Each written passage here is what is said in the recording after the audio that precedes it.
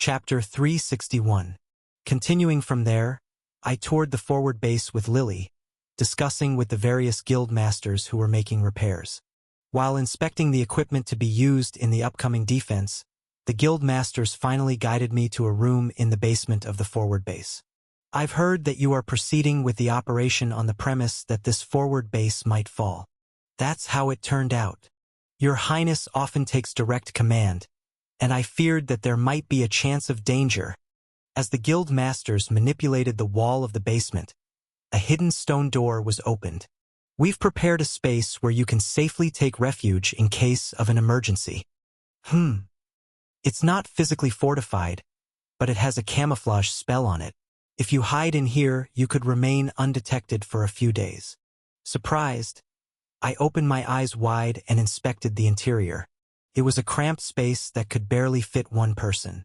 Inside, there was a little bit of water and provisions stocked up. I tried squeezing myself into the space as a test. It was just spacious enough to move. It's almost like a coffin. It's a bit cramped. It's a one-person facility, intended only for your Highness in an emergency. Isn't it possible to make it bigger? To fit about 10 people. With that scale, we'd lack the facilities, resources, and space. Above all, it would be unsafe. Well, a larger space would indeed increase the likelihood of being discovered by enemies. This is strictly an emergency facility, right? Ideally, we won't have to hide here in the first place. Nonetheless, I appreciated such careful consideration. I expressed my gratitude to the guild masters. After surfacing to the ground, I gestured to the south. Lastly, let's go check out that damned lake. We teleported to the lake's landing, the entrance to hell from which monsters will surge once the invasion starts. We arrived at the Black Lake.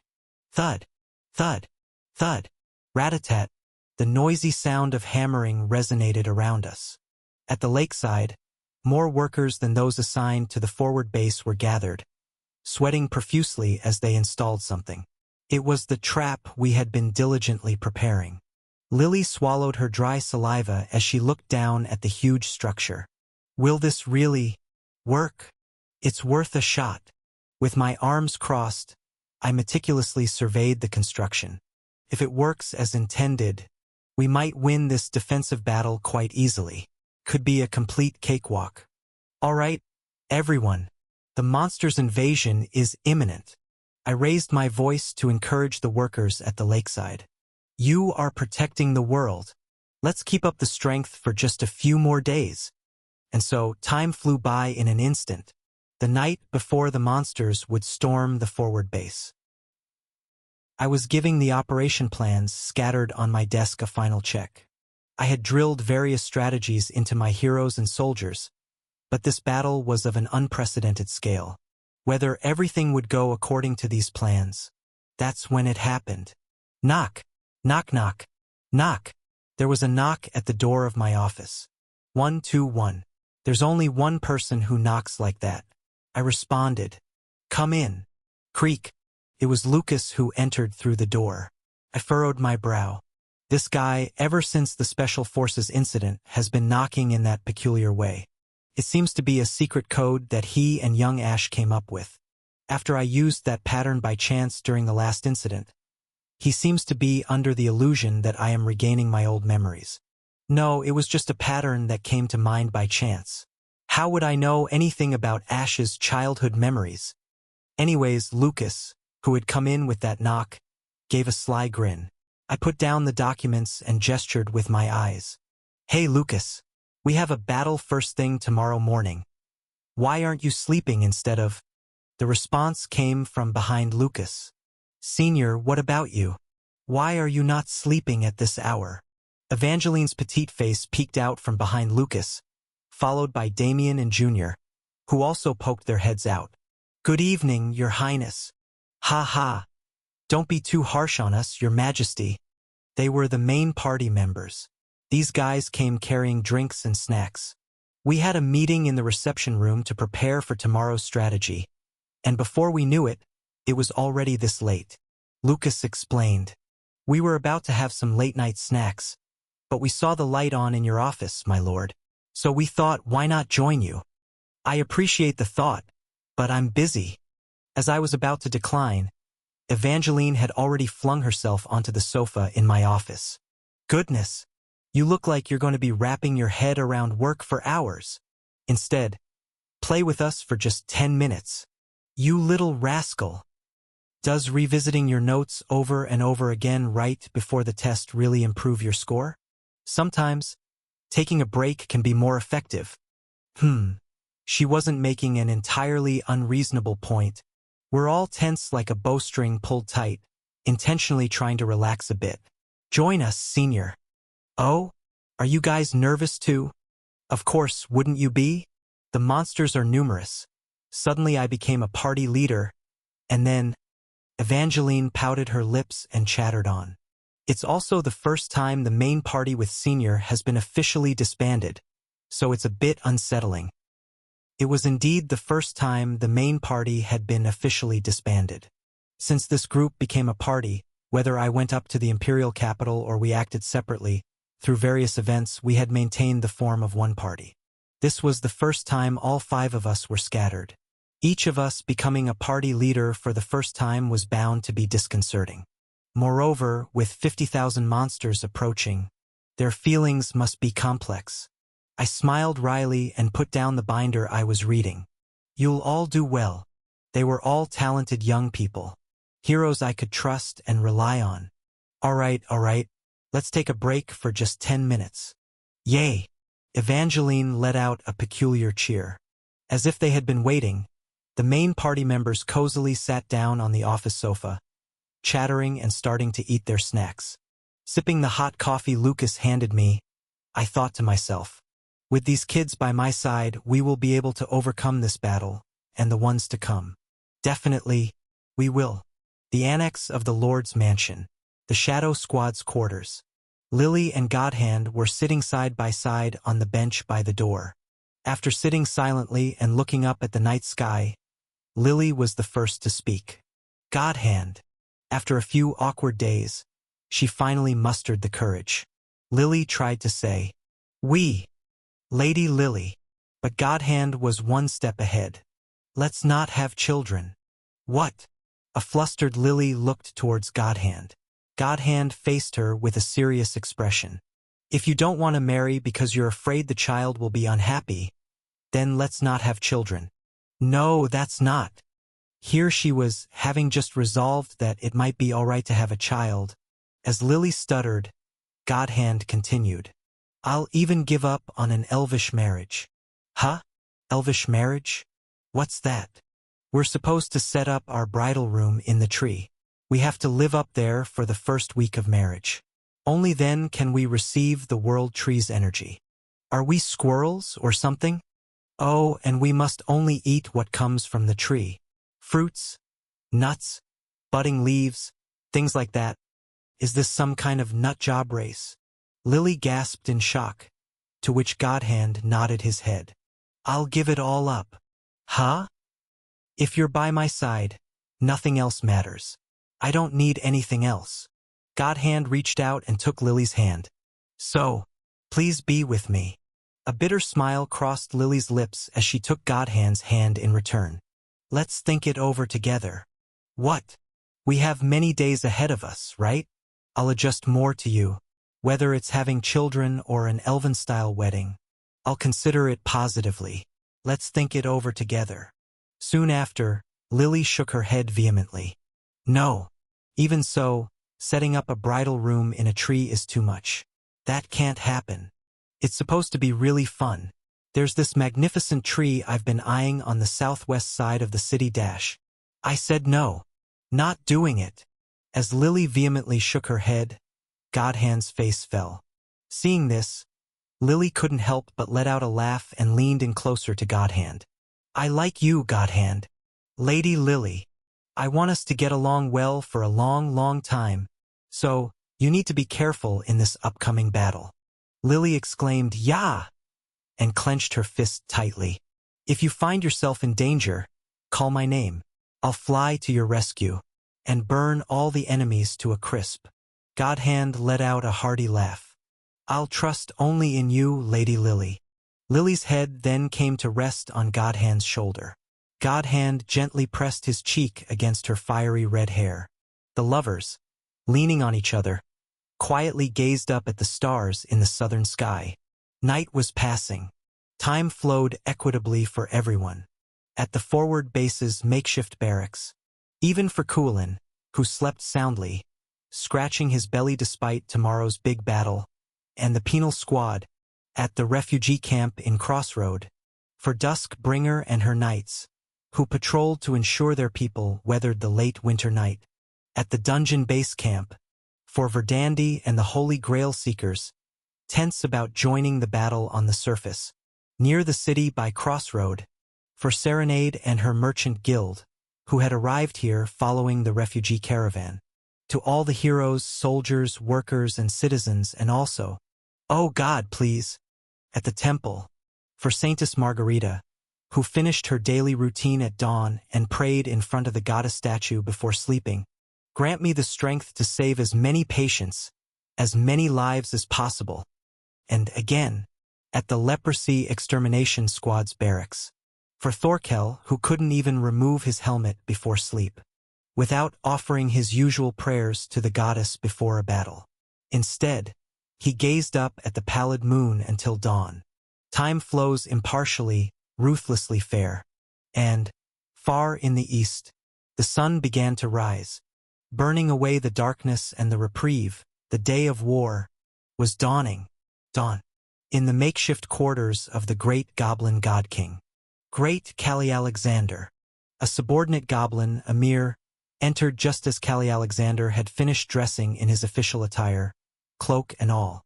The day of invasion is upon us. Callie Alexander, after fastening his scimitar to his waist, nodded his head. Proceed. Flutter. As Callie Alexander stepped out of the makeshift quarters, he found himself in the central square. There, his legion of 50,000 was orderly and ready to march. Thump, thump, thump. The goblins simultaneously slammed their weapons into the ground.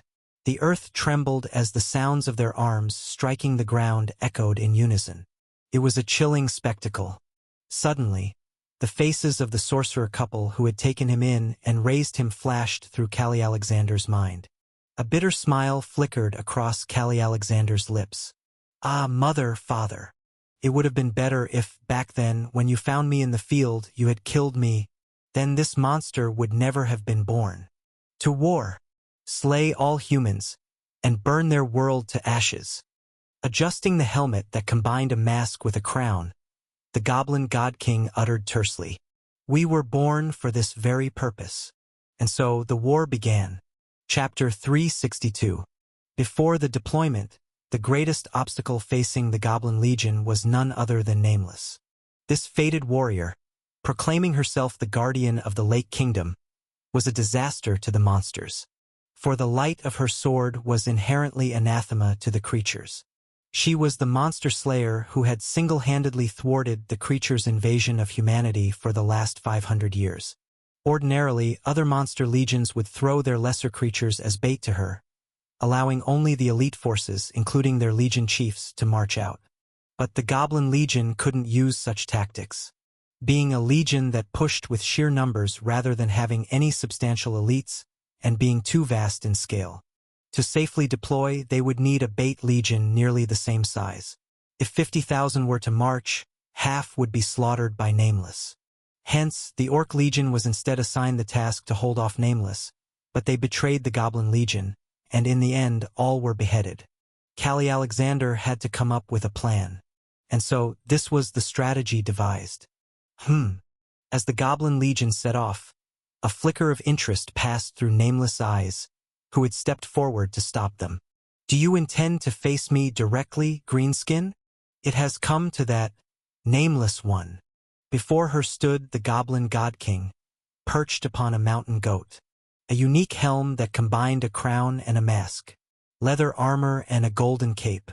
Without a single escort, Callie Alexander calmly pulled the reins of the mountain goat before the natural enemy of monsters. "I've wanted to cross swords with you for some time.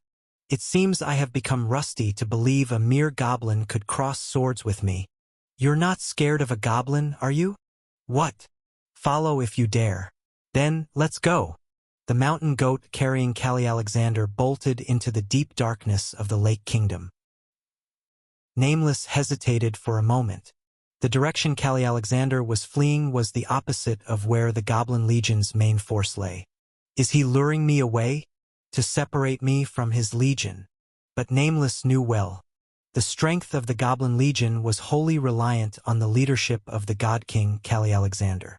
Removing him would be tantamount to destroying the Legion's core. The Nightmare Legion chief I killed will be revived by the Demon King, but in the meantime the Goblin Legion won't be able to fight properly. If the deployment is delayed, I can eradicate the Legion in the interlude. The dilemma was brief, and Nameless' action was swift. With a surge, she kicked off the ground and flew after the Goblin God King. Galip glop, galip glop. Callie Alexander easily drove the goat deeper into the Lake Kingdom. Flash, Nameless, reading the path of the goat, fired a beam of light from her sword's tip, but, keying, just before it could strike the Goblin God King, the beam of light bizarrely twisted, veering off to the side. It was the effect of the armor worn by Callie Alexander. Nameless clicked her tongue. Truly, it's no empty boast to say it blocks all ranged attacks. Ha! If you want to kill me, you'll have to thrust your sword directly into my neck. That was precisely my intent. Nameless closely pursued the Goblin God King, who continued deeper into the darkness. Her speed rivaled that of a warhorse, and she quickly closed in on the Goblin God King. Just one more step dash. The Goblin God King came within striking distance. Nameless swiftly thrust her sword to strike. But at that moment, click, crack, Goblin soldiers poured out of the surrounding darkness. It was an ambush. From the start, the Goblin God King had hidden his soldiers here to lure Nameless. However, pathetic. Thwack, swoosh. Nameless effortlessly sliced through the Goblin soldiers' necks with her light swordplay. From the outset, it was impossible for mere goblins to stop her. Any attempt at stalling was over in an instant. After finishing off dozens of goblins, Nameless hastily lifted her head. Where's the Goblin God King? Galip glop, galip glop, crick, crick. She caught a glimpse of the Goblin God King scurrying away into the imminent darkness. Nameless once again kicked off the ground. There were a few more ambushes, but Nameless breezed through them all and finally, got you. She successfully pounced on the Goblin God King's back. SHHKT. The goat that was slashed by Nameless' sword spilled blood and collapsed, and the body of the Goblin God King riding it rolled powerlessly to the ground. Approaching the pitifully sprawled Goblin God King, Nameless sensed something was off. No way. Ripping off the Goblin's helmet in haste, perplexity flitted across Nameless' face. Crick, crick. The Goblin face, sporting a taunting smirk, bore a unique tattoo. Goblin Emir. 10 elite monsters who shadowed the God King like a specter, marked by a tattoo granted only to them. Somehow, this Goblin Emir had been switched in place of the God King. When did they? Nameless clenched her teeth. It had definitely been the Goblin God King at first. But in the midst of ambushes and escapes in the darkness, the God King had slipped away, and a substituted minion had lured her into the shadows. Crick, crick. You've been properly fooled, stupid human. The head of the Goblin Emir, about to spew some gibberish, dropped along with a spurt of green blood. Flicking the blood from her sword, Nameless abruptly turned around. She was now far away from the central plaza where the initial confrontation took place. Moreover, the place where this goblin had lured her was the base of another monstrous legion. The Maritime Monster Legion, sensing the intrusion of Nameless, began to rise from their places, emitting ominous groans. Nameless clenched her teeth. To fall for such a basic trap. Phew, that was chilling. Driving the goats back to the central plaza, Callie Alexander brushed his chest as he spoke. It had been Callie Alexander himself who had first faced Nameless, switching with a subordinate midway. Otherwise, Nameless would not have been deceived. Using subordinates dressed just like himself to trick the enemy was a deception tactic he'd enjoyed even in his living days. His goblin emirs, who could be considered his direct subordinates and field commanders, were all equipped identically. They were capable of mimicking him on command. It had worked splendidly this time, and it would take Nameless a significant amount of time to return here after being lured so far away.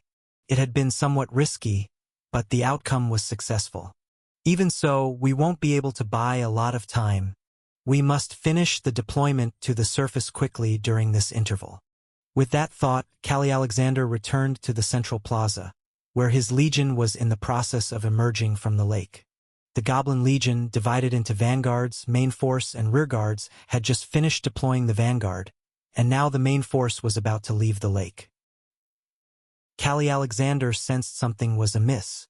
He urgently shouted, "All troops, halt dash!" Thud! The Legion's soldiers stopped their march and stood at attention. A Goblin Emir, commanding the main force, hurriedly approached Callie Alexander. "Crick, great Callie Alexander. What is the matter? Something feels off." Callie Alexander furrowed his brow beneath his mask, surveying his legion. He tried to locate the source of his unease, and eventually he found it. "Any word from the vanguard? Kirik?" "Yes. Shouldn't the vanguard report the safety of the path to the rearguard? Was there any contact?" "Kirik, there wasn't, but perhaps it's simply because we're too close. We must regroup at the entrance to the lake. It's not a matter of distance. We should have received reports at regular intervals. Goblins are low in intelligence, yet they carry out well-trained tasks with thoroughness." Callie Alexander had applied strict military discipline to his army, and the goblins were proficient at functioning like machines. Included in this was the basic wartime protocol. The vanguard must report the safety of the path to the rearguard at regular intervals. Unless they were annihilated, it was mandatory. Could it be? Callie Alexander drove his mountain goat towards the front of the main force. A transparent path connected from the gates of the Lake Kingdom to the lake surface. Callie Alexander, stopping the mountain goat just below the surface, gestured to a goblin soldier in front. "You there. Go up onto the surface." "Kirik!" The goblin soldier climbed onto the surface without a moment's hesitation, and then, flash, he vanished as if sucked in. A shocked Callie Alexander hastily retreated his mountain goat. This isn't the lake's surface. Beyond the sunlit, rippling water, a swirling light of magic overlapped. Realizing what it was, Callie Alexander muttered in disbelief. "This is the entrance to a teleport gate. The goblins have finally caught on, it seems." Atop the forward base's walls, I peered through my telescope towards the Black Lake and clicked my tongue, stepping back. The number of enemies listed in the information window was rapidly decreasing, and simultaneously, the kill count had abruptly stopped rising. It seemed the creatures had noticed my secret trap installed on the surface of the Black Lake. A teleport gate of exceptional size. Groaning, consuming dozens of magic cores and several carts worth of magic stones. The teleport gate installed level with the surface of the Black Lake was functioning well. The vanguard of the Goblin Legion was entirely sucked into this teleport gate and disappeared. Coco the Severer definitely said this before. For this reason, beings that originate from nightmares cannot use teleport magic. If they enter a teleport gate, they'll be swept away to the far side of the beyond. That's right. Monsters are sent flying to the beyond if they use teleport magic. Hence, they cannot use teleport gates. And upon hearing this, I thought to myself, if I could somehow get these bastards inside a teleport gate, wouldn't I be handing them a one-way ticket to hell? I might not know exactly what the beyond refers to, but isn't it something akin to the afterlife? Rules are all about how you interpret them. That's how this trap was planned. The Black Lake's surface itself ripples with magical energy, brimming and shining. In a place where the concentration of magic power is suffocatingly dense, placing a teleport gate doesn't even make it noticeable. Moreover, the surface seen from beneath the lake teems with light. Even if the unique magical light of a teleport gate flickers a bit more, It's not easy to catch on. I need a very, very large teleport gate. Granny Coco. That's why I ordered this last time. A teleport gate of exceptional size. Several gates, many times larger than the standard ones, were manufactured and installed parallel to the lake's surface. Of course, the Black Lake is vast, and covering the entire thing with gates is impossible. But the points from which the monsters emerged were fixed, so there was no lack in covering just those areas. And so, the result. Enemy information. Stage 15. LV? Goblin God King 1. LV? Elite Goblin Emir. 5. Kill counts. 1. LV.35 Elite Goblin Janissaries. 1710. Kill counts. 300. LV.15 Goblin. 30,360. Kill counts. 15520. Emir and the Janissaries were somewhat reduced from what the initial enemy information suggested, due to some incident underground, but no matter. What's important is the kill count for the regular goblins. 15,000. 1/3 of the enemy goblins hadn't even seen the light of day above ground before they were cleanly melted away. It was quite a splendid start to the defense. It's just the beginning, you bastards. I gritted my teeth and cracked my knuckles. Not a single one will be left untouched. I'll devour you all. Chapter 363. At the entrance to the Black Lake. The Goblin Legion had surfaced from the depths, avoiding the usual routes frequented by monsters and circumventing the teleportation gate traps. Once the troops regrouped outside the lake, Callie Alexander wasted no time in attacking the teleportation gate. Success came as they shattered the gate covering the lake's entrance. Only then could the forces retreat in proper order. Sigh. Surveying the significantly diminished legion, Callie Alexander let out a sigh, not one of lament but of relief. Fortune smiles upon us. A full third of their forces had been senselessly lost from the onset. It was a devastating loss, yet Callie Alexander's thoughts were contrary. Had I led the legion from the front as usual, we would have been ensnared by that trap without fail. If the Orc Legion hadn't rebelled. If Nameless had been properly marked by the Orc Legion as planned. If the Goblin Legion had mobilized as usual. If Callie Alexander, as was his custom, had led his kin from the front. They would have advanced to the surface, oblivious to the trap, and been sucked into the teleportation gate, meeting a screaming demise. Without their leader, the Goblin Legion would have disintegrated like a flock of lost migratory birds, as they had hundreds of years ago. How unpredictable life is, to turn a misfortune into a blessing. The Orc Legion had rebelled. A void was left in the forces meant to mark Nameless, necessitating Callie Alexander himself to lure out Nameless, preventing him from taking the lead and thus avoiding the trap. A series of coincidences allowed Callie Alexander to survive the human trap. The conquest war continues. And for this, the lives of 15,000 common goblin soldiers were a trifling price to pay. The entire legion nearly perished to this one trap. When shaking off Nameless at close quarters, a primal fear chilled him to the bone. But this time, the impact of Ash's trap felt different. The lack of reality meant the shock didn't fully register. As he barely accepted the absence of the vanished troops in his mind, a sharp pain raced through his head. Knowing our monsters couldn't use the teleportation gate, to flip it on us instead, Callie Alexander looked north. The humans' forward base was visible not far away.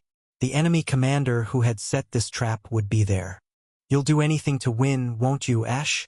But, however, Ash's strategies and tactics, though they may twist and overturn the rules, did not abandon them. In the end, they still operated within the existing rules. Still human, after all. I wonder, Ash, to protect your world, how much further can you go? Stepping over the debris of the destroyed teleportation gate, Callie Alexander pondered. The face of the enemy commander who recited poetry to him. The tender expression of the young man who still bore the warmth of humanity. For your world, for your kin, can you become like me? To wallow in the mire, to bury your soul in darkness, to become a monster? Now he would learn the answer. Whether the last guardian of human lineage who knows the beauty of poetry can remain human to the end, or, behind his mask, the goblin god king sneered bitterly, and he swung his arm wide. Entire army, fall in. We march northward dash. The sound of the horn blares harshly across the land. The goblins are preparing to advance. With a bitter taste in my mouth, I lowered the telescope from my eyes. The supersized teleportation gate we toiled to install at the lake's entrance over the past weeks was completely destroyed. But it was a profitable deal. Not a single soldier was injured, and with just the investment of money and manpower, we were able to annihilate 15,000 goblins. I do regret not being able to take down more of their elite forces. However, fretting over missed opportunities won't make up for the loss of points that aren't there. The task at hand is to repel the remaining enemies with maximum efficiency. All troops, prepare for a defensive battle. I surveyed my heroes and soldiers lined up on the walls and shouted, "Do as we've trained." The heroes clutching their weapons and the soldiers who had finished loading the cannons and artifacts looked at me with tense faces. After pouring out all our firepower, once the goblin scum breach our defenses and reach the forward base, everyone will retreat through the teleport gates to Crossroad. The strategy here is simple. We deal as much damage as we can, then abandon the forward base entirely and retreat. Since we're going to retreat anyway, there's no point in holding back. Fire the cannons until the barrels melt down, shoot the ballistae until the bowstrings snap, and activate the artifacts until the magic cores shatter. When I give the signal, begin a barrage. Got it? Yes. Good. Prepare for battle dash. Prepare for battle dash. Wait for His Majesty's signal dash. The soldiers relayed my command with resounding voices. I looked southward again. Now, even a telescope was unnecessary. I could clearly see the teeming green wave approaching. Thump, thump, thump. The march was on. The army of greenskins, packed tightly on the roads, they spilled over like a breach in a dike, a flood of water pouring out. Despite taking out 15,000, there's still this many? As a child, I used to read The Romance of the Three Kingdoms, which often mentioned armies in the hundreds of thousands. Before coming to this world, I somewhat underestimated the scale of a few 10,000 troops. But once I arrived in this world and stood on the battlefield, I realized the truth. A few thousand is an enormous number. The sheer size is suffocating. And a few tens of thousands? It's an insane number that fills your entire field of vision. Thump, thump, thump. A goblin legion of 32,000. The enemy intel didn't list them accurately, but a standard goblin legion consists of various types of troops. Archers armed with crossbows, spearmen gripping long spears, cavalry mounted on goats, charioteers drawn by massive buffalo, and the most numerous shield troops with shields as large as themselves in formation. The goblin janissaries are scattered among them, led by the goblin emirs, who are commanded by the goblin god king. Boom! Thump! Thump! Thump! Thump! Thump! Kicking up a storm of dust, they quickly positioned themselves to the southwest, south, and southeast of the forward base. I had thought they would just rush in recklessly, but they didn't. These creatures knew how to exercise their rights as attackers. The right to choose the timing of the attack. They planned to enter after completely organizing their siege camp. Suddenly, I remembered back to Stage 2, the defense against a swarm of 3,000 rats. That time when the Margrave of Crossroad had thrown his life away to protect the city. Since then, we've developed overwhelmingly, both in quality and quantity. Boutwat's gotten stronger is also true for the monsters. Watching them equip themselves with fine gear and forming their attack lines in an orderly manner, I couldn't help but mutter, "Shit! Why are you guys playing a different game? This is a defense game, you monsters. Don't enjoy your strategy simulations amongst yourselves." Then, a different sound came from the ranks of the creatures. Dong! Dong! Dong! The sound of drums. Suddenly, the goblin camp fell eerily silent. Then, whoosh! The Goblin God King standing at their center swung his arm. Following this gesture, their flags fluttered, and boom! A horn sounded, longer and more majestic than ever before, filling the battlefield. It was the signal. Kaya-ya! Creak! Kiririk! With horrific screams, goblin legions surged from 3 directions in the south all at once. The discipline they had maintained until now was not characteristic of goblins at all. This was their true nature. Their eyes burning red with the intent to kill, they rushed towards the frail walls that shielded humans, eager to slaughter. Tens of thousands of goblins in a great horde began to flood toward the small forward base like a tsunami. I'll admit it. For a moment I froze. I was struck dumb by the sight of these monstrous bastards creating waves and rushing towards us. Could we really take them down with a normal exchange of blows? That was the first thought that circled my head. Can we win? Really? Against this number? Master! Lucas called out to me urgently, and jolted back to my senses. I swung my arm forward, a half-beat too late, but hastily. Turn these monsters into meat scraps. All troops, fire! My heroes and soldiers had also been frozen. But while people may freeze, machines operate just fine. Click. The vanguard of the Goblin Legion stepped on a mine we had laid. Boom! With a spectacular explosion, the green monsters were blown to bits, scattering in all directions. This first blast served as the signal. Fire! Fire! We hadn't brought many regular soldiers to the forward base. It was a retreat operation anyway, and too many would be cumbersome. Bang! Bang! Boom, boom, boom. I had brought skilled artillery and archers, seasoned from numerous defenses. The soldiers fired cannons and ballistae smoothly. Zing! Artifacts densely installed along the forward base walls all emitted light simultaneously. They were mostly N-grade and R-grade artifacts, which are a bit more expendable, but when you have dozens of them, it's a different story. The artifacts spat fire, shot ice, buffed our firepower, and debuffed the enemy. And then the hero parties. Ta-ta-ta-ta-ta. The Shadow Squad fiercely launched explosive arrows and spears. Thwack! Dwek dwek! The Holy Grail Seekers, all 5 armed with longbows, released arrows without pause. Bang! Bang! Bang bang bang! Damien's sniper party, all armed with magical guns, laid down a barrage of fire. Lastly, ta-ta-ta-ta-ta-dong, my defense tower's automatic turrets that I had installed. Firepower, firepower, firepower. More firepower. The Korean military traditionally obsesses over firepower. I too carry that bloodline and share the sentiment. I prefer to sweep them all away with overwhelming firepower before the enemy can even approach crossfire. But yet, there's too many. Shit, too many. It's a mad numbers violence.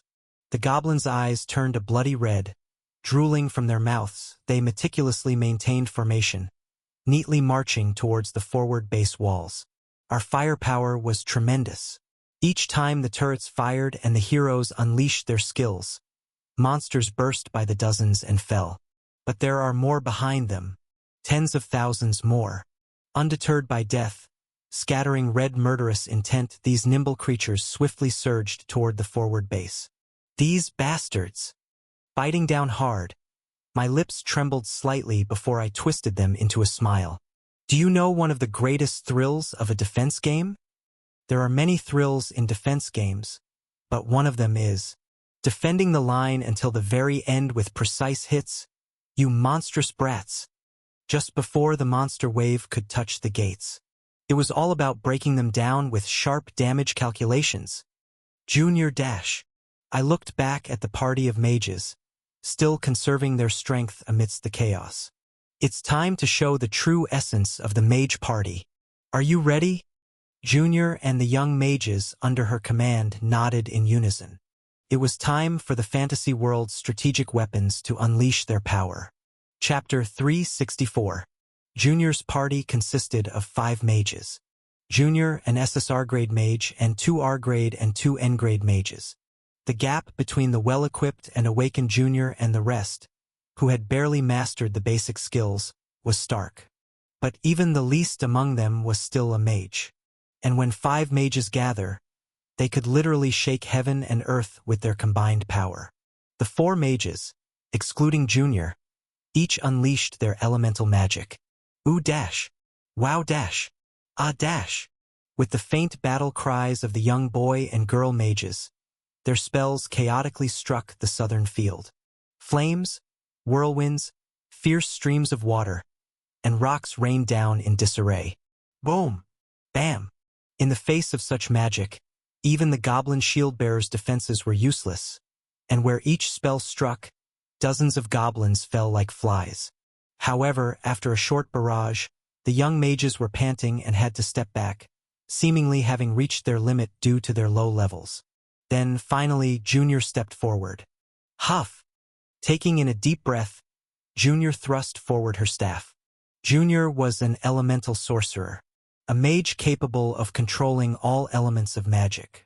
While she excelled in her innate elements water, wind, and electricity, she wasn't incapable of handling others, especially when the other mages had laid the groundwork like this. Grr dash! Junior's eyes widened with determination, and the magical atoms that filled the field began to move in an intricate dance. The elements of fire, wind, water, earth, and then rumble, rumbling, flash, lightning. The very element Junior inherited from Jupiter, the lightning, joined in.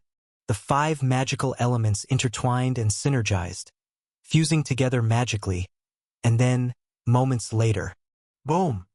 A terrifying explosion en Suède. The field before the forward base turned into a wasteland. At least hundreds of goblins caught within the range were instantly reduced to ashes. The aftermath of the explosion, with its flames and residual heat, made the area difficult to approach. This was the power of a mage. A walking bombardment, a living tactical missile. Any formidable monster legion would have been nearly annihilated by such a combined attack, as hundreds were incinerated. But, creak, click, click, they were goblins. Creatures accustomed to using their sheer numbers as a weapon, and they had spread out their formation in anticipation of such an attack. It wasn't enough to break the vanguard of these creatures. As the field rippled with the heat of magic, the dispersed goblin horde didn't stop. They continued their charge. After firing her big shot, Junior started to recharge her magical power, and in the meantime I called upon my next missile. Damien, it's your turn. Got it. Damien immediately dropped his magic rifle and drew the Black Queen. Damien had 2 area of effect abilities. His ultimate skill, Showdown, and the railgun mode of the Black Queen. This time, Showdown was sealed off not because it was ineffectual, but because the number of enemies was too great. Showdown shoots a magical bullet that targets all enemies and allies within sight, attacking the enemies and healing allies. However, the total amount of magic power Damien could expend was finite, so the more targets he acquired, the more his bullets would fragment, reducing their power.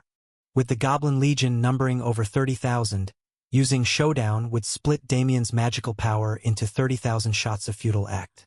It would only result in draining his magic power and becoming combat ineffective. So the second option, it is Black Queen.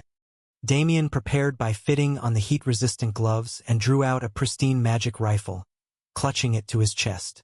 Nightmare Slayer mode. Engage. Click. Click. The barrel transformed whimsically before finally forming 2 long rails. Set it to maximum power. Fizz. Fizz.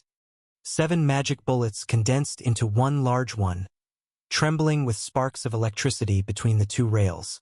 Magical currents sparked between the rails, signaling the completion of the firing preparations. Damien signaled to me with a glance, and I nodded in response. Fire away. Got it. Damien's finger pulled the trigger. Boom dash. With an immense gunshot, the magic bullet was fired. Shattering the barrel of Black Queen, the magic bullet pierced straight through the depth of the Goblin Legion. Every goblin in its path was torn to shreds. Instantly, the Goblin Legion was split in 2 along the trajectory of the magic bullet. Not just the frontline goblin soldiers, but also the officers in the rear were swept away by this sniper shot. The kill count of the goblin janissaries soared in a single breath. But as before, I couldn't help but repeat the same words as with Junior earlier. They were goblins, creatures who wielded life as a weapon in their war of attrition, and had spread their formation wide in anticipation of our artillery. Still, it wasn't enough to break their spearhead. Click, click, click, click. As if no gap had ever been created, the green wave filled in their casualties and surged forward again. Within the barricades, stone walls, traps, mines, and the kill zone we had set up, they died, and died again, climbing over the bodies that piled on the ground. By the time the kill count exceeded 1,000, the vanguard of the Goblin Legion had reached the southern walls. Sheshing dash. Melee heroes on standby for close combat drew their weapons. Lucas's party, Evangeline's party, the Leprosy Extermination Squad, and Duskbringer with the Dragonblood Knights. Just before they plunged into battle with the goblins that had crowded right up to them. "Your Majesty!" A scout's urgent report came in. Looking in that direction, a scout peering through a telescope at a different bearing shouted, "They are flanking us dash!" I picked up my telescope to look in the direction pointed out by the scout. Galip glop, galip glop. The sight of goblin cavalry maneuvering around to the east of the forward base and flanking us became visible. The number of the brutes riding roughshod was in the thousands. "Your Majesty!" To the west as well. Another scout reported, and I turned my telescope in that direction. Rum rum rum rum rum dash. Charioteers. Goblins riding chariots pulled by massive beasts came into view. Their scale was significant as well. TCH. I had had a rough time with werewolves during Stage 10, so I never thought they would honestly just attack from the south. Especially since this time the opponent was the Goblin God King. Among the monsters, it was one known for its cunning. I had kept it in mind, but to attack the rear so textbook perfectly. The walls of the forward base are not high. We'd reinforced them diligently, but in the end, it was merely a base, not a fortress. And our numbers were not great. Even the cavalry and chariots could neutralize the walls. Distracting with infantry like shield soldiers while sending in the high-impact cavalry and charioteers in a flanking maneuver was textbook and effective tactics.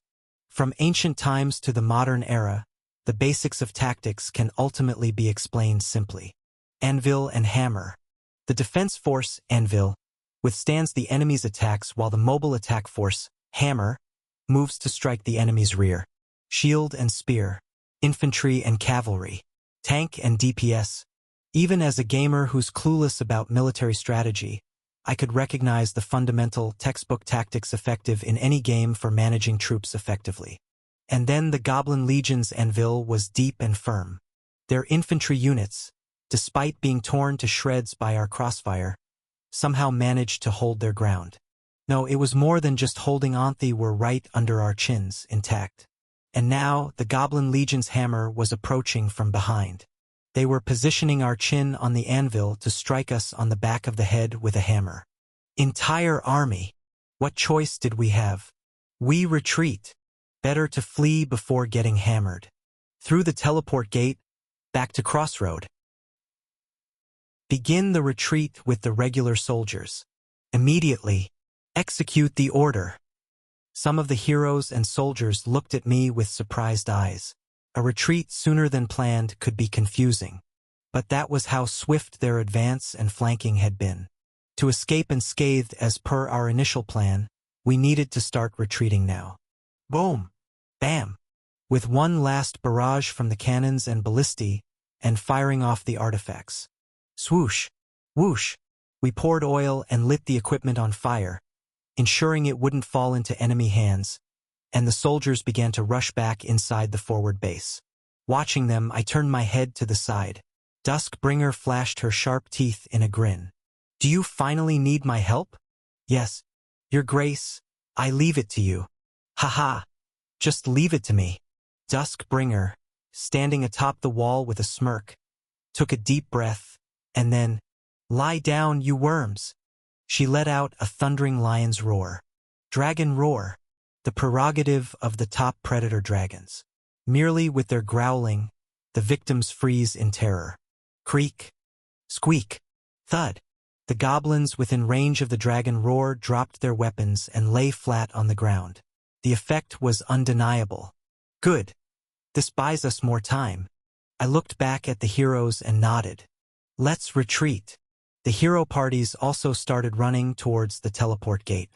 The teleport gate set up in the central courtyard of the forward base was activated, emitting light. Most of the soldiers had already escaped. Lucas pointed inside the gate. My liege, please go ahead. No, I'll be the last to. My liege, Lucas insisted with a stern face. Please go ahead. It wasn't a situation for stubbornness. I nodded and threw myself into the teleport gate. Flash. Once the teleportation was complete, it was the crossroad barracks. Soldiers who had arrived earlier were lined up under their superiors' orders, checking numbers. Flash. Flash. After I passed through, the remaining members kept returning one by one through the teleport. Damien's sniper party and Junior's mage party were the first to return. After them, Duskbringer and the Dragonblood Knights, Evangeline's party, and then Lucas's party returned in order. And then, a moment of silence. I furrowed my brow and looked towards the gate. What's going on? Why aren't the remaining people coming back? Crash. Before I could finish, a noisy commotion ensued as bandaged, bulky mercenaries rolled out from the gate. The tank party, the leprosy extermination squad, assigned to the rear guard, had returned. Their leader, Torkel, shook off the green blood and soot from his body. Just barely made it. Right before we entered the gate, the Goblin Legion broke into the fortress. We barely escaped before being caught. Well done, Torkel. All right.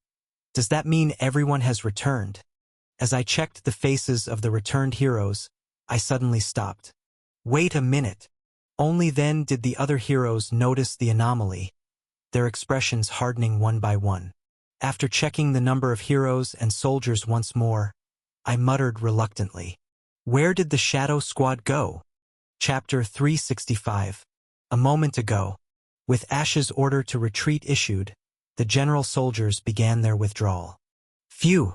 Does this mean today's battle is over? Seems like it, doesn't it?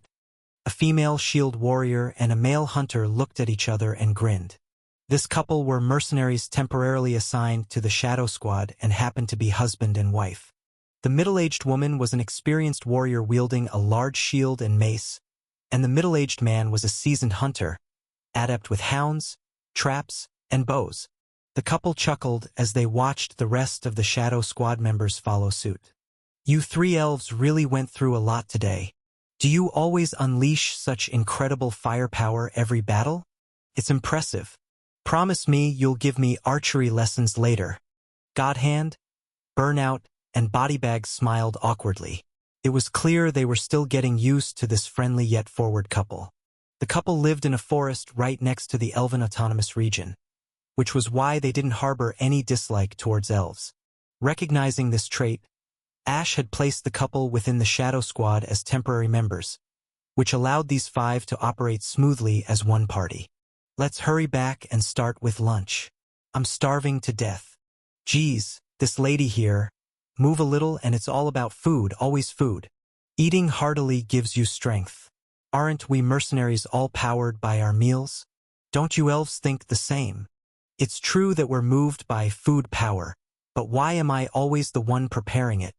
This old man, here he goes again. Didn't you insist on cooking because you said my food was tasteless? While bickering amongst themselves, the two humans addressed the three elves. Right. Let's all have a meal together when we get back.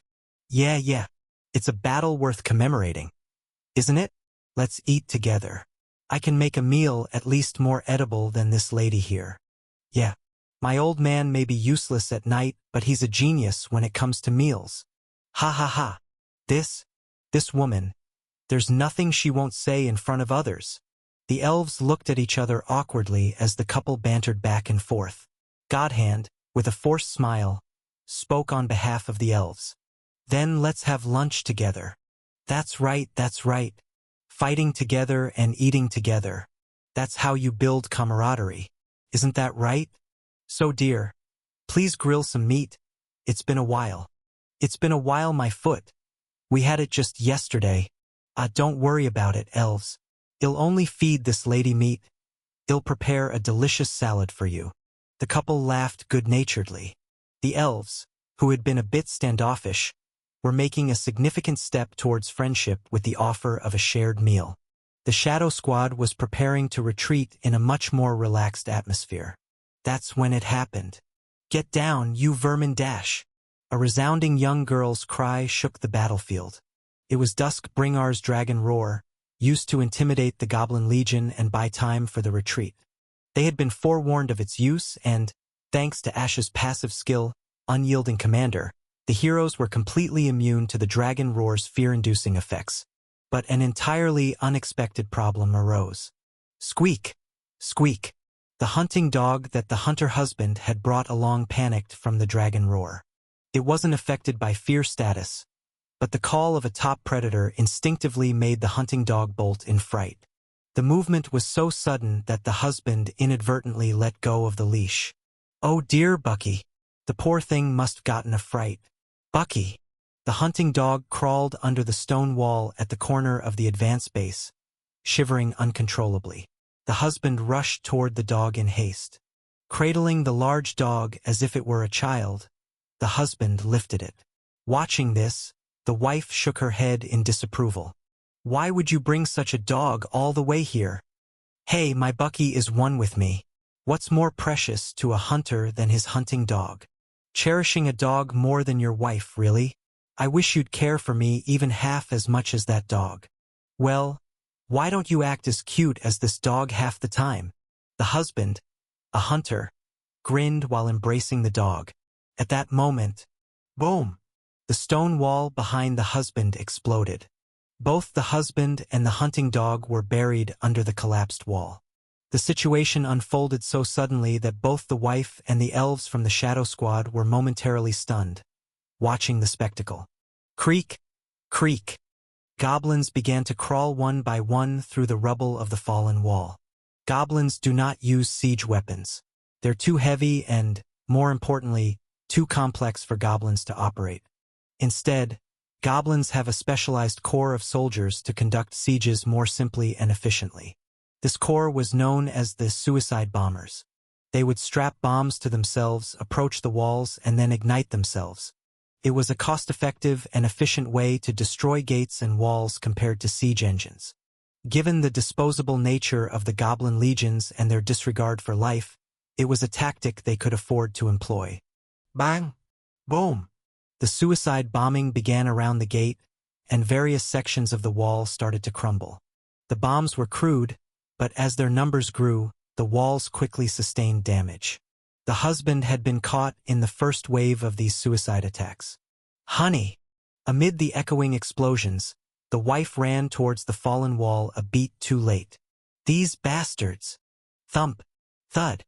Her mace sprayed green blood as she crushed the goblins that were scaling the wall to infiltrate the advance base, then turned around and shouted, "Help me!" At that moment, Godhand looked back. The advance base, now bereft of its defense forces, was rapidly being overrun by goblins. The gate had been breached by the suicide bombers, walls had collapsed, and the green monstrosities were pouring in. A few remaining hero parties could be seen escaping through the teleport gates. Time was running out. Please, save my husband. The wife's plea was desperate. Godhand clenched his eyes shut. We'll extract him from the debris quickly and retreat immediately. Understand? Yes. Bodybag responded sharply, and Burnout nodded as well. The three rushed to the wall and frantically cleared the debris. Thanks to Bodybag being a psychokinetic, the rescue progressed swiftly. Fortunately, the hunting dog was bloodied but not gravely injured, and while the husband's arm was crushed, his life was not in danger. Thump! Thud! After swinging her mace mightily, crushing a few more goblins, the wife helped her husband to his feet. You fool! Get up, hurry! Ow, go gently, gently. No one died at least. If we don't escape now, we'll all be dead. Run even if it hurts. Flash. The last party was seen escaping. By now, the area around the teleport gate was swarming with goblins. Let's go. The wife roared mightily as she charged. She paved the way forward, swinging her mace and shield, followed by 3 elves who unleashed a barrage of arrows and javelins. Whiz. The husband, staggering yet following, whistled commands to the hunting dog, which, despite being bloodied, agilely tore at the goblins with its teeth. Crushing the goblins, Shadow Squad reached the teleport gate. The first to arrive was a wife who turned back with a bright smile and began to speak. Thank you so much. Thanks to you, I've survived. Boom. She couldn't finish her sentence. A cannonball from the ramparts had struck the gate directly. With a terrible explosion, the gate shattered into pieces, and the wife was left bloodied, rolling on the ground. Godhand, shocked, looked up at the ramparts, where goblin archers were stationed. They had redirected the cannon on the ramparts to fire in this direction. Despite pouring oil and setting them ablaze to prevent the goblins from using them, a few cannons were still operable. Even ablaze, the cannons continued to spew cannonballs. Boom! The thunderous explosion. The teleport gate in the central courtyard was utterly destroyed. Ugh! Through the haze of smoke and dust, Godhand quickly made a decision. He ran into a corridor leading to an interior building of the forward base and hid, with Bodybag and Burnout closely following him. The 3 elves concealed themselves in the shadows. However, the warrior wife and hunter husband could not do so. Kroner? Ha? Ah! Engulfed in the blast and covered in burns, the wife staggered to her feet. Goblin soldiers, with eyes glowing red, rushed towards her. Thump! Thump! Thump! The goblins' spears and swords pierced her thighs and side. The wife swung her mace, spewing blood, but the speed and power she once had were gone. Creak! Creak! The goblins sneered at her dull movements, pulling their spear swords from her body only to stab her again. Thump! Thump! Thump! Ah! With spears and swords embedded all over her body, the wife slowly collapsed. The life faded from her eyes as she hit the dirt. Around her fallen body, the goblin soldiers jumped joyously. The goblins lifted their spear swords to mutilate her corpse. Whiz dash! Just then, a whistle sounded. Simultaneously, a hound rushed in, savagely biting at the goblins' throats. Following through the smoke came the husband hunter, shooting his crossbow in all directions. Goblin soldiers fell, spilling blood, but there were far more goblins standing than those fallen. The hound fought bravely, the opposite of its flight during the dragon's roar. As the partner of a hero hunter, it was faster and stronger than the average wolf. However, injured by the collapsed stone wall, it was slower than usual, and there were simply too many enemies. When the exhausted hound, having killed the 8th goblin, paused for a moment, arrows precisely aimed at it flew from the ramparts. Thump! Thump! The dog, though wearing a leather armor, couldn't block all the arrows. It was filled with arrows. The husband, with his good arm, continued to shoot the crossbow, through smoke traps, scattered caltrops, and stabbed approaching goblins with the dagger in his mouth, making his way to his wife. Damn woman! But the wife had already bled out and died. You asked for lunch, and now you're sleeping again. Always oversleeping. Kneeling beside her, the husband with a crushed hand gently closed her staring eyes. He murmured in a choked voice, "Always oversleeping." Creak. At that moment, the hound limped up beside the husband, whimpering softly. The husband, looking at his dog, noticed the arrows lodged all over its body. "I'm sorry, Bucky. Daddy's sorry." The husband, sitting down to face his suffering dog, clenched the dagger in his hand. Thump! The husband embraced his dog, thrusting a dagger into its neck. It was to hasten the end of its pain. The hound passed away in peace, without a sound. After surveying the bodies of his wife and dog, the hunter slowly lifted his head. Clip-clop, clip-clop, A goblin riding a mountain goat had entered the now silent forward base. Wearing a helmet that was a combination of a mask and crown, and a golden cape billowing, Callie Alexander, without a word, drove the goat to the hunter's side and drew a scimitar from his waist. Clang dash, and cleanly severed the head. The hunter's body, now without a head, collapsed limply to the side. Callie Alexander, who had flicked the scimitar to rid it of blood, spoke up. "Damage report?" A goblin aide quickly replied beside him. "Kirik, 100 Janissaries, 1,800 regular soldiers. We lost 2,000, and they only 2? After a fleeting glance at the 2 fallen human heroes, Callie Alexander whipped his head around. "It seems humans are making active use of the teleport gates. Destroy any of these stone structures on sight." "Kirik, yes." "Good." And Callie Alexander's masked helmet fixated on the deeper parts of the forward base. "Take complete control of this facility and search it thoroughly." The shoulders of the 3 Shadow Squad members, crouched in the darkness and holding their breath, witnessing this scene, twitched. It seems there might be more rats hiding. Chapter 366.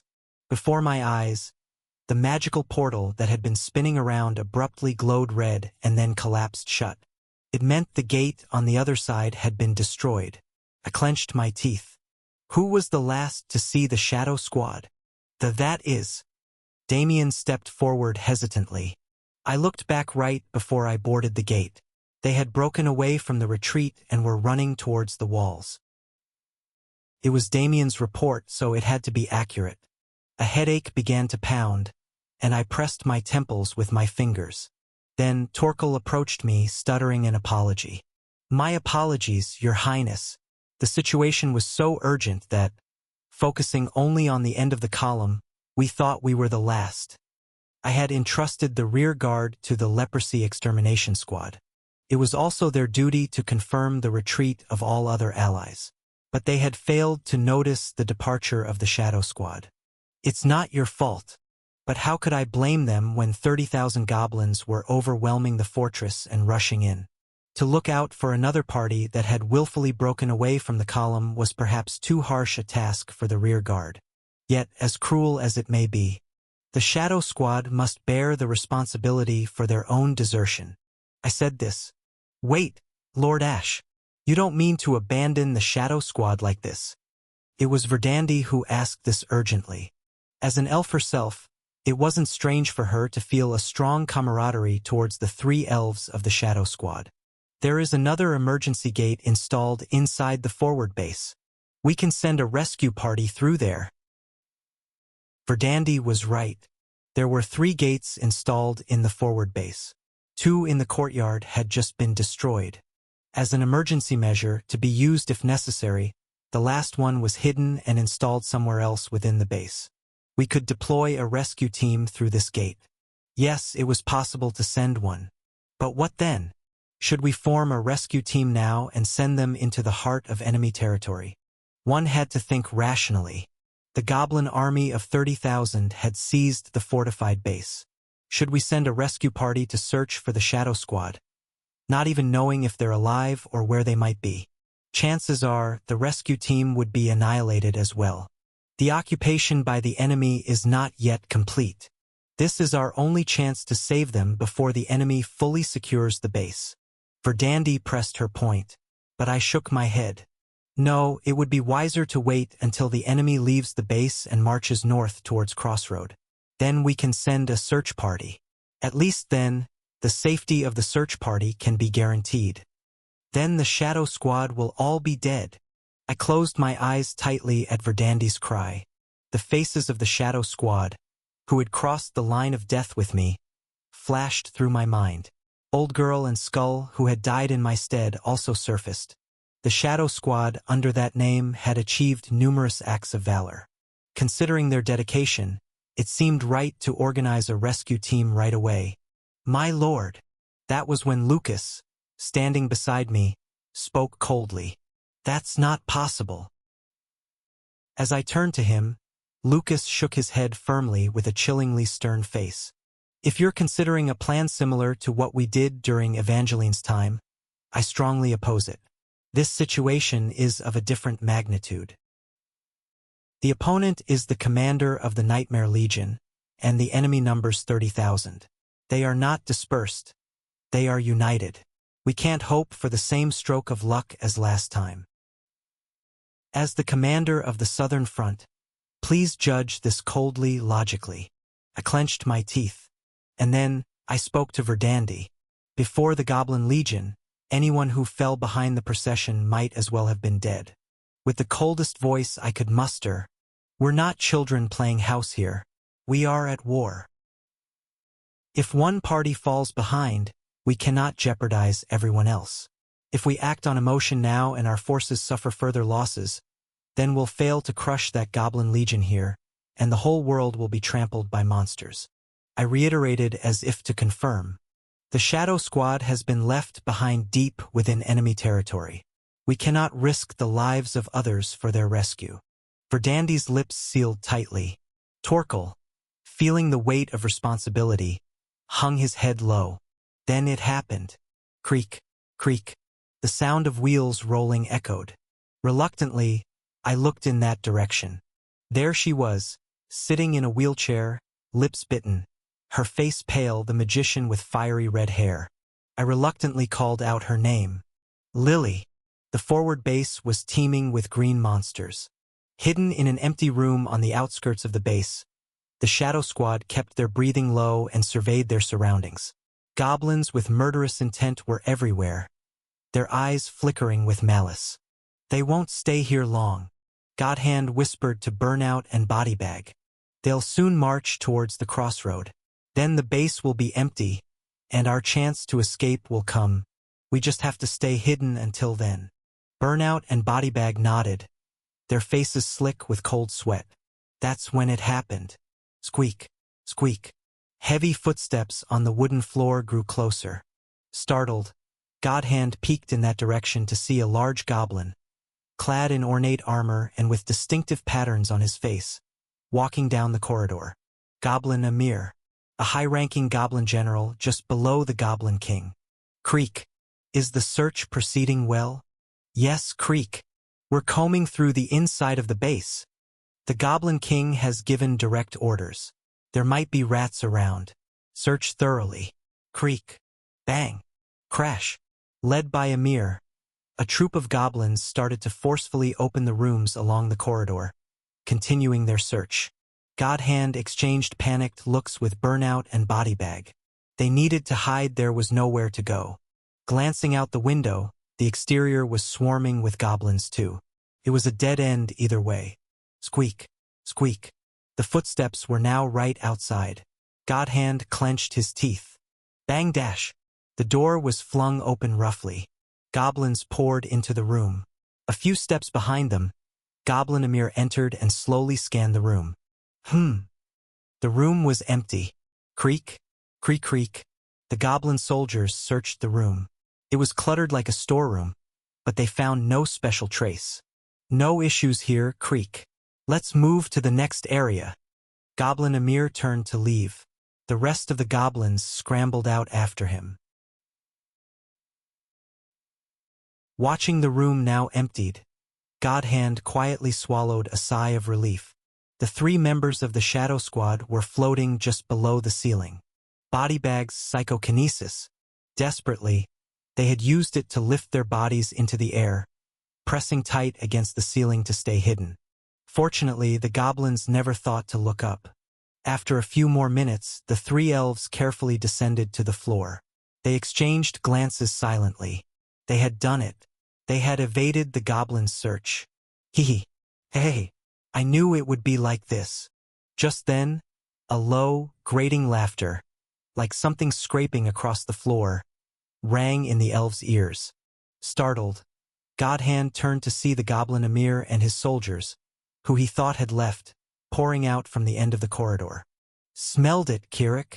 The Goblin Amir snickered, tapping his hooked nose lightly with his fingertip. The scent of tender elf flesh. Kook. Kirik. Kill the elves. If you earn your merits, the God King will promote you. Kirik, Kirik. The goblin soldiers' eyes blazed red as they let out a wild cry and charged down the hallway. Godhand quickly pieced together iron shields from the storage, and Bodybag piled up that barricade at the entrance to the room. Burnout took out his bow and crossbow. It was time to fight. Kai-ia! The leading goblin effortlessly leaped over the barricade and lunged at Godhand. Godhand struck its jaw with his left prosthetic arm and pierced its belly with the spear in his right. The creature died instantly. The next one that followed was flung away by Bodybag's telekinetic magic, and the two behind were taken down by Burnout's arrows, spilling their blood as they fell. During the brief battle, the goblins couldn't even get close to the Shadow Squad. For a moment, the three members of the Shadow Squad thought they could hold out easily like this.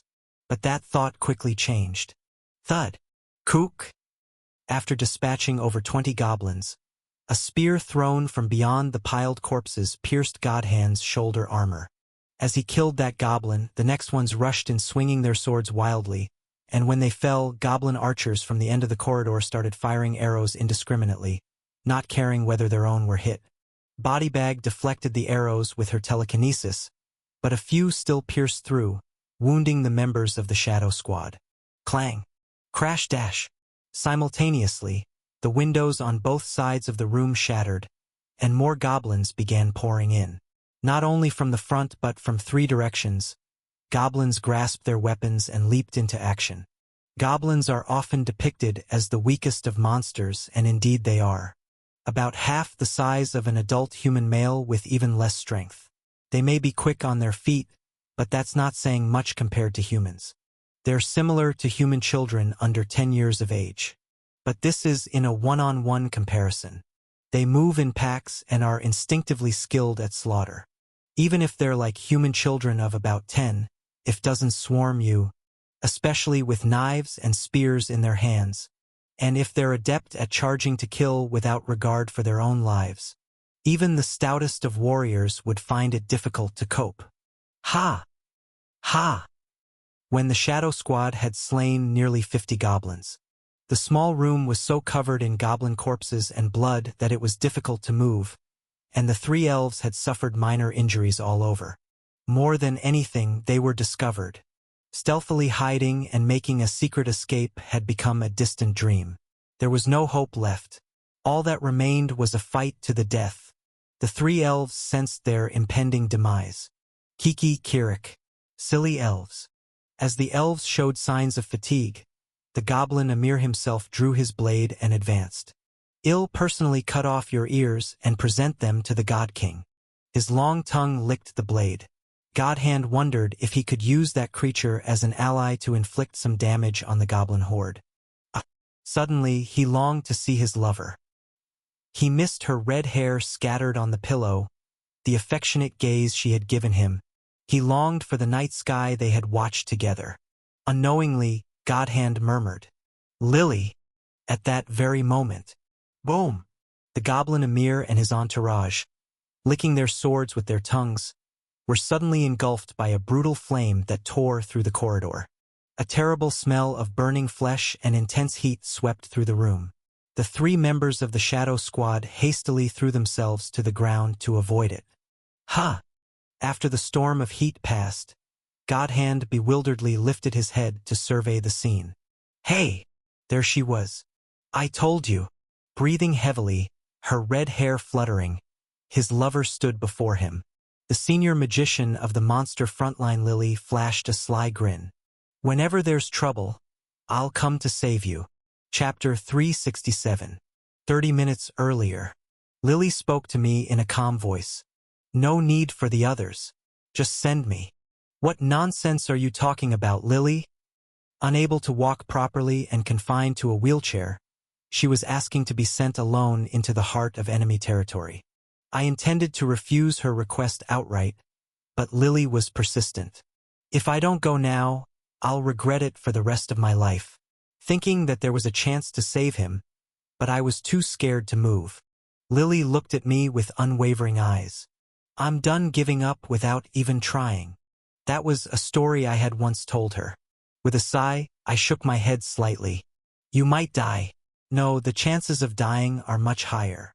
It doesn't matter. Lily pressed down on her legs with her hands. I'd rather die trying than live without facing a challenge. Please send me, Your Highness. Even if I'm alone, I'll go to save the Shadow Squad. And Godhand. Normally, I would dismiss such a proposal. The risk was too great, and the return uncertain. Trying to save one fallen party could lead to further casualties. But still, I saved those within my reach. That was the standard I had set. As long as there was a chance that the Shadow Squad was still alive, I too should not hastily give up on them. Let's take a vote. I looked back at the heroes and asked, who else here is a fool enough to crawl into that goblin-infested hell by their own volition? Then almost all of my heroes raised their hands in unison. I smiled bitterly and shook my head. It seems the Shadow Squad has more support than I thought. We save those we can. That's what you taught us. Isn't it? Evangeline came forward, tapping her shield. If we all work together, we can certainly save the Shadow Squad. At that moment, Lucas, who had been quietly observing the situation, approached me. My lord, speak. Doing the right thing doesn't always lead to success. Good intentions don't always receive gratitude. You might come to regret this decision. There's no room for regret. Once I chose this path, there was no turning back. All there was left to do was to rush forward in pursuit of victory. With another exhale, I looked back at the heroes. I've said it before. We can't risk others' lives for the sake of the Shadow Squad's rescue. Everyone listened intently to my words. I nodded. So, we'll throw in every resource we can to minimize the chances of us taking any damage. Time was running out. I spread the map on the table and quickly explained the plan. There's another teleport gate built within a 15-minute horse ride from the forward base. From the forward base to the crossroad, teleport gates had been densely installed along the 3 days' journey to accumulate damage on the Monster Legion through guerrilla tactics. I pointed to the gate closest to the forward base. We dispatch a decoy unit there. All hero parties except the rescue team will join the decoy unit. There was no need to overthink it.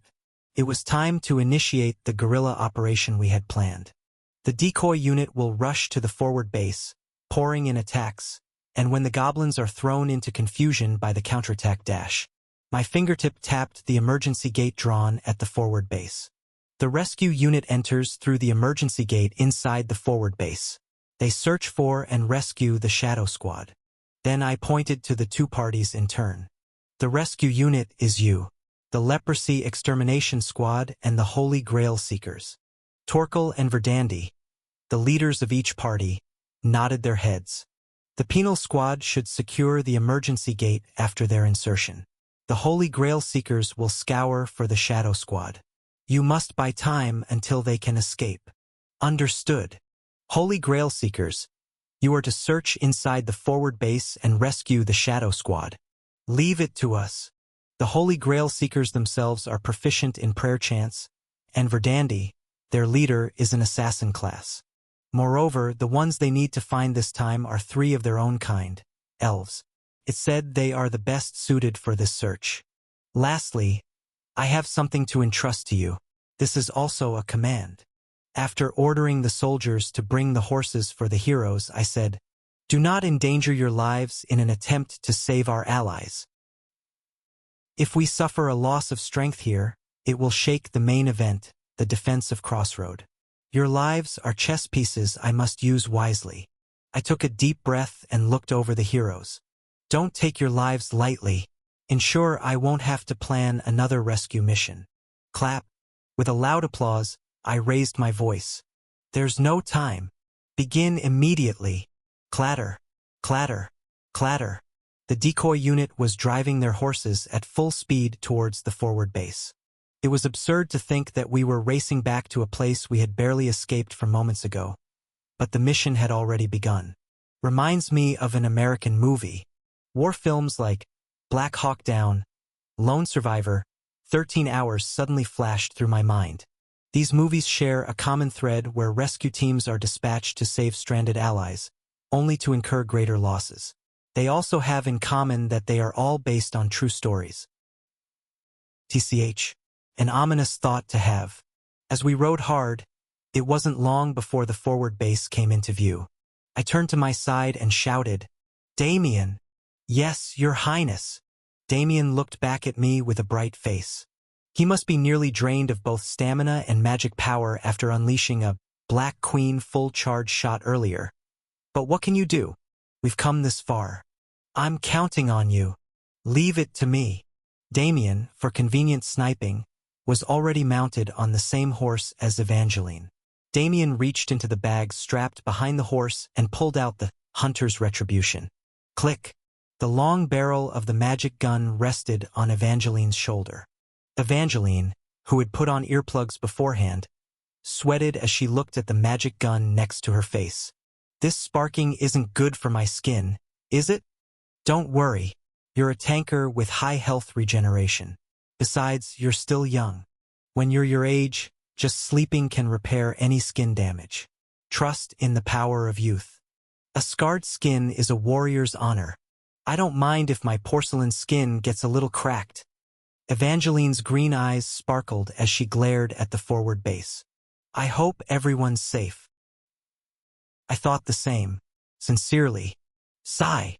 Damien exhaled as he attached the scope he had adjusted before and peered through it. On top of a wildly galloping horse, with diminished stamina and magic power, and a target far in the distance.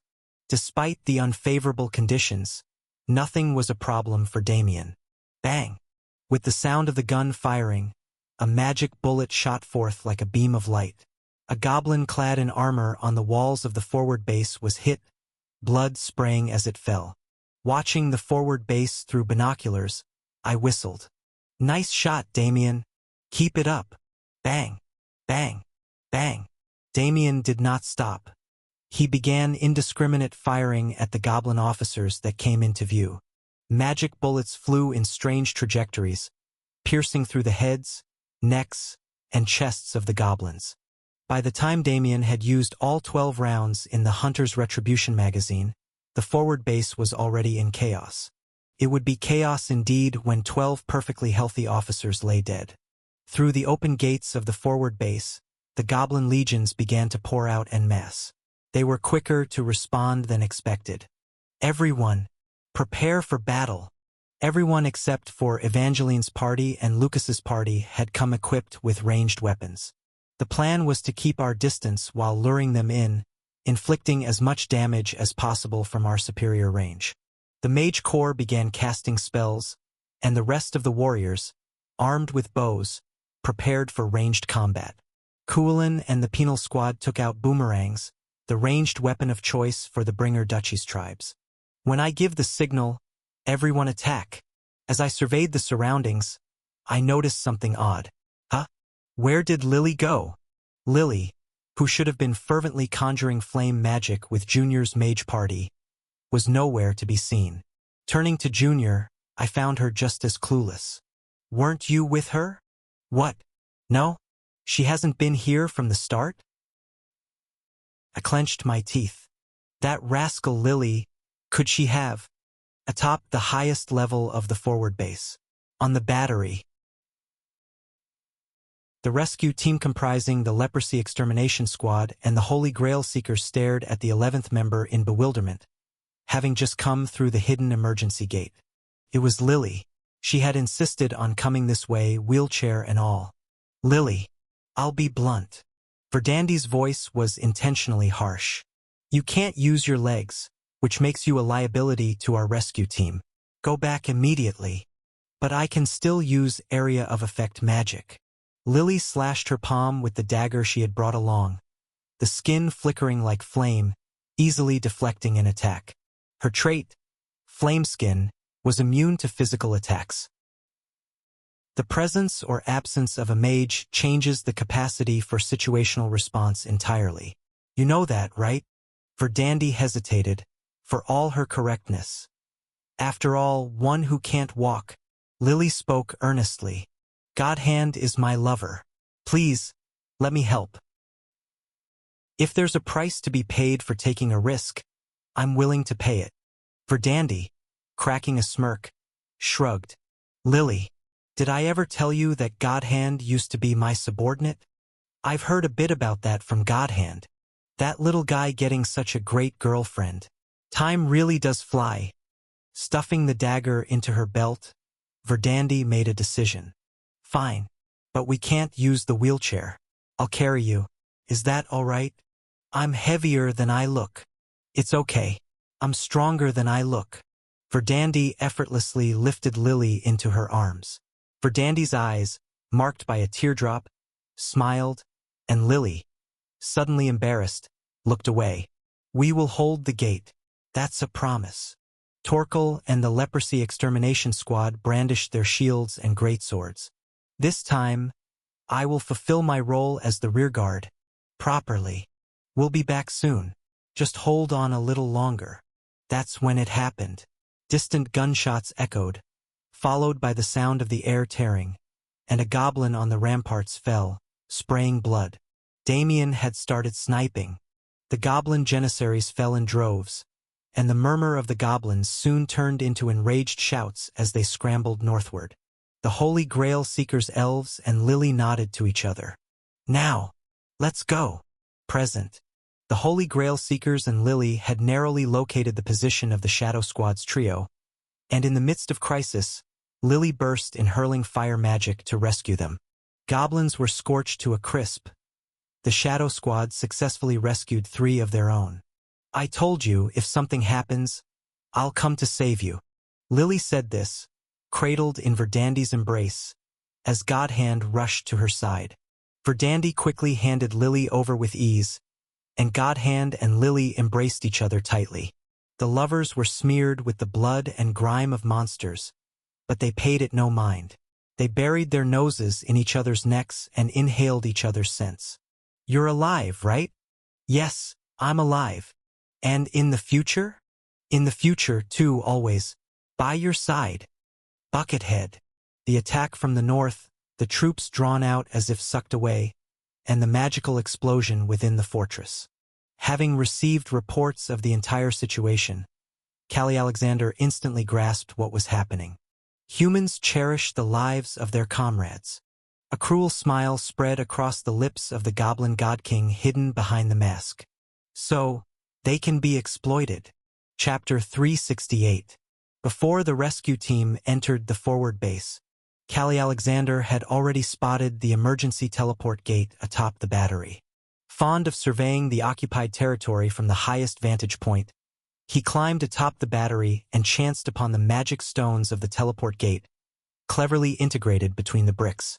Originally, he intended to destroy it right away, but the intuition of the battle-hardened Goblin God King stayed his hand. He had a hunch that they could instead turn the gate to their advantage.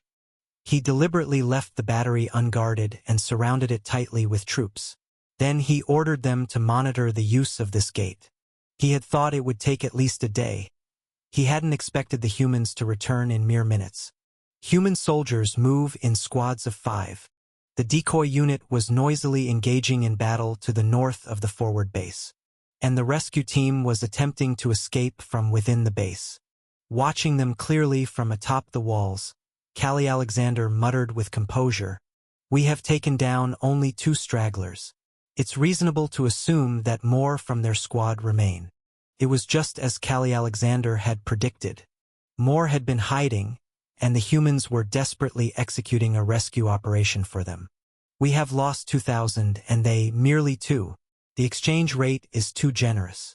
Callie Alexander waved his hand. The goblin amirs, understanding his command, saluted in unison. The human heroes rushed towards the battery, and the goblin legion swirled around them, encircling them. Observing this, Callie Alexander flicked his fingertip lightly. Perhaps it's time to adjust the troop exchange ratio to something more reasonable. The Holy Grail Seekers, the Shadow Squad, and Lily rushed towards the battery. By now, goblins densely packed the surroundings. Although the decoy unit outside had lured out a significant number of goblins, the numbers inside the forward base were still overwhelmingly large. Even so, Verdandi, leading the group, emitted a bright magic glow from her green eyes. They're just goblins. Leaving a trail of lime green afterimages, Verdandi sped forward with terrifying velocity. In the wake of her flash-like trajectory, goblins fell in droves, their throats spraying blood. As an SSR-grade assassin and a warrior of the fairy royal family, her combat strength was formidable. However, as endless waves of goblins surged and the battle dragged on, Verdandi quickly grew weary. It was the inherent weakness of the assassin class. In one-on-one situations and short battles, they were strong. But in one versus many and prolonged engagements, they were vulnerable.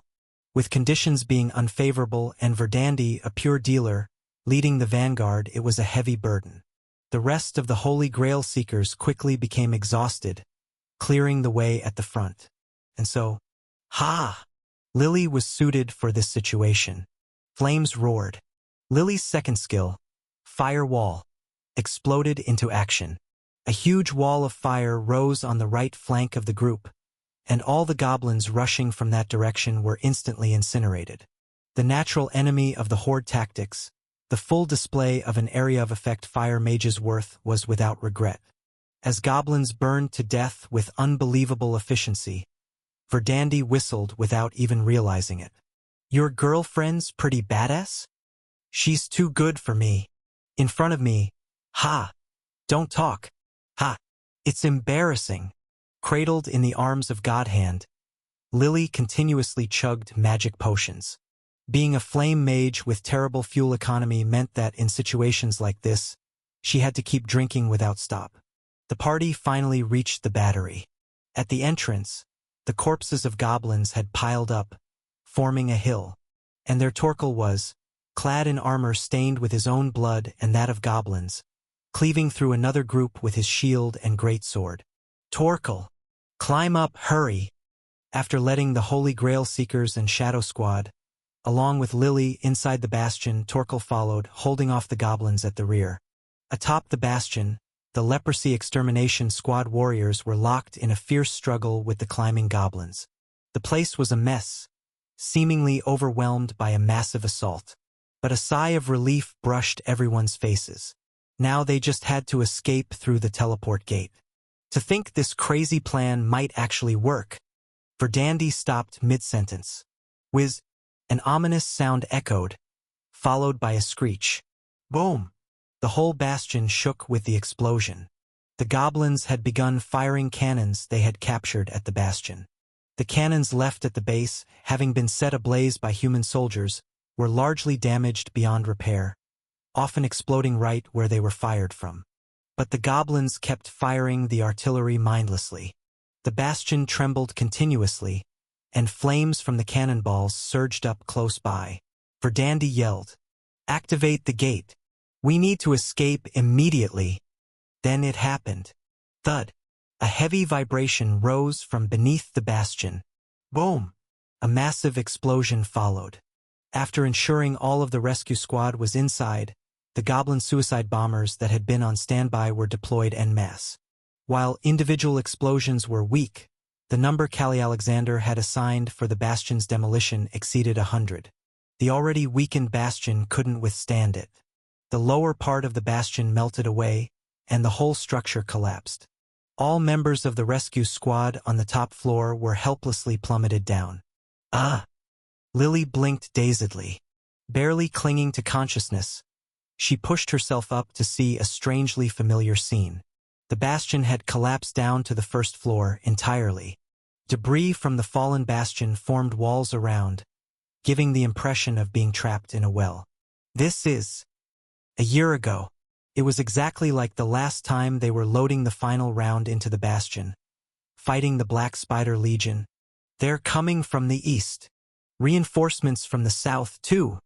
We need more cover. Damn it, get down. Here, the heroes of the rescue squad fought desperately.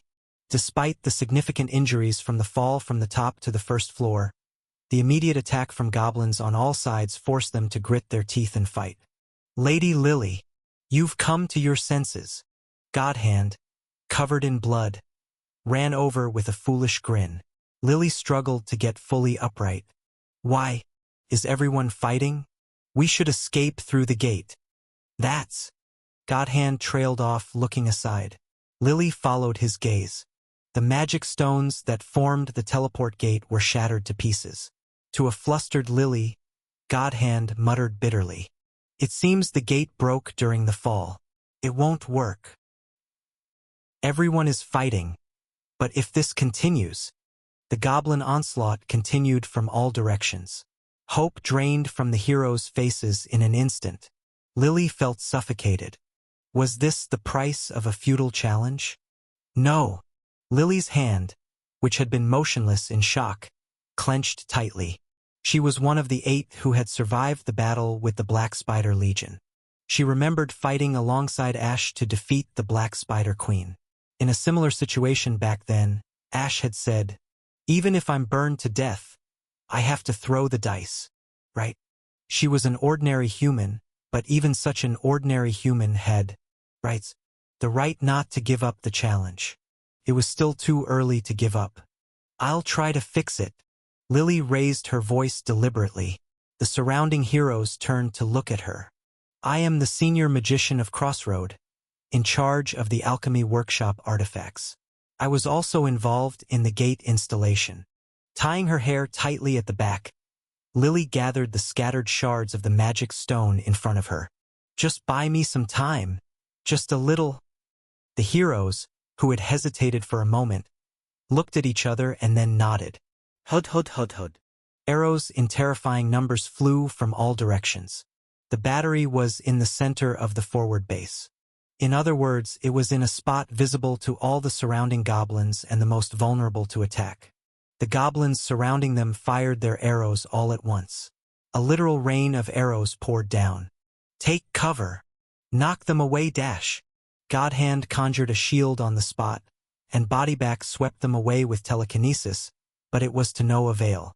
The arrows fell like a downpour. Goblin arrows weren't fatal due to their poor quality, but the problem was their number. Soon, several arrows were embedded in each hero. However, arrows were the least of their concerns. The rank of goblin soldiers surging over the broken battery wall had changed from infantry to cavalry. The mobility and power of a goblin mounted on a mountain goat were several times that of infantry. One by one, the heroes of the Leprosy Extermination Squad, standing in the front to block the goblins' charge, collapsed, unable to bear their accumulated injuries. The Holy Grail Seekers also fell to their knees, fighting hard with stamina long since depleted. Arrows, potions, even barricades used for cover had all run out. It was then that everyone felt the shadow of death looming. King. With a distinct operational sound, the crumbled magic stones rose up, creating a magical gate in mid-air. "The repairs are done." Surprised, everyone looked in that direction. Lily was smiling brightly. The connection to the magic core was severed, cutting off the power supply. "I temporarily linked it to my own magic power." "Lily! Everyone, escape now. Hurry!" Lily urged them on. Indeed, no one had the strength left to hold out any longer. Verdandi, supporting an injured party member, came to the gate and asked urgently, "What about you, Lily?"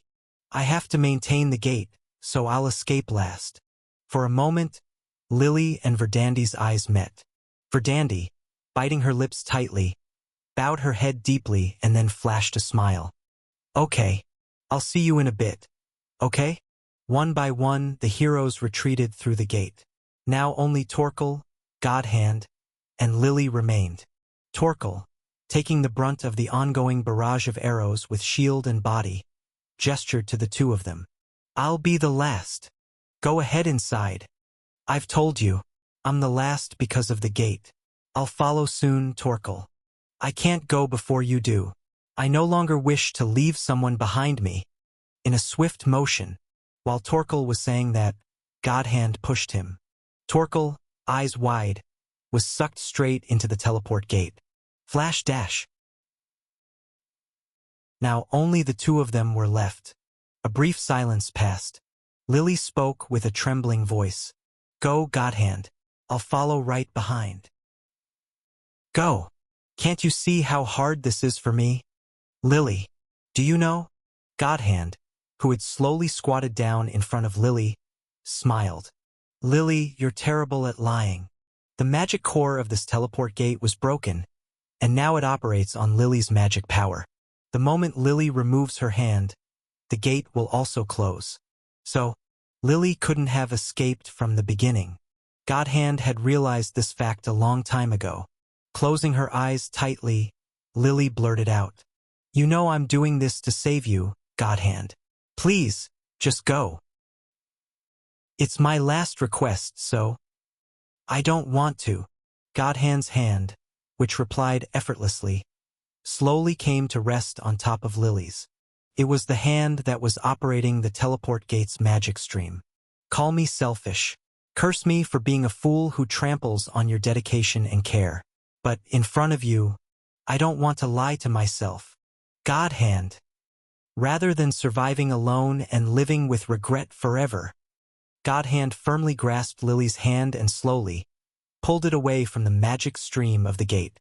With a rumble, the magic stones that made up the gate crumbled away like a lie. Godhand held onto the speechless Lily's hand tightly. "I'd rather it be for a moment. I want to be with you, Lily." In this place, where monsters swarmed from all around and they stood covered in blood and ash, Godhand gazed into the trembling eyes of his lover and asked shyly, "Will you marry me?"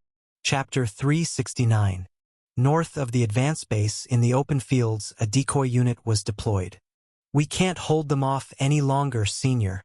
At the head of the party, Evangeline, who had been crushing goblins with her shield, cried out in urgency.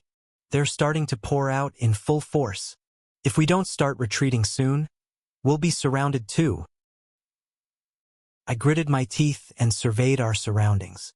We had to draw the attention of the Goblin Legion as much as possible for the rescue squads, and as a result, our decoy unit had to push much further forward than originally planned.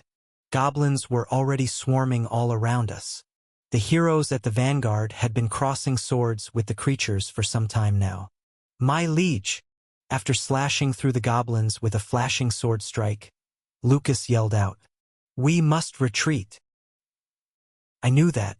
I knew it, but the reason I couldn't easily order a retreat was simple. At the center of the advance base on the artillery platform, just moments ago, I had seen the heroes who had climbed up for escape plummet down with the collapse of the platform.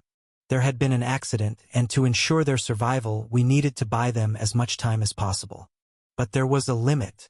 The Goblin Legion, set to obliterate us, was slowly encircling. If things continued this way, we would be surrounded and devoured. After glaring at the goblins swarming from all sides like bees, I turned to look at Damien.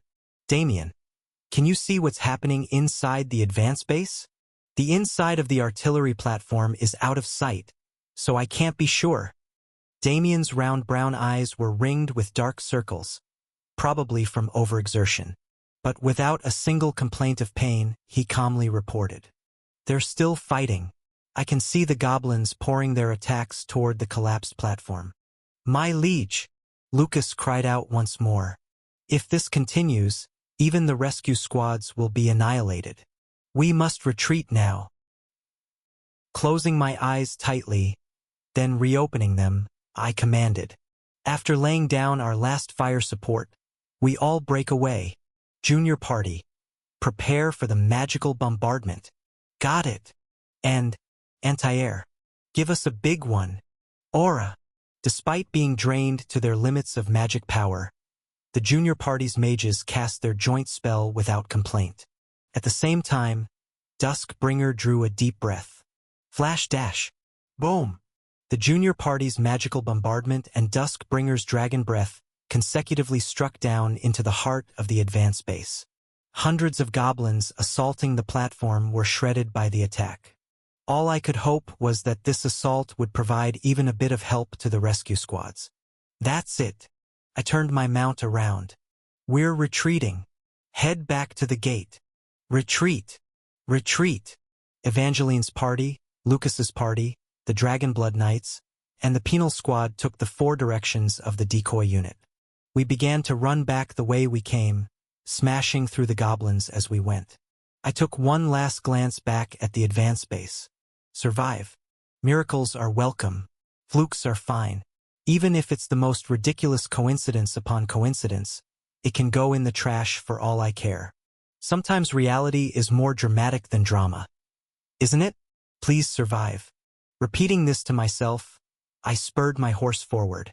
Goblins were teeming all around already, indicating that our decoy unit's retreat would not be smooth. Commanding the heroes, I continued to chant inwardly until the last moment. Please, my people, survive. At the advanced base, the collapsed artillery platform. Will you marry me? Right after Godhand proposed to Lily. Flash dash. Boom. Magical bombardment and dragon breath rained down around the platform. The encroaching goblins were hit directly, and a terrible explosion and wave of heat swept through the area. The two, embracing each other for protection, lifted their heads to scan the surroundings as the explosions subsided.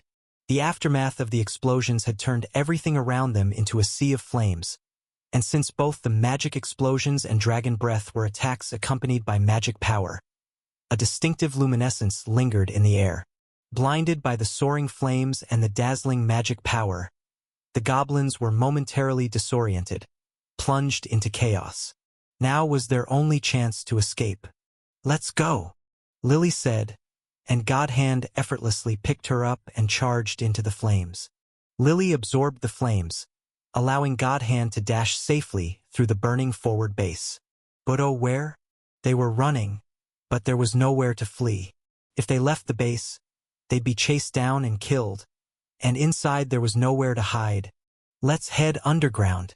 There's a place we can hide there. At Lily's words, Godhand turned their path downward without a moment's hesitation. Underground was just below the surface base, in a stone foundation resembling a storage cave. Fortunately, there were no goblins guarding this place. They were all out on deployment. Upon entering the underground, Lily quickly manipulated a hidden mechanism in the stone wall. A secret stone door opened, revealing a cramped space. Get inside, Godhand. What is this place? When they repaired the forward base, the guild leaders built this emergency facility. It's meant for commanders to take refuge in case of an emergency. Ash had been there during the inspection of the forward base repairs, and Lily had been at his side. That's how she knew of this room's existence. It was only after stepping into that cramped space that Godhand realized. The space was meant for one person. With him inside, it was filled to capacity. It was impossible for two to enter. Godhand turned around, puzzled. Lily, this place is... Godhand stopped mid-sentence. Lily was outside, smiling. One hand still rested on the stone door's mechanism. It's tight, isn't it? Can't be helped. It's an emergency shelter built for a commander, using whatever little space was left. Just hide here for a few days. His Majesty will come to rescue you. Godhand realized that if he made even the slightest move, Lily would close the mechanism. Carefully, he gestured her inside. Come in with me, Lily. We'll embrace and stay here for days. If we both disappear, the goblins will search for us. It's less suspicious if at least one of us draws their attention. Lily's hand, which was on the mechanism, tensed up. With a simple twist, the stone door would close again. Thank you for your proposal, Godhand. I truly was happy. But it just can't be. Lily smiled bitterly. Elves love only one person for their entire life. I'm not worthy of such love. In the long span of your life, I was just a brief smudge that passed by. That's enough for me. Lily, just remember me from time to time. Remember there was a woman in that battlefront. We fought often, loved a little, and even considered marriage for a moment. Remember with a smile. In silence, Godhand extended his hand. All right, Lily, but may I hold your hand one last time? Hesitant, Lily extended her unoccupied hand. Godhand gently took her hand and brought it to his nose, breathing in its scent. Lily, do you know something? What? You are far more incredible than you think. Suddenly, God Hand pulled Lily's hand toward him. Unable to steady her lower body, Lily was sucked inside with a gasp, and as they spun around, their positions were reversed. God Hand, don't do this. Lily, trying to leave in a huff, realized that one of her hands was tied inside the escape area.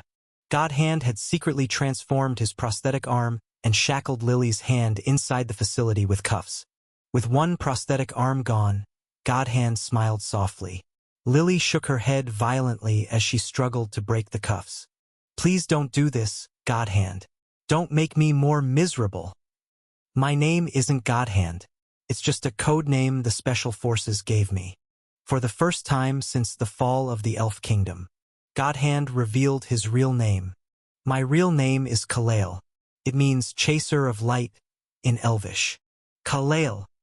As Lily murmured, God Hand no, Kalail smiled gently and bowed towards her. Say my name once more. Kalail. One more time. Kalail. Their lips met. The kiss felt eternal and yet fleeting. As they slowly parted, God Hand caressed Lily's red hair softly. In a life full of lies, my feelings for you were the only truth. No, Kalail, you can't. You just can't. You're not just a passing scorch in my life. You are the sun that shone upon it. Kalail's eyes crinkled with a slight smile. And elves look only at their sun for a lifetime. Like sunflowers. Live a wonderful life, Lily. Don't give up and keep challenging yourself. Meet many people, love, laugh. And sometimes, think of me. Don't worry. No matter how you live, you will shine brighter than anyone else in the world. The shouts of goblins were getting closer. The brief respite was coming to an end. Kalail stepped back and placed his hand on the control device. Lily, holding back tears, spoke. Promise me you'll come back. What? Tell me this isn't the end.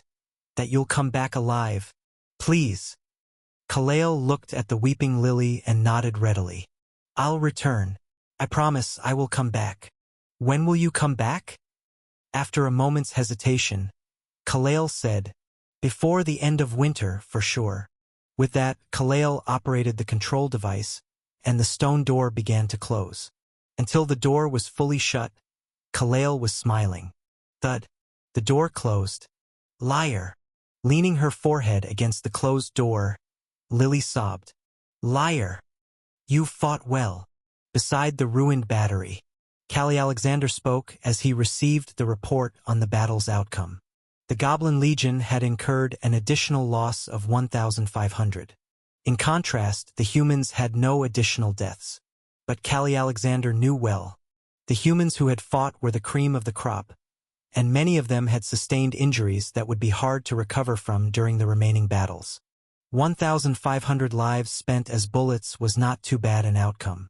But still, it's a bit disappointing. Where's the rat that's hidden here? Kirik, yes. We're narrowing the search now. We'll find it soon. Goblin Amir, reporting, was unable to finish his sentence. Swoosh!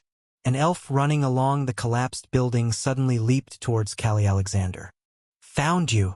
It's that elf! Kill him! The goblins immediately responded. Their spears and swords aimed at him, but Kalail didn't care. His eyes were fixed on the enemy commander from the start. SSK. The remaining prosthetic on Kalail's hand transformed into a long iron spear. He let out a mighty yell and thrust the spear with all his strength. And the tip of the spear finally pierced the body of the Goblin God King. The Goblin God King fell from his mount, blood spraying. Standing before him, Kalail smiled with relief. His prosthetic arms, now gone, were empty. It didn't matter. He was no longer the God Hand. He was just Kalail, an ordinary elf who loved an ordinary human woman. Kalail looked up to the sky. The afternoon sun bathed warmly over his head. Basking in the sunlight, Kalail slowly closed his eyes. Around him, spears and swords of goblins rained down. Snow began to fall. Upon the collapsed stone walls, atop the fiery emplacements, even over the lavish death below, the snow fell impartially. It was the last snow of the winter. Chapter 370. Crossroad. Temple. Bring more bandages. We're running low on potions. Hurry. Lady Saintess. You're needed over here. 2. It's urgent. I stood in the temple's chaotic corridor, silently watching as heroes were rushed by on gurneys. Today's battle had rendered a total of 3 parties combat incapable. The Leprosy Extermination Squad. They had sustained the most severe injuries, having borne the brunt of the goblins' onslaught. They all returned beaten black and blue. They would need several weeks of treatment at the least. The Holy Grail Seekers. While their injuries weren't as severe, the issue was that this party was heavy on damage dealers. For them, not as sturdy as a tank party, such injuries meant a lengthy recovery. And then the Shadow Squad. 2 warriors. 2 injured. 1 missing. And along with them, Lily, who had gone in for their rescue, was also missing. It was only the first day. On the first battle, 3 hero parties were already out of commission. The damage didn't end there. The parties that had gone out as bait had also been spent and injured. Especially critical was the burnout of Junior's mage party and Damien's sniper party, who had been overextended in the fight. They needed rest. My lord. Lucas approached me. When I turned around, Lucas gestured towards a room. The emergency treatment for bodybag and burnout is finished. Would you like to visit? Yes, let's. Upon entering the infirmary, bodybag and burnout, wrapped in bandages from head to toe, immediately stood and saluted. I waved them off to rest and sat down in front of their beds. Report exactly what happened. Since burnout was unable to speak, bodybag took on the responsibility of reporting. Due to the use of Duskbringer's Dragon Roar, a hunter's hound that had been temporarily integrated into the Shadow Squad had bolted, and just then, the wall where the hound had been retrieved came under attack. The entire Shadow Squad was left behind trying to rescue a hunter trapped under a collapsed wall. In the attempt to save the fallen Shadow Squad, 2 parties were rendered combat incapable, and 2 core firepower teams were drained. And still, the Goblin legions remain intact. I rapped my forehead with my hand as I listened to the report. Bodybag concluded her account. We returned through the gate. We waited for Godhand and Lady Lily's return, but before that, the gate closed. Really? I'm sorry, Your Majesty. Because of us, the front lines have suffered greatly. It's not your fault. I repeated myself. It's not your fault. Don't blame yourselves. There was no malice in anyone's actions. Only good intentions. People were trying to save people. Trying to rescue a party member trapped under a wall. Trying to save a fallen comrade. Trying to save the life of a lover whose fate was unknown. Everyone had risked their lives. Who could blame whom in this situation? Yet people die, the damage accumulates, and the battle becomes ever more difficult. All these good intentions had gathered, but the result was tragic. I was the one who ordered the use of the Dragon Roar, and I was the one who sent the rescue teams. All the responsibility is mine. I patted the shoulders of the 2 members of the Shadow Squad who were bowing their heads in self-reproach. So, for today, rest without another thought. But, Bodybag began to choke up. But, the 2 newcomers, Godhand, Lady Lily. Without a word, I patted Bodybag's shoulder once more and stepped out of the infirmary. Burnout was comforting Bodybag, who was now sobbing with her face buried in her bandaged hands. As Lucas and I walked out of the temple corridor, Evangeline, who had just finished emergency treatment, was waiting at the entrance. The 3 of us returned to the Lord's mansion in silence, riding together in the carriage. Inside the returning carriage, I struggled to speak. Was giving up the right choice? Both of them just looked at me, not saying a word. I muttered, rubbing my tired eyes. If we had just given up on the Shadow Squad, 1 incapacitated party could have ended it. But we intervened to rescue them, and now we have 3 incapacitated parties. The 2 firepower parties won't be able to deploy for a while either. This defensive battle is a war of attrition. It's supposed to last at least 3 days, and it could go longer. The size of the enemy forces, as well as our strategy to draw out time and gradually wear them down, makes it so. But we've started on the wrong foot on the very first day. And I have no idea how big of an impact this snowball will end up having. Starting tomorrow, we'll have to completely overhaul all guerrilla tactics. Did I make a mistake? A sigh came naturally. Caught up in a sense of righteousness that shouldn't have constrained me, have I endangered the entire front line? To win, to conquer, one must be bold and ruthless enough to cut losses when necessary. During the 742 attempts, throwing lives away like bullets, I regretted becoming a monster that only aimed for victory. Maybe trying to protect those within my reach was, in fact, a mistake. Senior. Evangeline spoke calmly. Senior. You came alone to rescue me when I was surrounded by the Golem Legion. That was because I was certain that I could safely save you. Stop bragging again. Just stop. Suddenly, Evangeline reached out and grabbed my left arm tightly. Ouch! What are you doing? That hurts. You think I don't know that you've been having trouble using this left arm since that day? Back when I went to save Evangeline, I suffered a terrible injury that shattered all the bones in my left arm. It moves somewhat normally now, thanks to the temple's advanced healing, but it's not as free as it used to be. Even now, when it rains, you complain about your left arm aching. Look now, it's starting to snow, and you've been sore since earlier, haven't you? It's not like I'm an old man, it doesn't hurt that bad.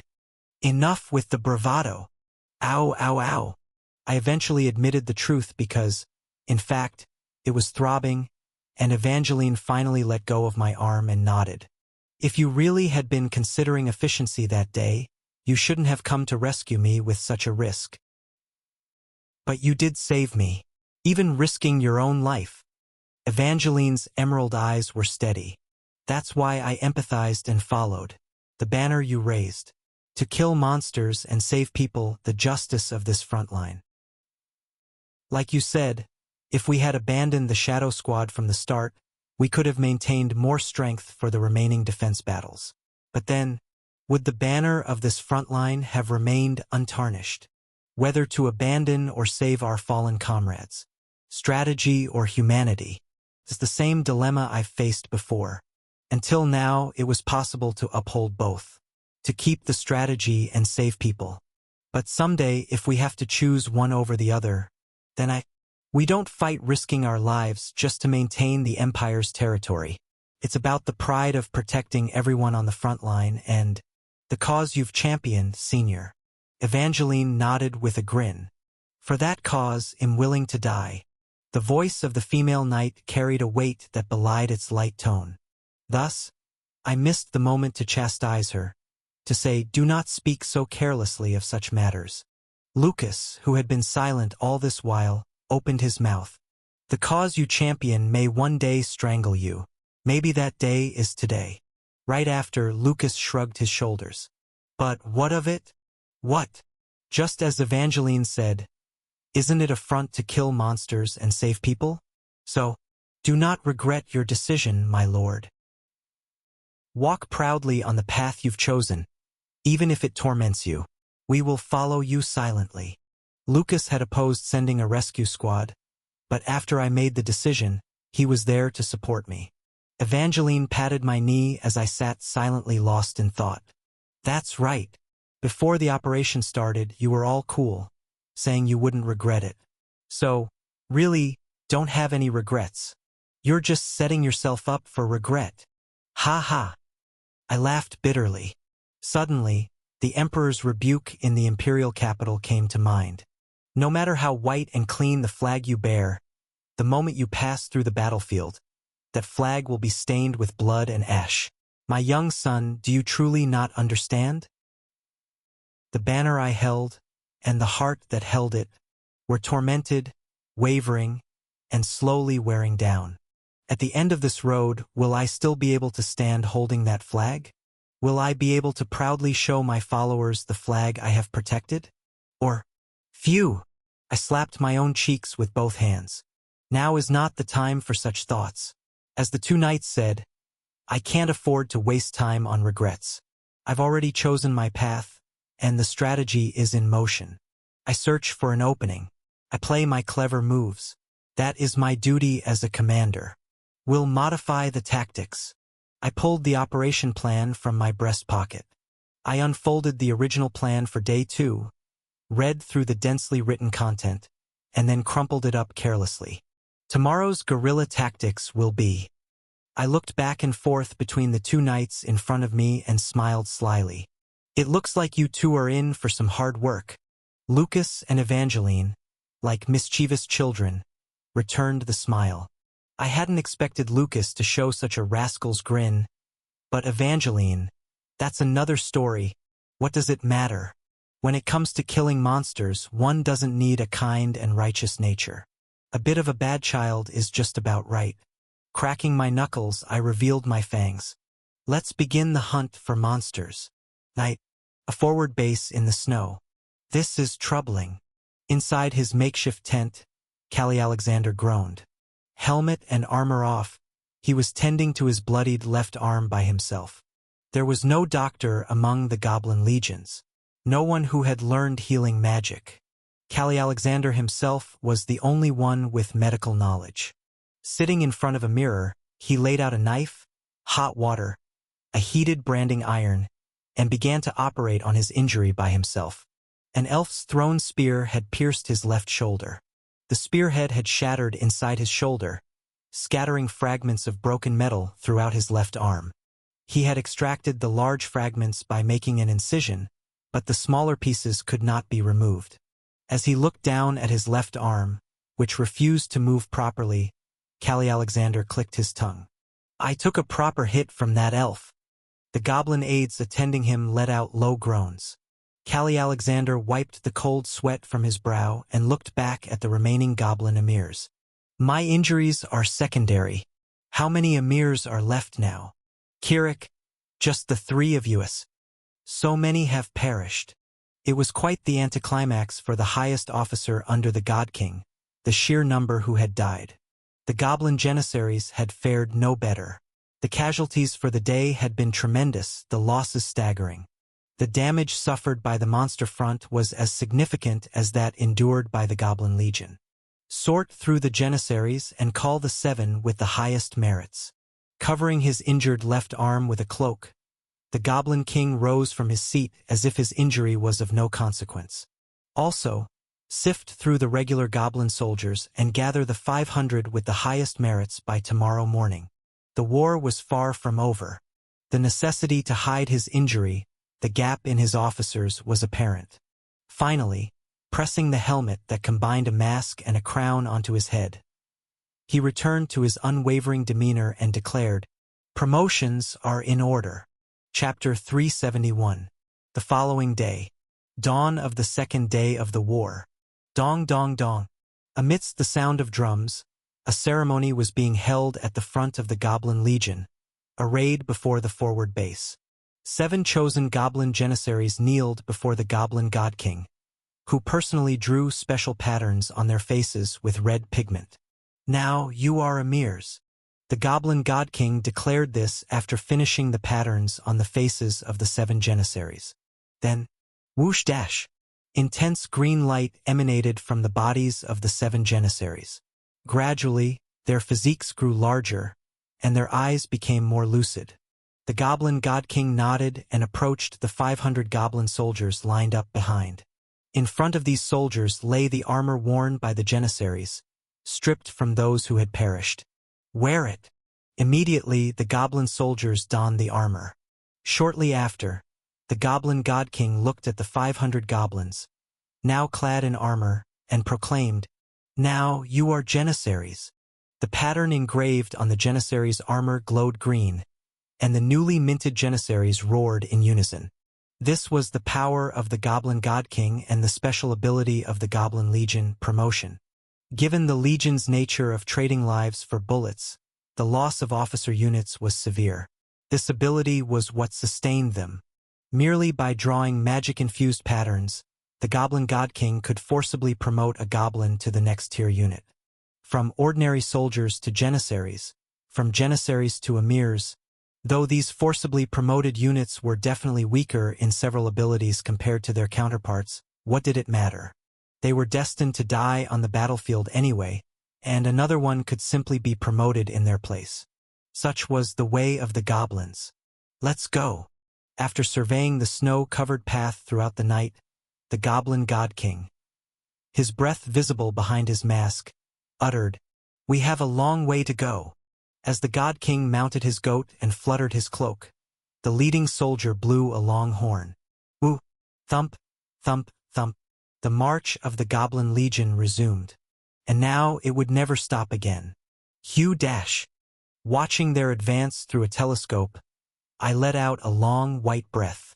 Winter was spewing its last bout of cold, and the snow that fell overnight still scattered white powder in the air. And through this terrible weather, the Goblin Legion passed calmly, showing no signs of difficulty. The snow-soaked path was solidly frozen in the sub-zero weather. If it had been muddy, their advance might have slowed, but unfortunately, it wasn't, and they were disgustingly fast. I wish they would just freeze to death. The ecology of these monsters is far from that of normal creatures. They might receive buffs or debuffs depending on the weather, but they won't freeze to death just because it's snowing. And since they are not normal creatures, there's another aspect where this war differs from conventional ones, namely, supply. Supply is a basic element of war. Replenishing food, equipment, and ammunition is essential. Soldiers can't fight without sleeping, eating, or drinking. That's why I also pay special attention to logistics. But the monsters are different. They are not naturally born creatures but beings conceived in the nightmares beneath the darkness of the Lake Kingdom. They don't need supplies like food or sleep. Sure, there are exceptions like the Blood Clan Legion which needs to eat meat or drink blood to sustain themselves. But that's because cannibalism is the most efficient way for them to replenish magic power. I've said it at length, but in the end, tactics like striking the supply line, one of the most efficient methods in Warden, work well against these monsters.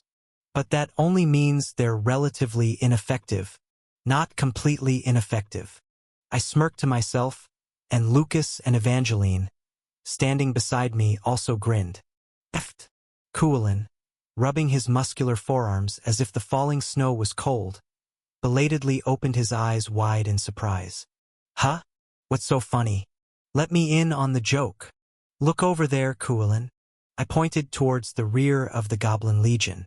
Our prey is coming. In the very back of the winding hordes of greenskins, there were dozens of wagons covered in white cloth, pulled by a unit. The supply unit.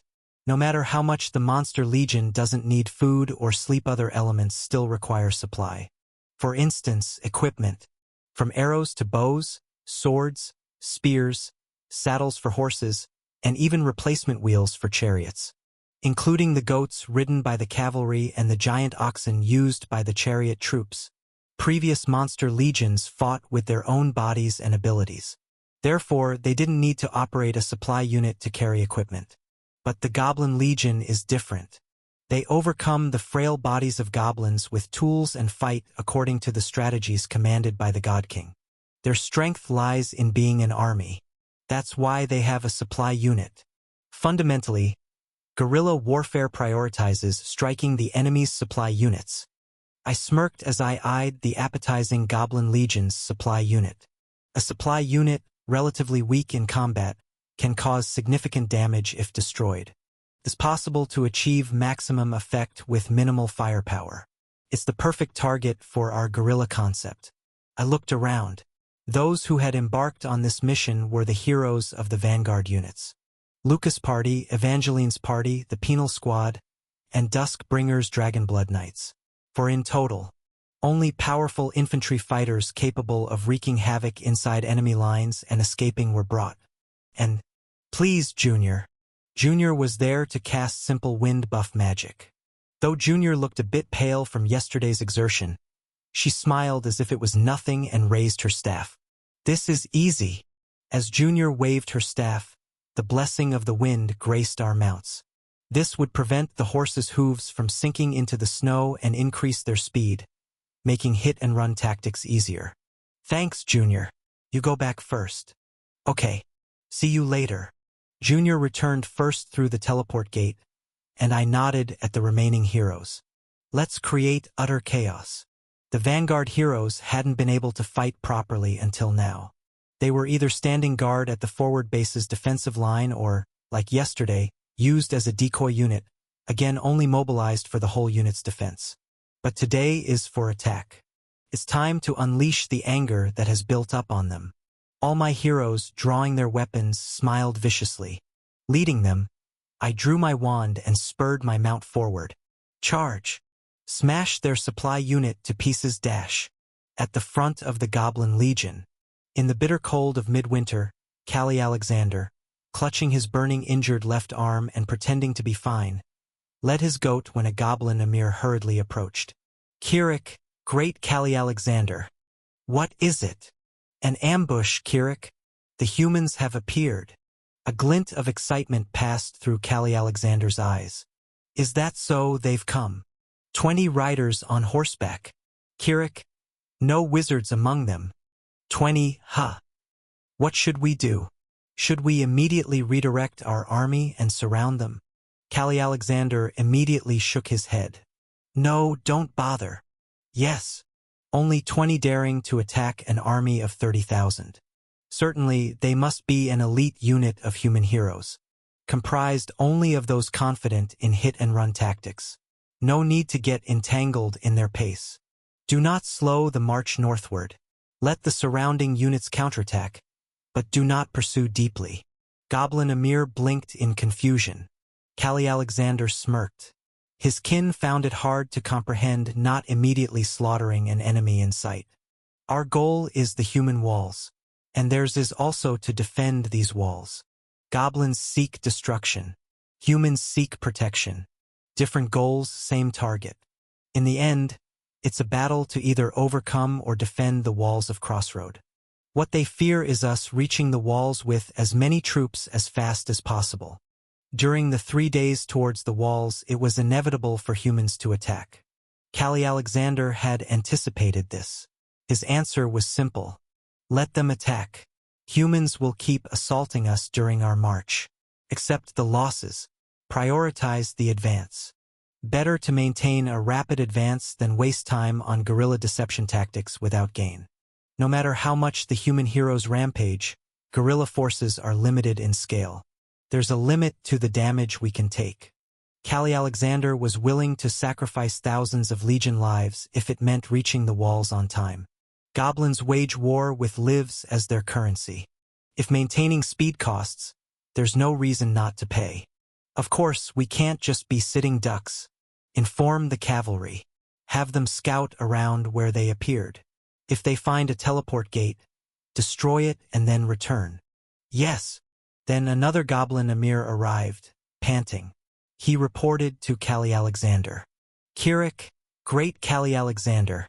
The human bastards have started attacking our legion's rear. The rear, you say? It's the supply unit, Kirik. Indeed. From behind his mask, a cunning smile formed on the lips of the old Goblin King. Playing by the book, Ash. We annihilated the supply unit at the rear. Fitting for a legion led by the Goblin King himself, the troops guarding the supply were well trained. They resisted stubbornly. Took some time to deal with them all, but eventually they were crushed under the attack of my elite 20 heroes. After eliminating the hundreds of guards protecting the supplies, I glared discontentedly at the enemy's main force moving away. The Goblin Legion didn't seem to care whether their supply unit was shattered. They continued moving north, seemingly unaware of their rear. I was somewhat perplexed, having planned to flee if they engaged us. Why? Even if advancing was crucial, why would they proceed, abandoning their supply unit? My lord! Then Lucas called me. I quickly turned to him. Lucas had uncovered one of the carts they were pulling and was peering inside. I, riding beside him, opened my mouth slightly in surprise. This is... Yes. Wham dash. Lucas, having fully removed the cloth from the cart, gritted his teeth. It's an empty cart, my lord. The cart was completely empty. Check the other carts too. Yes. While dealing with the goblin remnants, my heroes frantically searched through all the carts. All were empty, or if they contained anything, it was just a bit of miscellaneous stuff. It was a decoy? I pressed my hand to my throbbing forehead. They anticipated our guerrilla tactics? So, they disguised a decoy unit as a supply unit and deliberately placed it at the rear? All the heroes looked around, bewildered. The bodies of the hundreds of goblin soldiers we had fought and killed were scattered horribly across the snow. Are all these numbers just expendable? Watching the goblins, calm as lizards that tail off and effortlessly escape, I suddenly felt it more acutely. The opponent in this defensive battle is truly formidable. Chapter 372. Over the next 3 days, we relentlessly attacked the advancing goblin hordes from all directions. I even brought along the firepower team that had rested for a day, pouring attacks into what appeared to be their weak points. Indeed, the attacks were somewhat effective. The long road from Black Lake to Crossroad was littered with the corpses of goblins. However, these were not their core forces. The Goblin Legion always seemed to predict where I would strike, deploying decoy troops accordingly. Our guerrilla forces diligently reduced the number of goblins, but it was never a fatal blow. It was like an aircraft spraying flares while flying. Despite our efforts to shoot it down with heat-seeking missiles, the aircraft evaded, leaving only superficial damage as it continued to advance through the sky, a giant plane. Moreover, they always managed to destroy our teleport gates. They backtracked our arrival points, dispatched cavalry, searched for and destroyed the teleport gates, forcing us to retreat further to another gate and return to Crossroad. Not only that, but they also preemptively destroyed hidden teleport gates with their cavalry. With the continuous destruction of gates, our attacks and retreats became slower, and the enemy steadily advanced. On the last day of guerrilla warfare, standing atop the field of goblin corpses, I had to admit it. I had no choice but to accept. The Goblin God King, the enemy commander who once burnt a third of the world, was far superior to me as a commander. I am just an ordinary human who managed to reach the end of the game after hundreds of tries. Confined to the rules of the game, fighting predetermined battles, we are on completely different levels. In the real battlefield, he destroyed numerous kingdoms, built a great empire for his race, and ultimately earned the title of God King. Callie Alexander and I were worlds apart in terms of tactical ability. As if my movements were in the palm of his hand, he deceived me and successfully achieved his goal of advancing. But I gritted my teeth. It's not over yet. No, it's far from over. It hasn't even started yet. We are still within the rules of the game. And in this game, even against a god of war, I have a chance to win. Let's go back, I told the heroes around me. Everyone's face showed fatigue from the past few days of forced marches, but their eyes were fiercely sharp. Gritting my teeth, I turned towards the gate. We still have a means to strike back at them. The next day, atop the walls of Crossroad, all the heroes and soldiers of the monster front had finished preparing for battle and were lined up at the end of the wall. In front of us, likewise prepared for battle, stood the legion of green monsters. Thump, thump, thump, 25,000 goblins. Though we managed to reduce their numbers by thousands through guerrilla tactics over 3 days, the green monster tsunami still made it here. Gazing at the endless horizon filled with that monstrous number, I slowly turned to the side. Atop the reinforced wall were various cannons, ballistae, artifacts, and elite soldiers with strong spirits, not fleeing from the final showdown with the monsters. 2,500 people. The difference in forces was exactly tenfold. Until the day of the defense, no support troops came from other cities or nations nearby. How merciless! But what can we do? Help would have been nice, but it wasn't essential. We didn't consider reinforcements from the strategy phase. If we had considered reinforcements, we would not have declared an independent stance from the beginning. We would have borrowed ample forces from the imperial family. From the moment we declared our independent stance, this war became entirely Crossroads' own. We declared this independence, bearing all its disadvantages. In order to save people, not swayed by the will of any particular nation, solely to save people. But, then again, if our independent stance, declared to save people, leads to the collapse of our front because we can't get reinforcements and we fail to save people, does all of this retain any meaning? If we fail to clear the mission, blinded by a grand cause, by the banner, no matter what fancy words are used to dress it up, isn't it just a failure in the end? Your Highness, HM. Thank you. Junior approached and handed me a cup. It was a health juice she had prepared herself. I gratefully accepted it.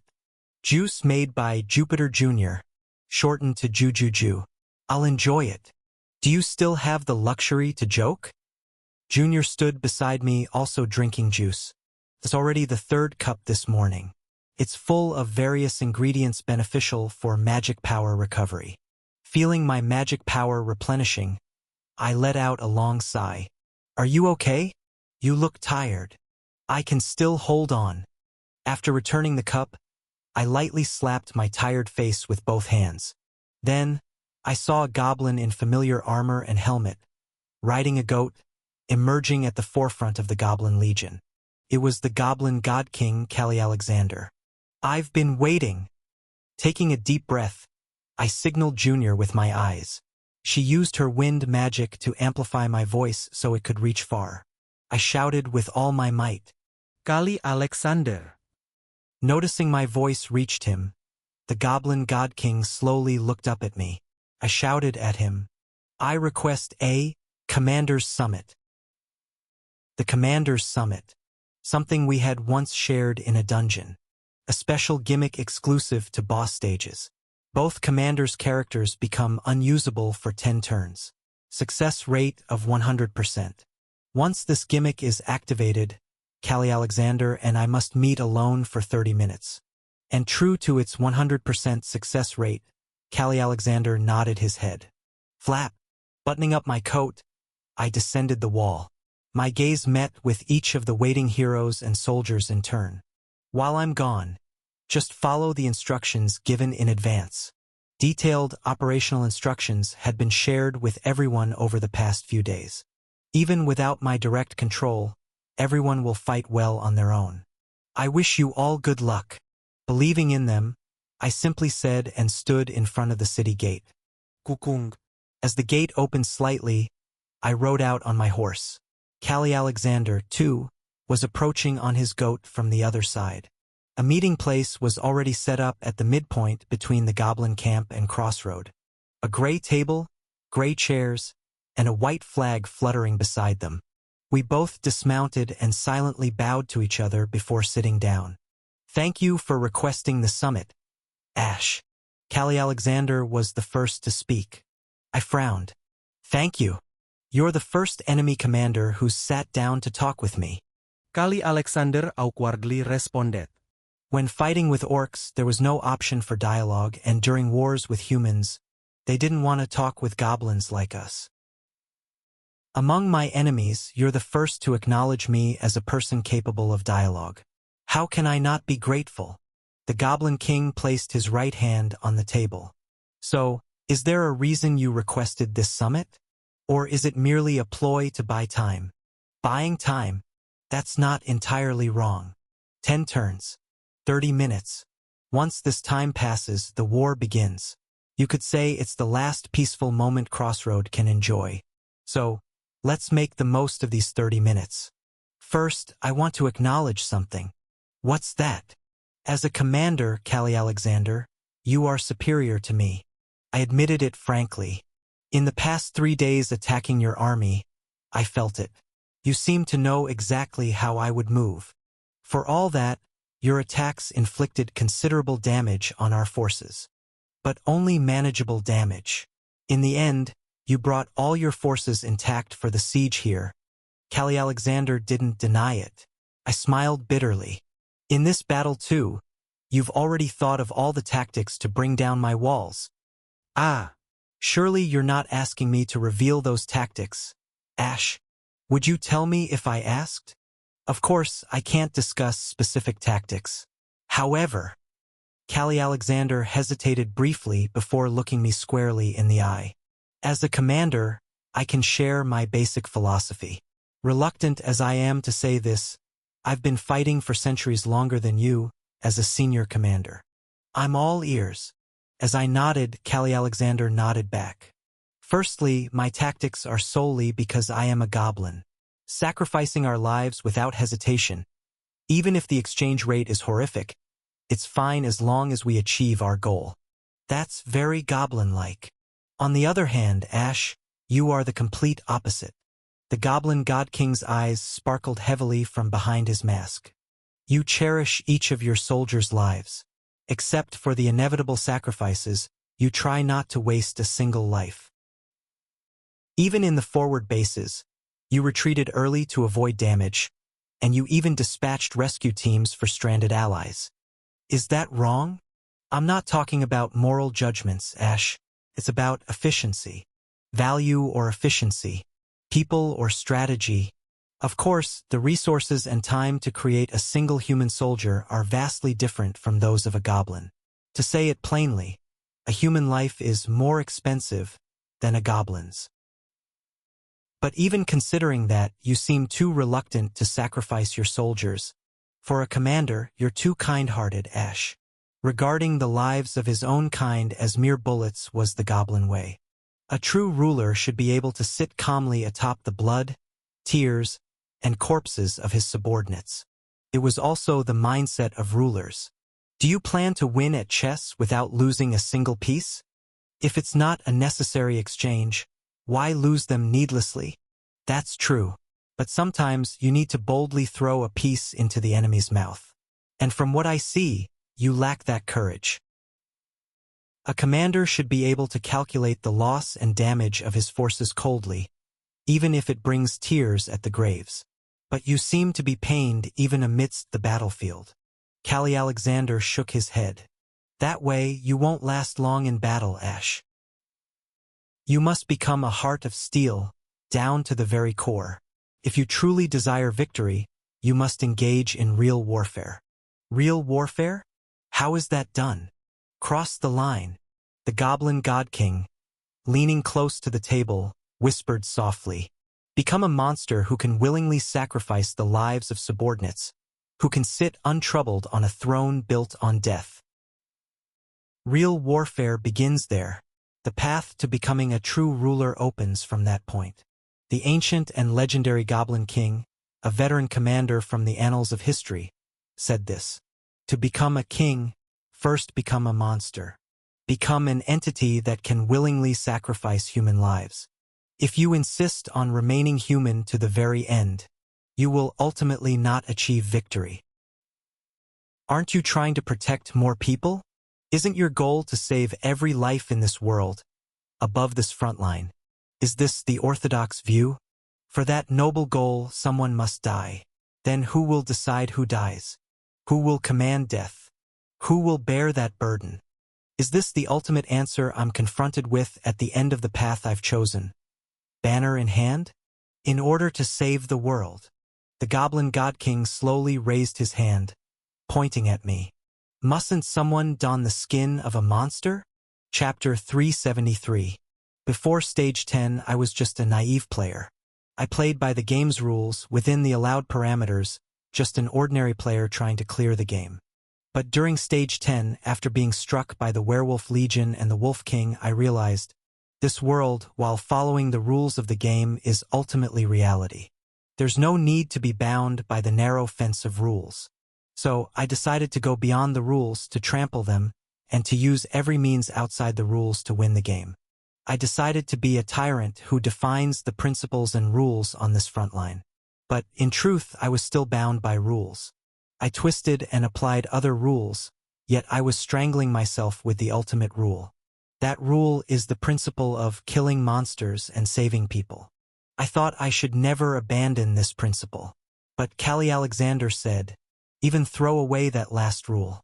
Whether inside or outside the rules, to even argue about this is to always be conscious of the line of rules. Only a monster who completely breaks free from these rules and lines, only a true ruler can ultimately win. The time for the Commander's Summit was drawing to an end. Callie Alexander slowly rose from his seat.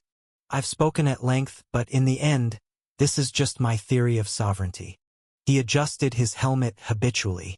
You must have your own theory, Ash, and we'll see which one is stronger in the battle about to unfold. Let's have a good match, Ash. Then he extended his right hand. I looked in bewilderment at the goblin's outstretched hand. Callie Alexander seemed embarrassed. Don't humans of this generation use this form of greeting? No, it's not that. I was just startled for a moment. Slowly, I extended my hand in return. The hand of the goblin god king and the human commander clasped in midair. His leather glove stamped with a sigil, and my black leather glove, gripped tightly before releasing. Thanks for the advice, Callie Alexander. I spoke. I still don't know the path I should take. Whether I'm still a naive player trapped within the rules, a tyrant standing outside the rules, or if I'll become a monster, completely transcending the rules. What I'll become, I do not know. But there's one thing I'm sure of. What's that? As the goblin god king listened intently, I grinned wickedly. Whatever I become, I'll use every means at my disposal to finish you off. Kwang. The earth began to tremble. A startled Callie Alexander looked around. A shocked voice burst from his mouth. What is this? Chak. From beneath the earth, a hidden gray fortress emerged. Splitting the earth and rocks, gray walls rapidly encircled Callie Alexander and me. Imperial Edict. My ultimate skill to summon a magical fortress that can change shape at will. Your fortress summoning technique. But when did you dash? When did I? I laughed nonchalantly. From the very beginning. Before the Goblin Legion reached the gates of Crossroad, from the dawn before sunrise, I had already activated Imperial Edict. I then transformed the shape of the fortress to hide it underground, leaving part of its walls as a table and chairs. The fluttering white flag beside them was just an addition.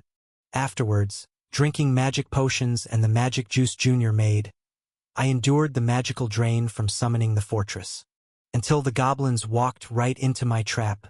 When Callie Alexander appeared, I activated the Commander's Summit and successfully lured him here. Goo dash. Eventually, my gray fortress that rose was somewhat reminiscent of a prison. It was similar to when I had confined the Aegis Special Forces before. The difference this time was that I was inside, along with the enemy commander. Ding. The duration of the Commander's Summit ended. The state of non-aggression between the two commanders was lifted. Now we could attack each other. Callie Alexander looked at me in confusion, and I belatedly rose from my chair. What's the most terrifying aspect of the Goblin Legion? Their numbers? Their aggressiveness? All are scary, but what makes the Goblin Legion truly powerful, in my opinion, is... I slowly extended my hand and pointed at the enemy commander. You, Callie Alexander. Without you, your legion is like a headless beast. Ash. I've been pondering how to kill you. Long-range attacks and magic are all nullified by you, so I have to draw you into close combat, but you rarely expose yourself at the front line. I slowly drew a green dagger from my waist. Goblinch. The Greenskin Slayer, given to me recently by Nameless. But then I thought, there was a time when you willingly came into my reach. During the previous dungeon's free exploration, Callie Alexander appeared of his own volition, requested a summit with me, and conversed within arm's reach. So I set a trap. I couldn't capture or kill him then due to circumstances. But this time was different. From the start, I planned to trap and kill him by requesting the Commander's Summit, and he fell for it, unaware of the trap. Now, pointing the green dagger forward, I grinned. Let's dance a dance of blades in this prison, God King. You've underestimated me, Ash. Shush.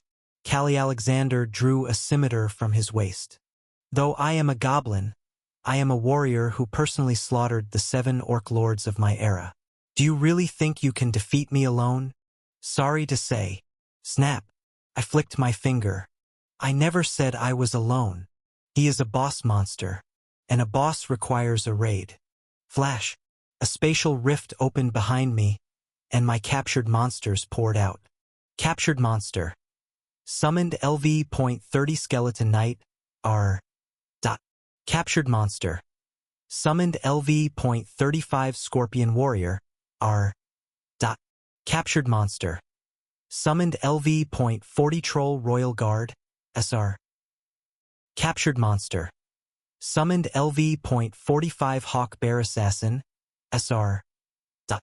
Skeletons, scorpions, trolls, and finally a hawk bear appeared. Including me, we were 5. The full party. Don't call it cowardly. My captured monsters slowly encircled Callie Alexander. I too adjusted the grip on my dagger and murmured, "After all, you guys attacked us with forces many times our number. Isn't this what war is?" "Ha ha." Callie Alexander laughed. I sneered. "Why? Feel betrayed because I called for a summit and set a trap? Thought we became transcendental friends after exchanging a few words and verses? Or are you disappointed that I resorted to such tactics instead of a fair fight? You expected honor and ethics from a monster. No, Ash, not at all. Quite the opposite." Callie Alexander laughed heartily again, his red eyes blazing from behind the mask. "Yes, this is how war is done. Pouring out all the means at our disposal, fighting and killing to survive. The one who remains is the victor. War is this inherently savage. Traps? Tricks? What does it matter? They are just means to victory. Morals? Honor? I've never sought such things in my life." The tip of the Goblin God King's sword was aimed at my throat. "Ultimately, we are bound to kill and be killed. The method doesn't matter. In the end, only the victors and losers remain in history." "How splendidly you've cornered me, Ash. The Goblin God King is the most powerful entity among the goblins, and he also receives a boss buff. But after all, he's just a goblin. Their inherent potential is inferior. Even the strongest amongst them has clear limits. Moreover, Callie Alexander's weakness is close combat. He won't be able to survive here. He knows it too. Come, try to kill me. Kill me and stand over my corpse to prove it. Prove you are the stronger one. That you deserve to survive more than I do." "But why?" There was a faint sense of enjoyment in the God King's voice as he gripped his scimitar and assumed a battle stance. "Of course, it won't be easy. Tot dash." My captured monsters charged at him all at once. The Goblin God King, too, swung his scimitar and charged into battle. The defensive battle began, and with it the boss monster raid. Suddenly, a gray fortress rose in the center of the battlefield. The rising fortress engulfed the commanders of both armies. The human soldiers, forewarned, did not panic, but the goblins reacted differently. Kayak, Kirik, Kiririk. The goblins were extremely disoriented and simultaneously excited. In the sudden absence of their supreme commander, the Goblin Legion lost control in an instant. Do-do-do-do-do-dash. They began to charge toward the gray fortress that had swallowed their king. Simultaneously around the fortress, as many as 50 turrets sprang up. Clank, clank, clank, dash. The shield turrets that provoke enemies in an area. The magic turrets specializing in area CC and slow. The automatic defense turrets firing magic bullets automatically. Within the range of Imperial Edict, there's no limit to the number of summons. Ash used this to pour all his remaining mana cores into summoning them. The shield turrets, aligned in formation, provoked the goblins, while the magic turrets doused the enemy, slowed by their spells. The slowed goblins flailed as the bullets from the automatic defense turrets tore them to shreds. At first glance, it seemed like a successful defense, but the limitations were clear. The durability of the shield turrets was steadily decreasing, and the automatic defense turrets required long reload times. If the Goblin Legion continued to swarm at this pace, the Grey Fortress would not hold out for long. So Ash had laid another trap. Whoosh dash! Blue mana particles swirled like flames in the air, drawing a formation before gradually taking shape. It was a summoning spell, and what was summoned was Chayahat, a giant troll in a jewel-encrusted turban. Troll King, summoned using a scroll obtained after defeating a troll legion, a one-time use boss monster summon. Chayahat ha dash, laughing in a manner uncharacteristic of a summon. The Troll King charged. Quagwang dash, plunging into the heart of the enemy lines, the Troll King began battling the goblins. As a boss monster with one of the strongest tanking abilities in the world, it would hold the line for the duration of the summon. Soldiers on the human side, watching this spectacle from the walls, tensed their shoulders. While the central force of the Goblin Legion's army charged at the Grey Fortress, the wings took a different course. They charged straight towards Crossroads walls. All forces dash. Lucas, drawing the blade of light from his sword, bestowed sword, commanded. Prepare for battle dash. Chapter 374. Guardy's Blessing. A defensive buff that the human side can use, conceptually countering the monster's dark event. Among various options, I pondered and finally narrowed it down to two choices.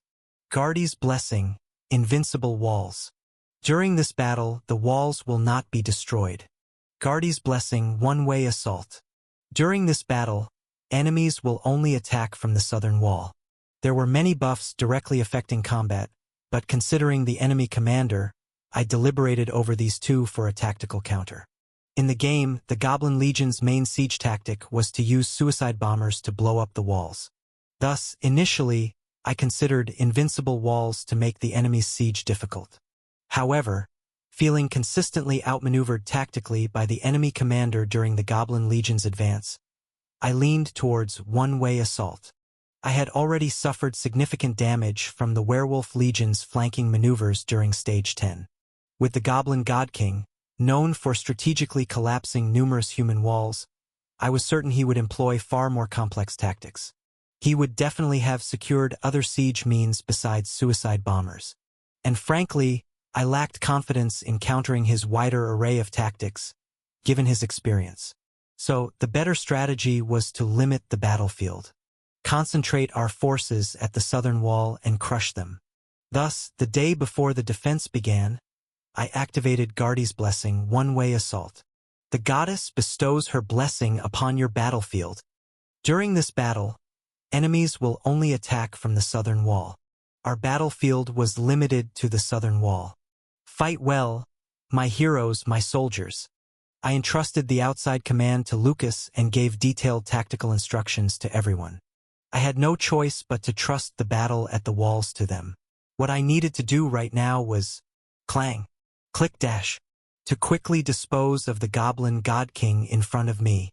Despite being surrounded and fiercely attacked by my 4 captured monsters, Callie Alexander managed to hold his ground, counterattacking with his sword. Gripping my dagger tightly, I too jumped into the fray. As I joined in, a low laugh came from Callie Alexander's mask. I clenched my teeth and lunged with my dagger. Like always in this world, I must kill, to survive. Across the snow-covered plain, Kayak, Kirik dash. With screams, the Goblin Legion poured in. Prepare for battle dash. Lucas commanded again, drawing his sword. The soldiers lined up at their firing weapons, loading their ammunition. As Ash said, the green-skinned wave didn't try any flanking maneuvers. They came straight on. This was suffocating. 25,000 creatures, heedless of their own lives, swarmed towards the wall. The pressure was different from the previous scene at the forward base. Back then, the walls were lower and the forces fewer, but there was a way to escape. Now, however, we were in a do-or-die situation. This wall was the last line of defense.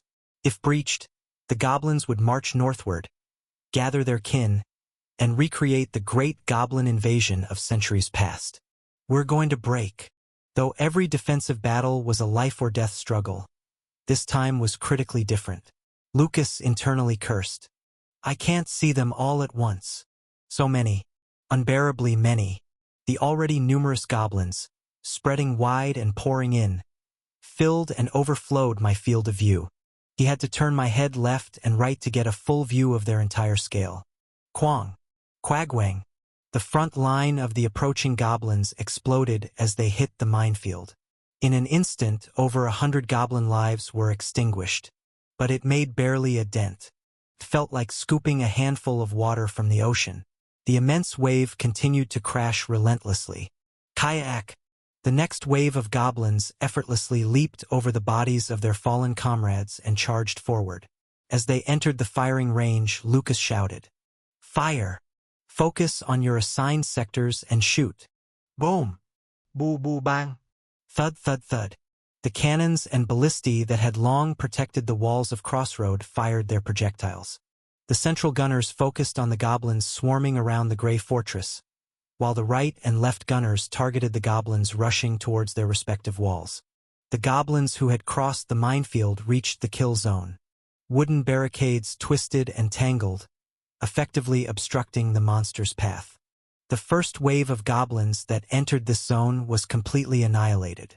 The problem was the second wave that followed. Boom dash. Quagwang. The second wave consisted of goblin suicide bombers. Without a moment's hesitation, they slammed into the barricades.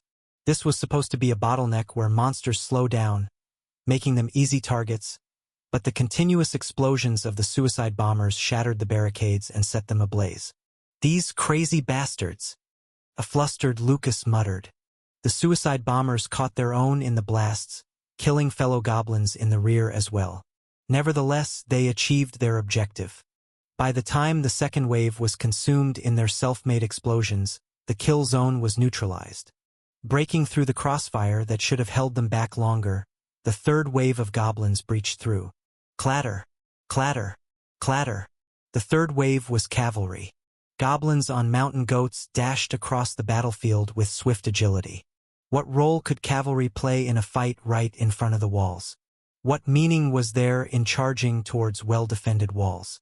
It was unclear, yet the goblin cavalry madly rushed towards the walls. Effortlessly leaping over densely laid barricades, dodging the active mines, they sped towards the walls. The startled gunners hastily changed their aim to target the cavalry. However, the goblin cavalry was much faster than the regular goblins, making aiming and firing more time-consuming. By the time most of the cavalry was decimated by the wall's firepower, the cannons and ballistae had already been thrown into disarray. And the final cavalry that broke through the defensive fire and reached the wall, thump, crashed straight into it. The mountain goat and goblin rider crumbled to the ground. Confused human soldiers quickly redirected their cannons and ballistae. The cavalry's charge was reckless but effective. Gaps had formed in the firepower network, and following goblin forces continued to charge through the weakened defense unscathed. Then the fourth wave of goblins rushed in. This time it was shield-bearers. Actually, did it even matter to categorize them into the fourth or fifth wave? A slightly dizzy Lucas briefly closed his eyes. Just how many waves of goblins were lurking behind? It felt like an overwhelming flood breaking far beyond the dam's capacity. Though the vanguard had been cleared, the main force had already surged up close to the walls. "Prepare the artifacts," Lucas commanded. Usually, Lily would be overseeing the artifacts, but she was absent. Instead, the guildmaster of the alchemists scurried to take orders. Lucas, with clenched teeth, stretched his arm forward and shouted, "Activate the slowing field artifact. Follow it up with the ice field artifact. Full deployment." Area slow and area freeze artifacts were activated in succession.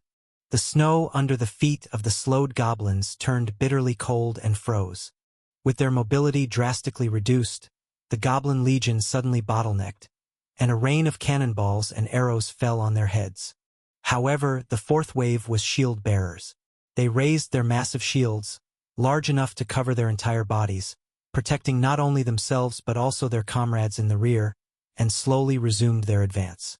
"Junior dash," Lucas called out, and Junior, preparing magic with other mage party members, threw her juice cup over the wall.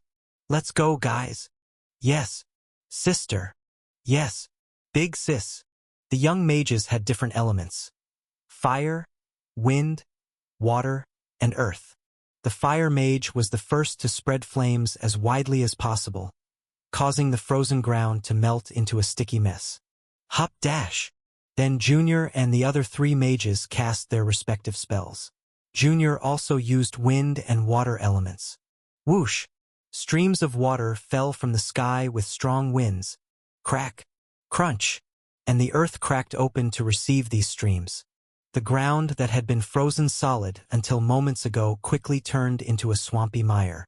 The goblins at the forefront of the swamp were immobilized and fell. Bang! Crack!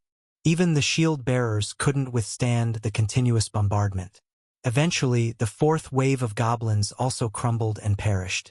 But, in doing so, they allowed the overall force to advance. The wide swampy area formed by magic was littered with the bodies of goblin shield bearers. Goblins in the rear used these bodies as stepping stones to advance. The 5th wave was a mix of shield bearers and archers. Protected by the shield bearers, the goblin archers fired arrows towards the walls. Thud! Tuck tuck! Their firepower was pitiful, but for the first time, the goblins' attacks undeniably reached the walls. Looking down at a goblin arrow that had landed at his feet, Lucas gritted his teeth. These bastards, they're just blindly charging in. The goblin god king, their supreme commander, was trapped with Ash. Surely, without his command, they were just mindlessly charging forward. Why then does it seem like the right type of troops appear at the right time? As if everything was calculated, and they were just lined up to charge in order. No. Even if the Goblin God King had predicted everything and arranged the troops, the ones commanding them on the field would be the officers. If only the officers were eliminated, their command structure would collapse, and they wouldn't be able to charge as effectively as they are now. Damien, Lucas yelled. We need to snipe their officers. You know that, right? Yes. Damien had been sniping officers he spotted since long before. Emirs and Janissaries in flashy armor were all falling, bloodied by his sniper shots. As the Goblin Legion drew closer, other snipers in Damien's party also began to focus on sniping the officers. Bang! Damien had just taken down another Emir that caught his eye when he sensed something odd. Lucas, sir. Although they had become quite friendly in private, this was a defense battle, and Lucas was acting as the commander. Therefore, Damien addressed him formally. Lucas gestured for him to speak, and Damien muttered hesitantly, seeming to struggle with understanding the current situation. The Goblin Generals, the Goblin Emirs, there were only 10 in total, right? Yes. His Highness confirmed it this morning. The ones with unique markings on their faces and wearing high-quality armor, right? Exactly. What's the matter? Report quickly. Urged by Lucas, Damien slowly responded. I just sniped the 10th Goblin Emir. What? You mean you've taken them all out? Yes. I thought so, but... Damien pointed towards a distant part of the battlefield. There's another one over there. What? And there too, and also over there. Goblin officers with unique markings on their faces and wearing high-quality armor. There are dozens more. If, as His Highness said, there are only 10 Goblin Emirs in total. With a pale face, Damien muttered. What are those? Exactly. Chapter 375. Goblins have low intelligence, but they can learn. Over the past 3 days of the march, they painfully learned about the existence of exceptional human snipers. The sniper who had ambushed the Goblin Legion with guerrilla tactics specifically targeted officers, causing significant losses among their emirs and janissaries. Each night, the Goblin God King had to promote new emirs and janissaries. It was evident that this sniper would target officers again in the upcoming siege. Therefore, Callie Alexander prepared a deception strategy. He supplied ordinary goblins with high-quality armor and painted their faces with distinctive patterns. There were about 100 of these decoys. Meanwhile, the real goblin emirs disguised themselves, smearing orc blood on their bodies instead of wearing their usual armor. Goblins, with their keen sense of smell, especially after being dominated by orcs for centuries, could differentiate the scent of orcs even in the midst of a battlefield. The real goblin emirs made their presence known through scent. Although invisible to the humans on the walls, the goblins could recognize each other's ranks. While human snipers were busy shooting down the decoys, the real emirs mingled with ordinary soldiers, passing commands. As a result, even in the absence of the God King, and despite their frenzy, the Goblin Legion maintained its formation and continued its pre-planned charge. The great Kali Alexander foresaw everything. An old goblin, one of the oldest emirs, and who had been with Kali Alexander since the beginning of the war, murmured. In his previous life, when he was assassinated before accomplishing his great deed, he decided in this life to always have contingency plans. Even in his absence, the army could move. In his past life, the Goblin Legion collapsed, and the Greenskin Kingdom fell into ruin after Kali Alexander was assassinated. Therefore, Kali Alexander prepared for his potential absence this time. He arranged the troops so they only needed to charge forward, instructing the officers to oversee just this task. And everything was unfolding as planned. Although the God King was captured by the enemy commander, the Goblin Legion's charge was effective, reaching right up to the walls. But great God King, we need you. It was just as the Orc Emperor had metaphorically described. The goblins were like dogs chasing the back of a carriage, driven by instinct, more like raging beasts. They were wildfires, typhoons, akin to disasters that wanted to kill and burn everything in sight. The God King gave them direction. Without him, the wildfire without anything to burn would extinguish, and the typhoon without steam would dissipate, leading the Goblin Legion to self-destruction. Return safely, and burn this world together with us. The old goblin repeated and signaled. The Janissaries, recognizing his gesture, waved their hands. Kayak, Kirik, Kirik. From the rear, 2 elite goblin units moved forward. The Goblin Chariot Corps, and clang, bang, the secret weapon Kali Alexander had prepared in secret. The Engineer Corps, twang. Damien gritted his teeth and loaded his crossbow. The arrow he shot traced a beautiful arc and knocked down an armored goblin.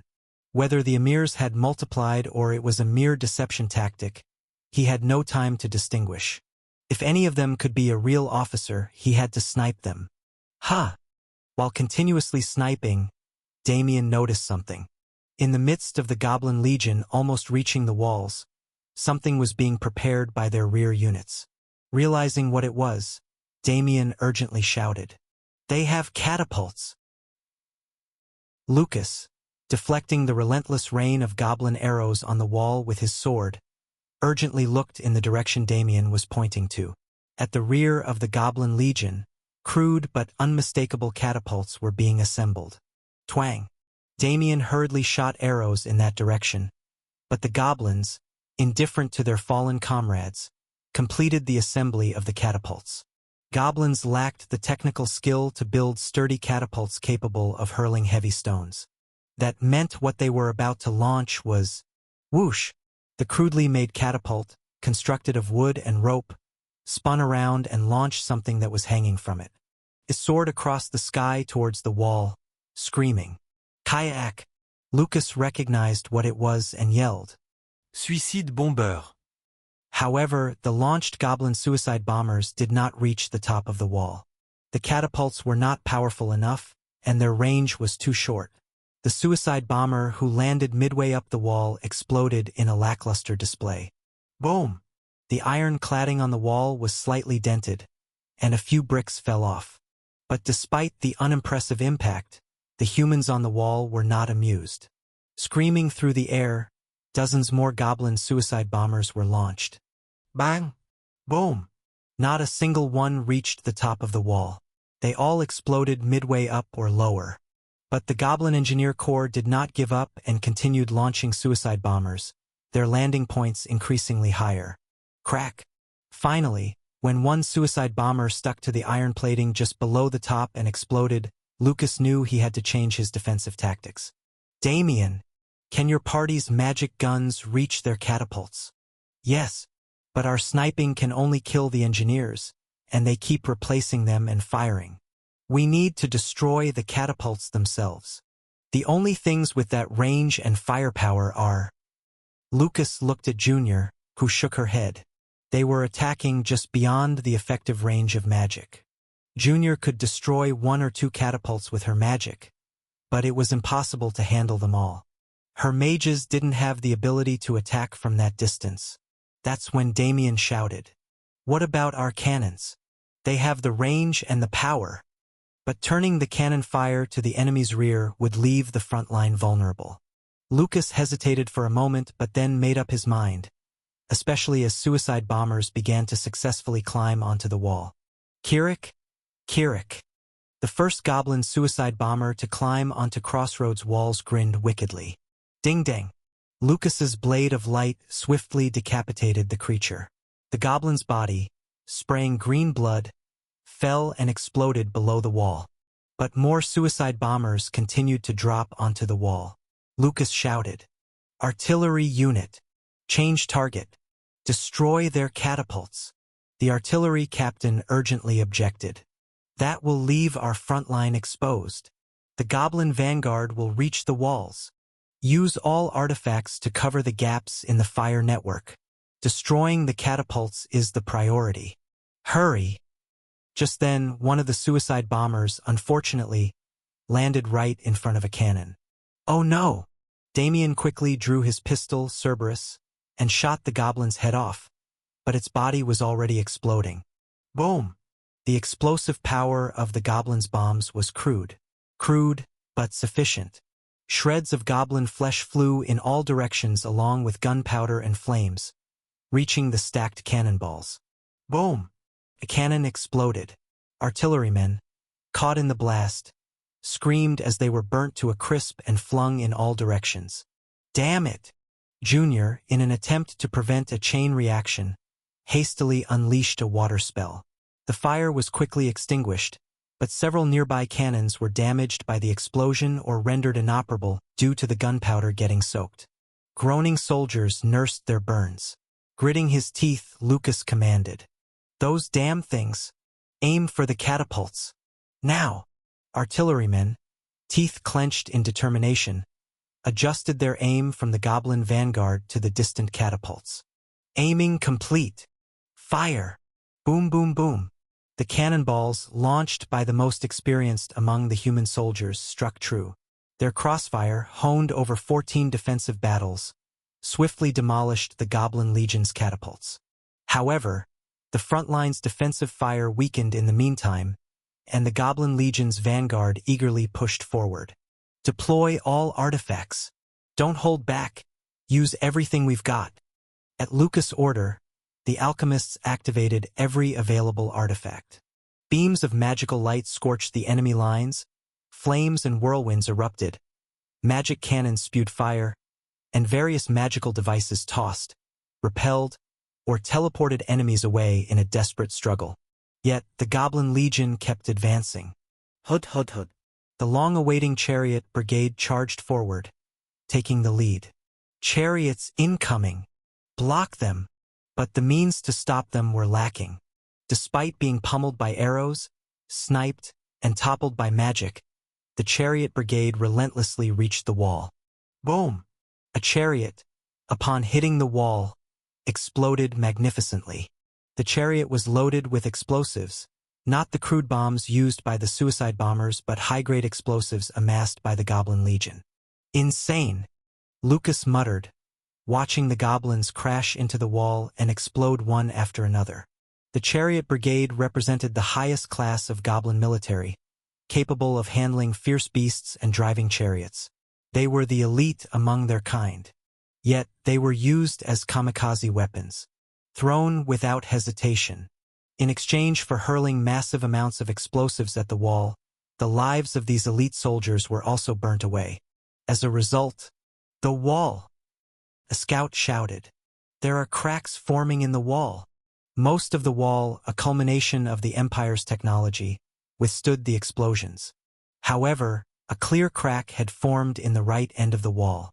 The problem was that the Goblin Legion noticed this crack, and their vanguard had already penetrated the defensive fire network, reaching the base of the wall. Kirik! Kirik! A group of goblins, their exact wave indistinguishable, clung to the cracked right end of the wall. And then, boom, they exploded.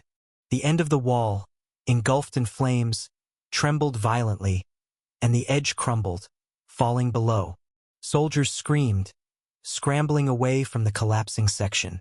Damn it all! Lucas ground his teeth. How much of their entire force are suicide bombers? Here they come again. Cannoneers. Restore the fire network. Now! The cannons once again targeted the enemy lines, and the restored fire network began to pulverize the goblins. But the defensive line was showing clear signs of fracturing, shaking along with the wall. My lord! Lucas bit his lip, looking towards the gray fortress where Ash was conducting a solo operation. We can't hold out much longer, hurry! The next operation, the counteroffensive that the human side had prepared, needed to be initiated. My lord! The gray fortress, into which Ash had voluntarily locked himself with the enemy leader, was now covered in the bodies of goblin soldiers. It was no longer gray but overwhelmingly green. Clank! Clank! Turrets, smeared with goblin blood and corpses, were desperately operating, grinding down the goblins. Kayahak, Kayahahat dash! The Troll King, standing alone in front of the gray fortress, continued to fight despite being impaled by hundreds of goblin spears and swords.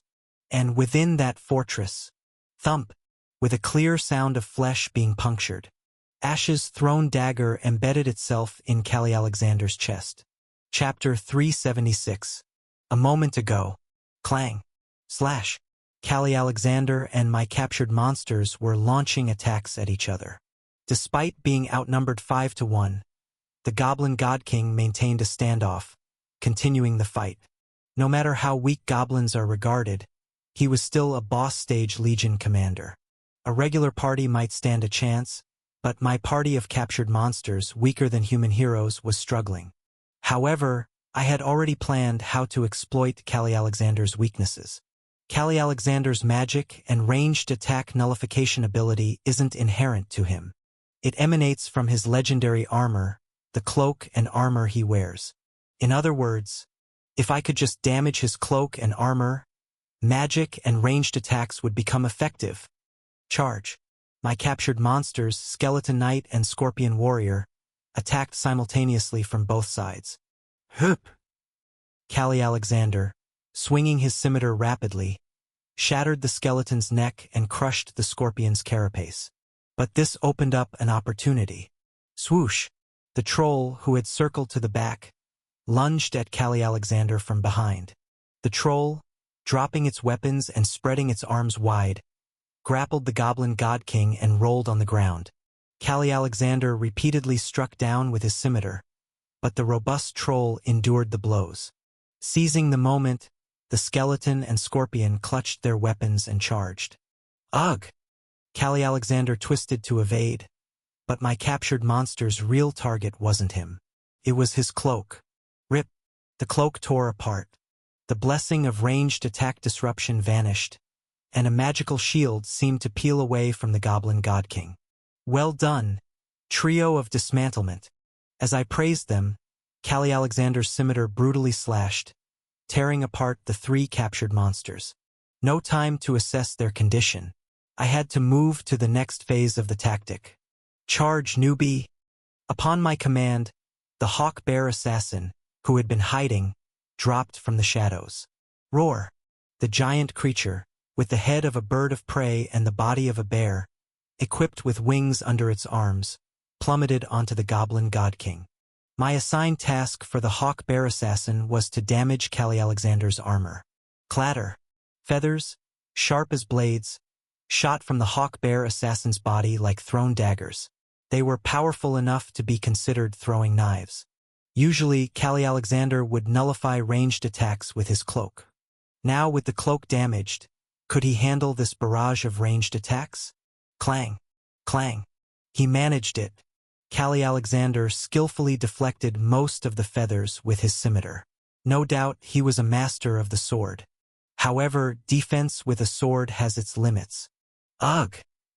A few feathers, which he couldn't deflect, embedded into various parts of the Goblin God King's body, eliciting a muffled groan from behind his mask. Simultaneously, the Hawk Bear assassin's massive frame slammed into Callie Alexander. The Hawk Bear roared wildly, swinging its arms ferociously, while the Goblin God King wildly swung his sword in response. The two beasts rolled across the ground, furiously attacking each other. And then, thump! Ultimately, Callie Alexander emerged victorious. He pushed away the lifeless body of the Hawk Bear assassin, a sword embedded in its neck, panting heavily. With the captured monsters defeated and no more summons to call upon, who would thrust a sword into the enemy leader's neck? It's me. Clutching my dagger, Goblinch, I muttered. I've got this. As I prepared to charge, Callie Alexander, resting his scimitar on his shoulder, burst into laughter. You don't seem quite adept at combat, do you, Ash? Are you sure about this? My subordinates always worry too, I responded with a smirk. A commander personally entering the front lines is romantic, but far from efficient. Perhaps it was a similar situation that led to similar nagging. The Goblin God King chuckled again. With a deeper smile on my face, I whispered, But Goblin God King, do you know? Know what? I only fight battles I can win. I nodded towards his left arm. You can't use your left arm now, can you? The Goblin God King's shoulder twitched, seemingly confirming my suspicion. He had been hiding his left arm under his cloak since he arrived for the meeting, never using it throughout the battle. Even in dire situations, he fought only with his right hand. It appeared he might have been paralyzed or something similar. Every Nightmare Legion commander has a kind of ultimate skill, a lethal technique. Callie Alexander was no exception. He usually parries with his right-hand scimitar, then suddenly pierces the enemy's neck with an assassin's blade hidden in his left wrist. But if he couldn't use his left arm, a boss monster with its ultimate move sealed, that significantly reduced the number of patterns I needed to watch out for. In other words, he had fallen right into my range of strategy. A duel between commanders is absurdly archaic, but I rushed straight towards him. Well, there's a certain romance to it. Of course, there's no romance in battle. A fight for life and death is dirty and messy. The more ruthless you are, the stronger you become. And the strong survive. As I closed in, Callie Alexander immediately swung his scimitar at me. But I was ready. Why else would I have stayed back, just observing? I've figured out your patterns. Callie Alexander was a seasoned warrior. But seasoned also meant too accustomed to repetition. He parries approaching enemies with his scimitar, mainly horizontal slashes, aiming for the face, the eyes. As expected, his strike was aimed at my face. I was waiting for this. I drew my pistol, agate, from my waist with my left hand, and fired at his oncoming scimitar. Bang! The magic bullet collided with the scimitar, and at the same moment, clang! Ugh! Callie Alexander's scimitar was flung backward. Agate is a magic gun with weak damage but a special ability to knock back. Can push enemies within 3 meters back by more than 3 meters. This ability applies not just to enemies but also to objects, successfully knocking away Callie Alexander's sword. His right arm, holding the scimitar, was jerked back, and his left arm couldn't move, meaning his guard was wide open. Time to finish this. Bang! Bang! I fired 2 more shots in quick succession, targeting his armor. Thump! Thump! Arg! However, Callie Alexander thrust his unusable left arm forward to intercept the bullets. Blood spurted from his forearm, and a pained groan escaped his lips. He chose to use his already useless left arm to take the bullet hits instead of letting his armor get damaged. Such a crazy decision.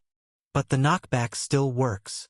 In the close quarters encounter, the knockback effect of agate activated again, sending Callie Alexander sprawling back uncontrollably until he hit the wall and collapsed to the floor. I immediately pounced on him, pinning his chest beneath me, and stomped on his right arm to immobilize it. Then, with both hands gripping the dagger Goblinch, I thrust it downward. You're caught, Ash. At that moment, flash, a metallic gleam surged before my eyes. It was Callie Alexander's left hand. Throughout the fight, it remained motionless, even taking 2 bullets, turning into a ragged mess. I thought it was immobile, but now it extended powerfully forward, activating an assassin's blade on his wrist, thrusting it straight towards my face. That's when I realized it was all a ruse.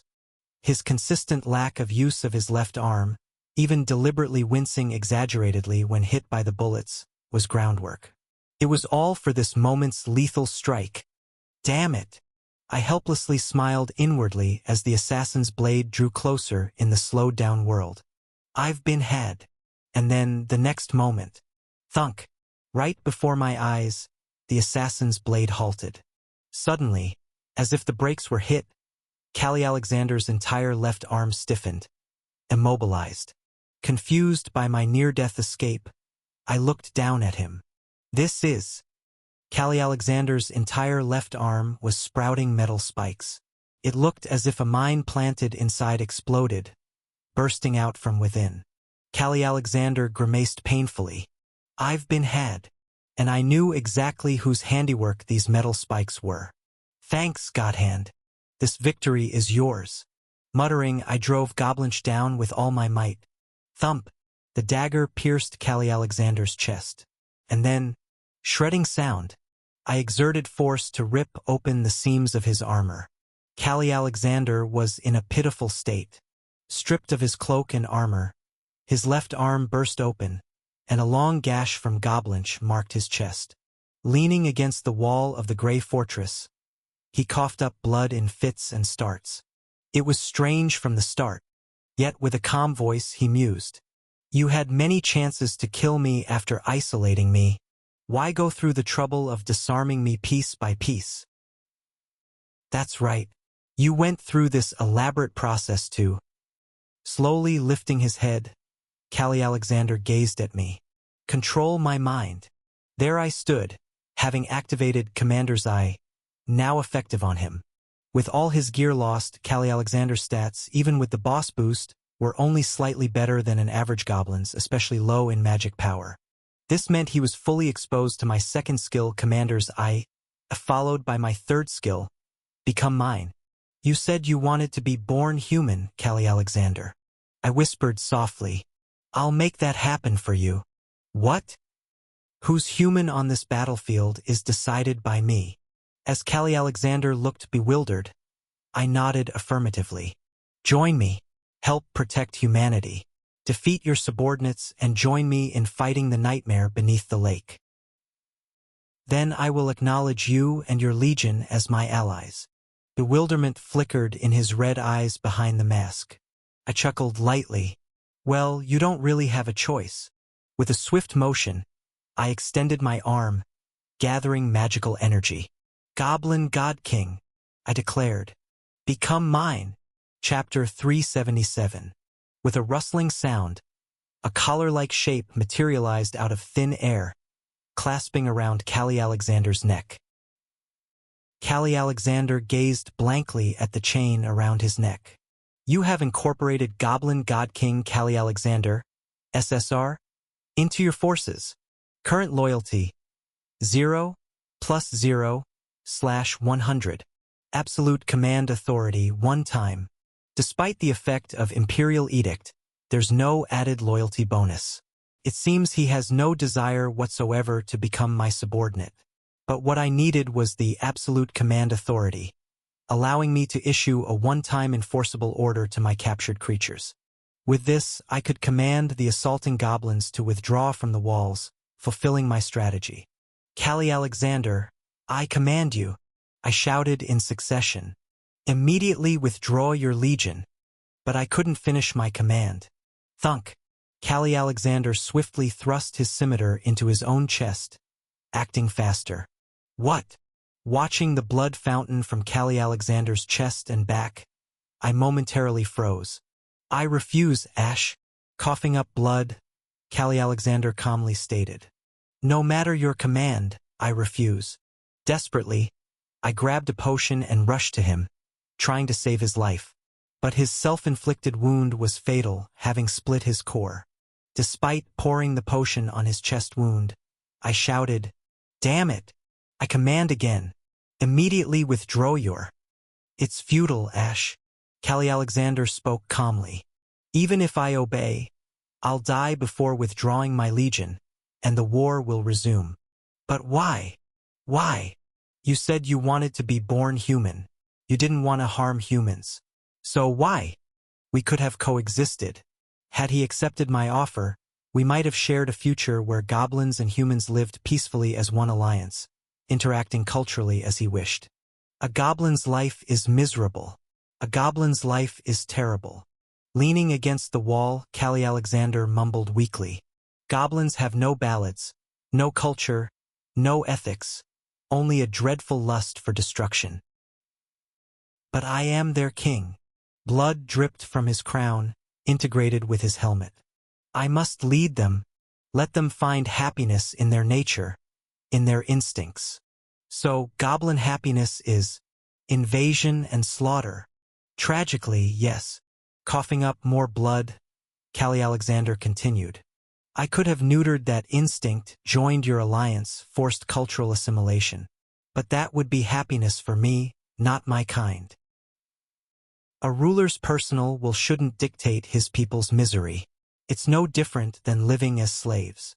Through the mask, he seemed to smile faintly at me. "A leader lives not for himself, but for his people. So, Ash, I am a goblin after all. A damned monster. A goblin yearning to be human. We can't coexist. Sadly, that's reality. My kind can never live as humans. So, I choose to die as a monster." In the end, he chose to live and die as a goblin. "If you want to survive, kill me and all of my kin without exception. Don't stand on a mound of our corpses in the river of blood, regretting or reproaching. Move forward. With a heart of steel, move forward. As a sovereign, don't look back." His breath grew ragged. The death of the enemy leader was imminent. "One last, foolish request. Would you grant it? Speak." After hearing your words, I attempted to write a poem. Callie Alexander, with desperate eyes, looked at me. "Would you listen?" After ensuring there was enough time before Plan B's execution using map-making, I nodded. Callie Alexander took a deep breath and slowly recited his verse. "Waiting for summer's sun, through 7 years of day and night, breaking through the frozen ground, only to find a white winter's night, a world, misborn, cries reaching the stars return only." As hollow echoes, he finished the somber poem, his voice hollow. Callie Alexander hung his head. "I'm embarrassed by its crudeness." No. "It's a splendid poem." His poem, likening himself to a cicada born in winter, was blunt but sincere, unbelievably refined for a first attempt. Had you not become a warlord, perhaps you would have been a renowned poet of the continent. "Haha, don't tease me." Callie Alexander laughed bitterly, then mumbled sadly. "But yes, I once dreamt of such a life. Had we met differently in another place, another form, Ash, perhaps we could have been something else." I didn't console him in his dying moments. I just watched as he drew his last breath. "Farewell, Callie Alexander. May you find peace in rest. Call me Alexander, would you?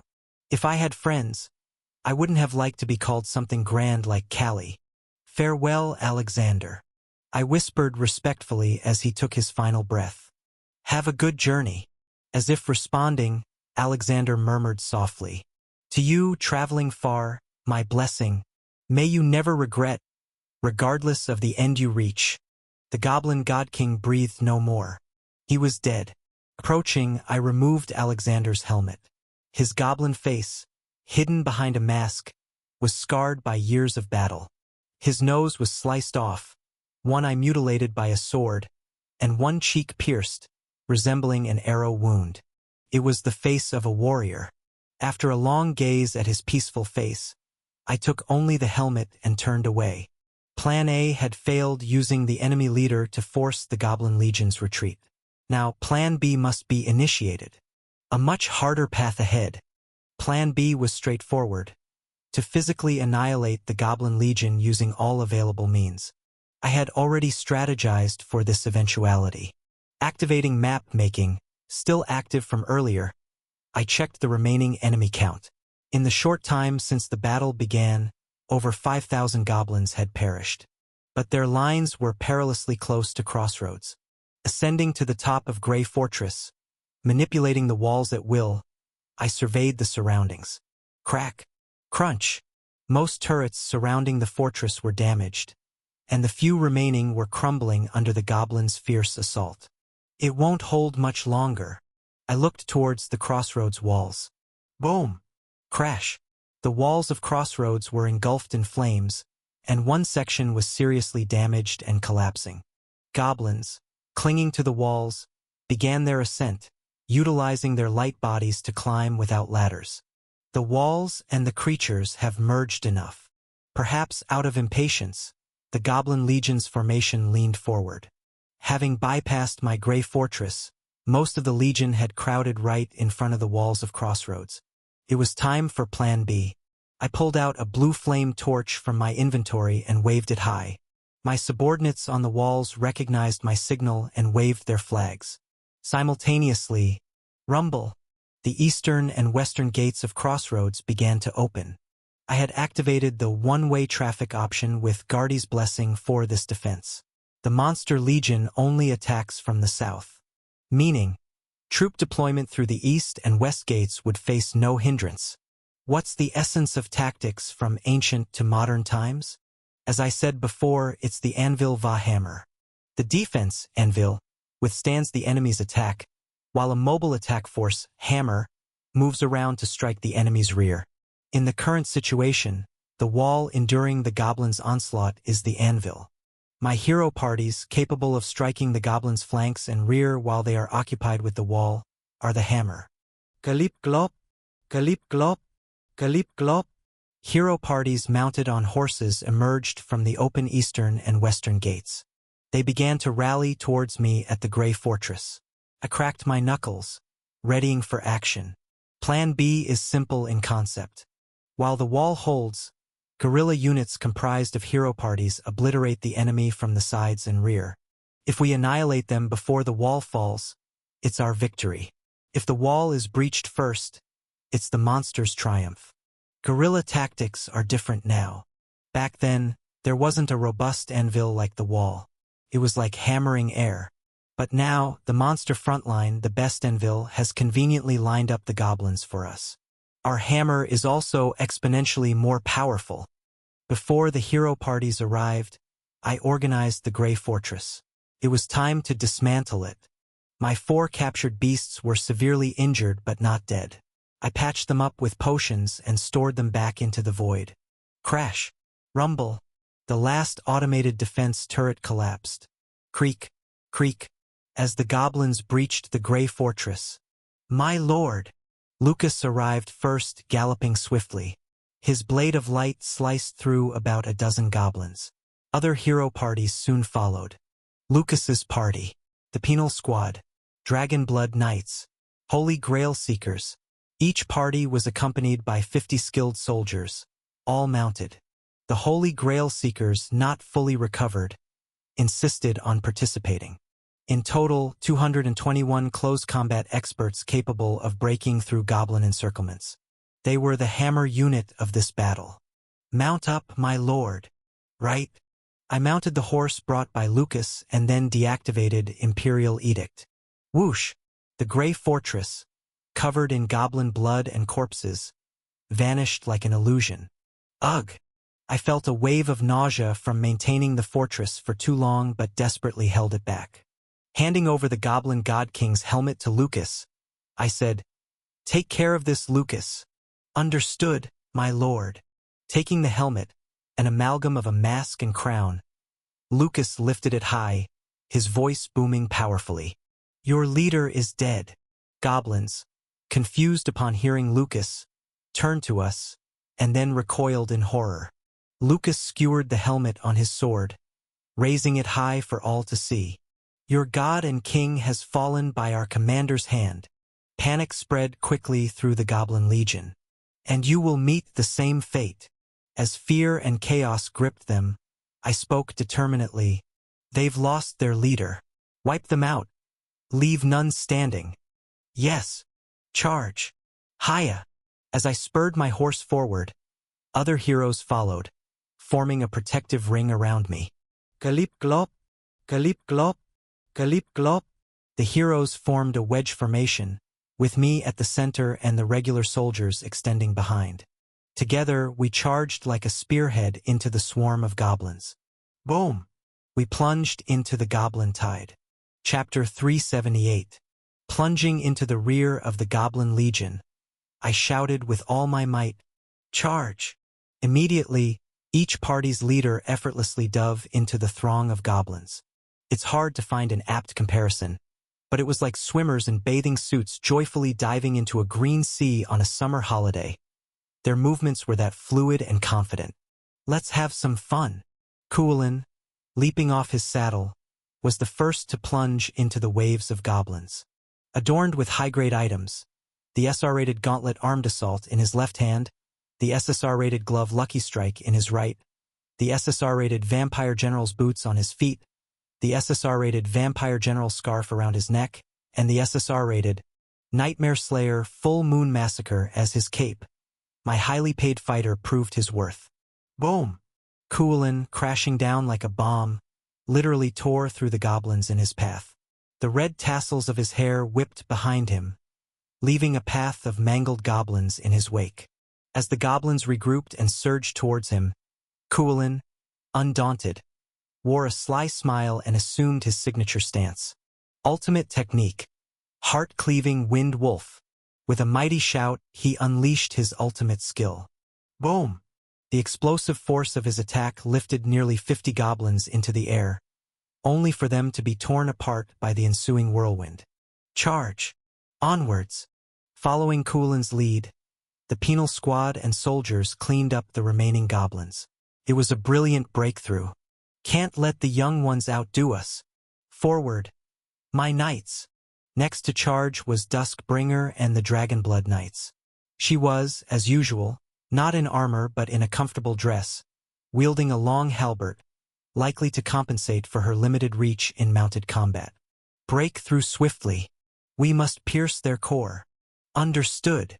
Duskbringer, flanked by 4 elite knights in a V formation, led the charge, followed closely by 50 hand-picked soldiers from her own refugee ranks.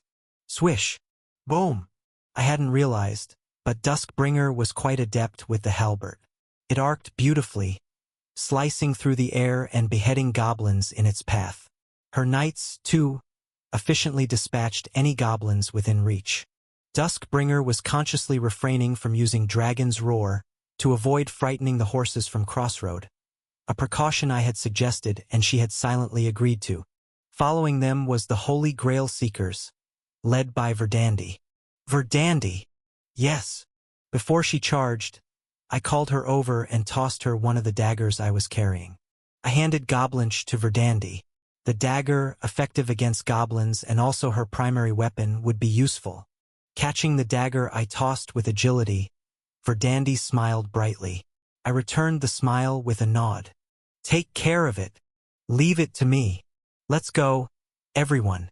Charge! The elven heroes and 50 soldiers darted forward with incredible speed. The Holy Grail Seekers fired arrows at distant enemies and threw daggers at those closer. Their attack range was significantly wider than the preceding parties, and goblins began to drop in the distance. With 3 parties already on the move, what remained was... I was considering conserving strength, but... It was Lucas's party's turn. Lucas, assessing the battle, narrowed his blue eyes. It doesn't seem like the situation for holding back. The situation at the walls was dire, under relentless assault from the goblins. It was crucial for our attacking force to exert full strength while the walls still held. I'm counting on you, Lucas. Go full throttle. Acknowledged. Swiftly dismounting his horse, Lucas inhaled deeply, then leaped off the ground like a rocket. A golden aura unfurled behind him like a cloak, Lucas's ultimate skill, Divine Descent. It not only enhanced all his skills but also drastically boosted his own stats. In this state, his movement skill Step of Persistence could cover more than double the usual distance, making his movement almost teleportation-like, faster than riding. Shooting through the air like a comet, Lucas quickly overtook the leading parties and charged to the forefront. His sword, bestowed sword, radiated dazzling light. Boom! The Divine Descent transformed his strike of will into an area attack, magnified in range by the effects of bestowed sword.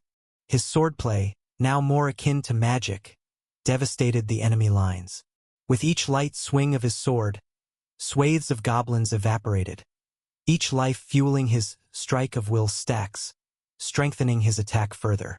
Watching Lucas single-handedly annihilate goblins with overwhelming force, I turned to the rest of his party.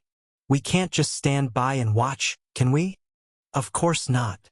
The heroes and soldiers, determined, nodded in unison. Drawing my staff Maestro, I pointed it forward and shouted, "Charge! Annihilate these beasts!" Atop the walls, panting heavily, Evangeline wiped the sweat beading on her chin. She was in charge of directing the wall defense.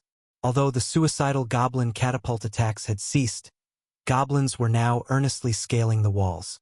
Moreover, those at the base of the wall relentlessly fired arrows, uncaring whether their climbing comrades were hit. The close combat units on the walls had to fend off the climbing goblins while also defending against the arrows.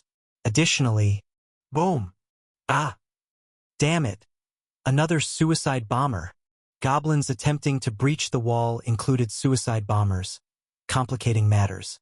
Most targeted the damaged right section of the wall, aiming to bring it down completely. Human snipers, magicians, archers, and artillery focused on defending this area. But the problem was these damned suicide bombers attempting direct wall breaches. Just killing and eliminating these leech-like monsters would have been easier, but even in death they caused explosions. This constant threat led to unceasing injuries. Minor injuries, apply potions and return to the front. Seriously wounded, transport them to the temple, now. Evangeline commanded while pushing back 3 goblins with her shield, gritting her teeth in frustration. Her armor was splattered with black blood from intercepting numerous goblin suicide bombers with her body. It's okay, still manageable. By current results, the human side held an overwhelming advantage. They had killed thousands of goblins without significant human casualties. The exchange was so lopsided that the term exchange rate hardly seemed appropriate, as they crushed the Goblin Legion at the walls. Despite the endless waves of greenskins pressing forward steadily, Evangeline felt confident in the situation's sustainability. Heroes and soldiers prepared for melee combat stood atop the walls, with archers and artillery still pouring out attacks. Attackers like Damien and Junior, though tired, remained effective. Above all, your leader is dead. Your god and king have fallen by our commander's hand. Lucas held the Goblin God King's helmet aloft, proclaiming victory. The sight of the bloodied helmet and Lucas's declaration plunged the goblins into fear and confusion. Seeing this, the human attack force, which had maneuvered behind the Goblin Legion, began slaughtering the goblins. Boom! As the heroes valiantly charged, the goblins, incapable of proper resistance, were torn apart. Good! Keep it up! The walls held strong, and the attack force decimated the goblins. And with the goblins having lost their leader, the situation seemed to favor victory. Then, Evangeline heard a disturbing sound. Boo! A horn resounded the Goblin Legion's signal. Feeling a chill, Evangeline looked in its direction. What? She saw a bizarre scene. A crown and mask combined into a helmet, leather armor, and a golden cape. A distinctive-looking goblin sat atop a mountain goat. The Goblin God King? The very image of the Goblin God King, whom Ash had just defeated, stood prominently amidst the Goblin Legion. Hear me, the goblin shouted. I am alive. Your god and king, Callie Alexander, is eternal. Instantly, the goblin's morale transformed. Those who were in fear and confusion, even at the rear, became energized with renewed vigor. These fools. It's obviously a fake. Why are they falling for it? Evangeline ground her teeth in disbelief. The figure was noticeably smaller, and the voice thinner. This was definitely not the Goblin God King. Evangeline's observation was spot on. The figure, adorned in equipment mimicking the king, was one of the Goblin Emirs, who had been hiding within the Legion. Using body doubles in his army to deceive enemies was a tactic Callie Alexander had favored even in life. This time, the tactic was used to deceive his own army. If my death becomes certain, you will take my place. The Goblin Emirs remembered Callie Alexander's last command well. Damien, take down that fake king with a sniper shot. What? Evangeline's instruction was cut short as she gasped in shock. The king is with you. Our legion is immortal. Long live the Goblin Kingdom. Throughout the Goblin Legion, fake Goblin God Kings resembling the real one began to appear, wearing the same attire. Initially startled, Damien and other snipers quickly raised their magi guns to target these imposters. Bang! Bang! Bang! With each gunshot, the fake Goblin God Kings fell one by one. However, even as they fell, other imposters mounted goats, issuing orders. Charge! Rush forward! Kill and burn! Seeing the king reappear endlessly, even in death, the Goblin Legion fell into a frenzy, almost like madness. Goblins, known for their low intelligence, are easily deceived. Alexander, their former king, knew this better than anyone. Damien's magi bullet pierced the chest of the last fake king, a Goblin Emir. Even in his dying moment, he shouted, "Annihilate the humans!" With the death of all the fake kings, the morale of the Goblin Legion had skyrocketed. They paid no heed to the human heroes' offensive decimating their rear ranks. Their focus was solely on charging forward, towards the walls. Crap! Evangeline fiercely struck down goblins clambering over the wall with her shield and spear. The number of attackers was overwhelming. Other heroes and soldiers, previously providing ranged support, had to draw their swords as the situation grew dire. Focusing on repelling the goblins scaling the walls, their interception of the suicide bombers at the base slackened, leading to boom! Explosions. Ultimately, allowing the explosions to happen became inevitable. A large group of suicide bombers slammed into the already damaged right side of the wall. Though each bomber's power was negligible, their sheer number was the issue. And then, the wall crumbled. The wall! A scout atop the right side of the wall cried out in despair. The wall is collapsing. Chapter 379. The right side of the wall began to collapse with a thunderous roar. Shards of split metal fell like hail, and the crushed wall emitted clouds of dust as it tumbled down. A dense cloud of dust enveloped the area. The goblins below, witnessing this scene, erupted in cheers. It was the result of sacrificing countless lives from their ranks. Finally, they had brought down the towering barrier behind which the humans hid. Now they could see the red blood of the humans. As the tremors and collapse ceased, the goblins, unable to hold back any longer, rushed through the gaps in the broken wall.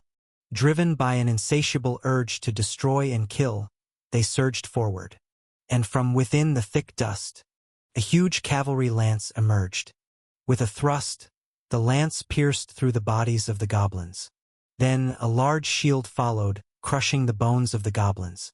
As the startled goblins hesitated and retreated, the figures of the human shield warriors became visible through the dust, with Evangeline stepping forward to lead. There's nothing changing here. Behind the 5 heroes with shields, hundreds of similarly armed soldiers appeared. We will be the wall. We will stand here and hold back the beasts. Evangeline's party, along with the hand-to-hand combat soldiers, had descended in response to the wall's collapse. Firmly standing in the gaps of the crumbling wall, Evangeline shouted, "As long as we hold, our allies will annihilate the rest." So, gripping the handle of her lance tightly, Evangeline growled softly, "Let's fight." The goblins, in a seemingly endless wave, roared and surged towards the narrow gap. Evangeline and her heroes roared back, charging with shields raised. Evangeline firmly believed that as long as they held on, the comrades on the wall and beyond would eliminate all remaining goblins. That's why she had come here without hesitation. But Evangeline didn't know how long this battle would drag on, and how horrific it would become. In the genre of video games known as Musou, players control characters who sweep through battlefields with ease, defeating weak enemies and winning wars in action-packed gameplay. The pleasure of these games lies in the exhilarating sensation of defeating weak foes. However, even in such games, players commonly experience fatigue at a certain point. At 1,000 kills, even in action games where enemies are effortlessly killed, players feel tired once they've downed 1,000 enemies. Thus, most stages are designed to allow victory around this count. Imagine, then, in reality, even the mightiest heroes, facing weak goblins, would tire physically and mentally after defeating hundreds, let alone thousands. Ha! Ha! How much time had passed since the battle began? The charge of the offensive teams had long ceased. They had lost mobility and were now trapped in the midst of the Goblin Legion. Seeing the wall collapse, urgency seized us all. We didn't slow our assault. But the goblins were more numerous than I had anticipated. The Goblin Legion lost thousands to our initial charge, yet there were still many more. Their core was dense, and as we carved through, they replenished their ranks. Ugh! The heroes and I were in the thick of the goblin horde, fighting for survival. The backlash of hastening our pace eventually caught up to us. The heroes, having exerted their full strength since the beginning of the battle, quickly became exhausted and were eventually halted in the midst of the Goblin Legion. Surrounded by the goblins, their blood-red eyes glared menacingly at us. A cavalry without its charge is a delectable prey. Yet none of us mentioned retreating.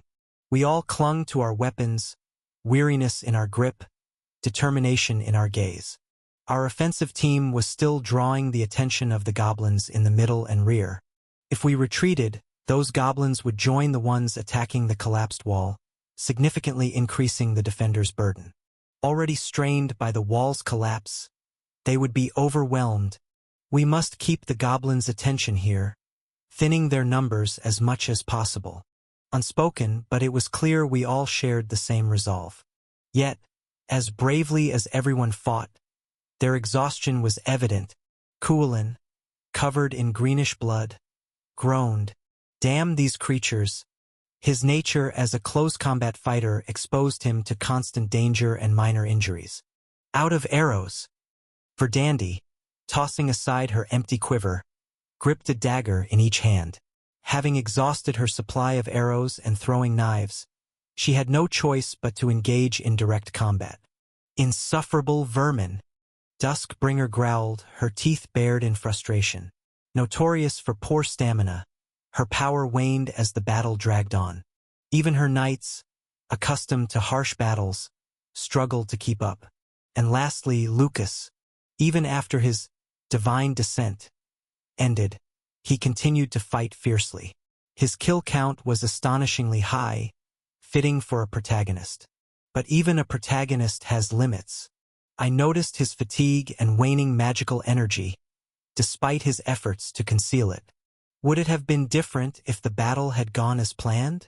Originally, the Leprosy Extermination Squad and Shadow Squad were to join the offensive. Their presence would have improved the efficiency and versatility of our attack.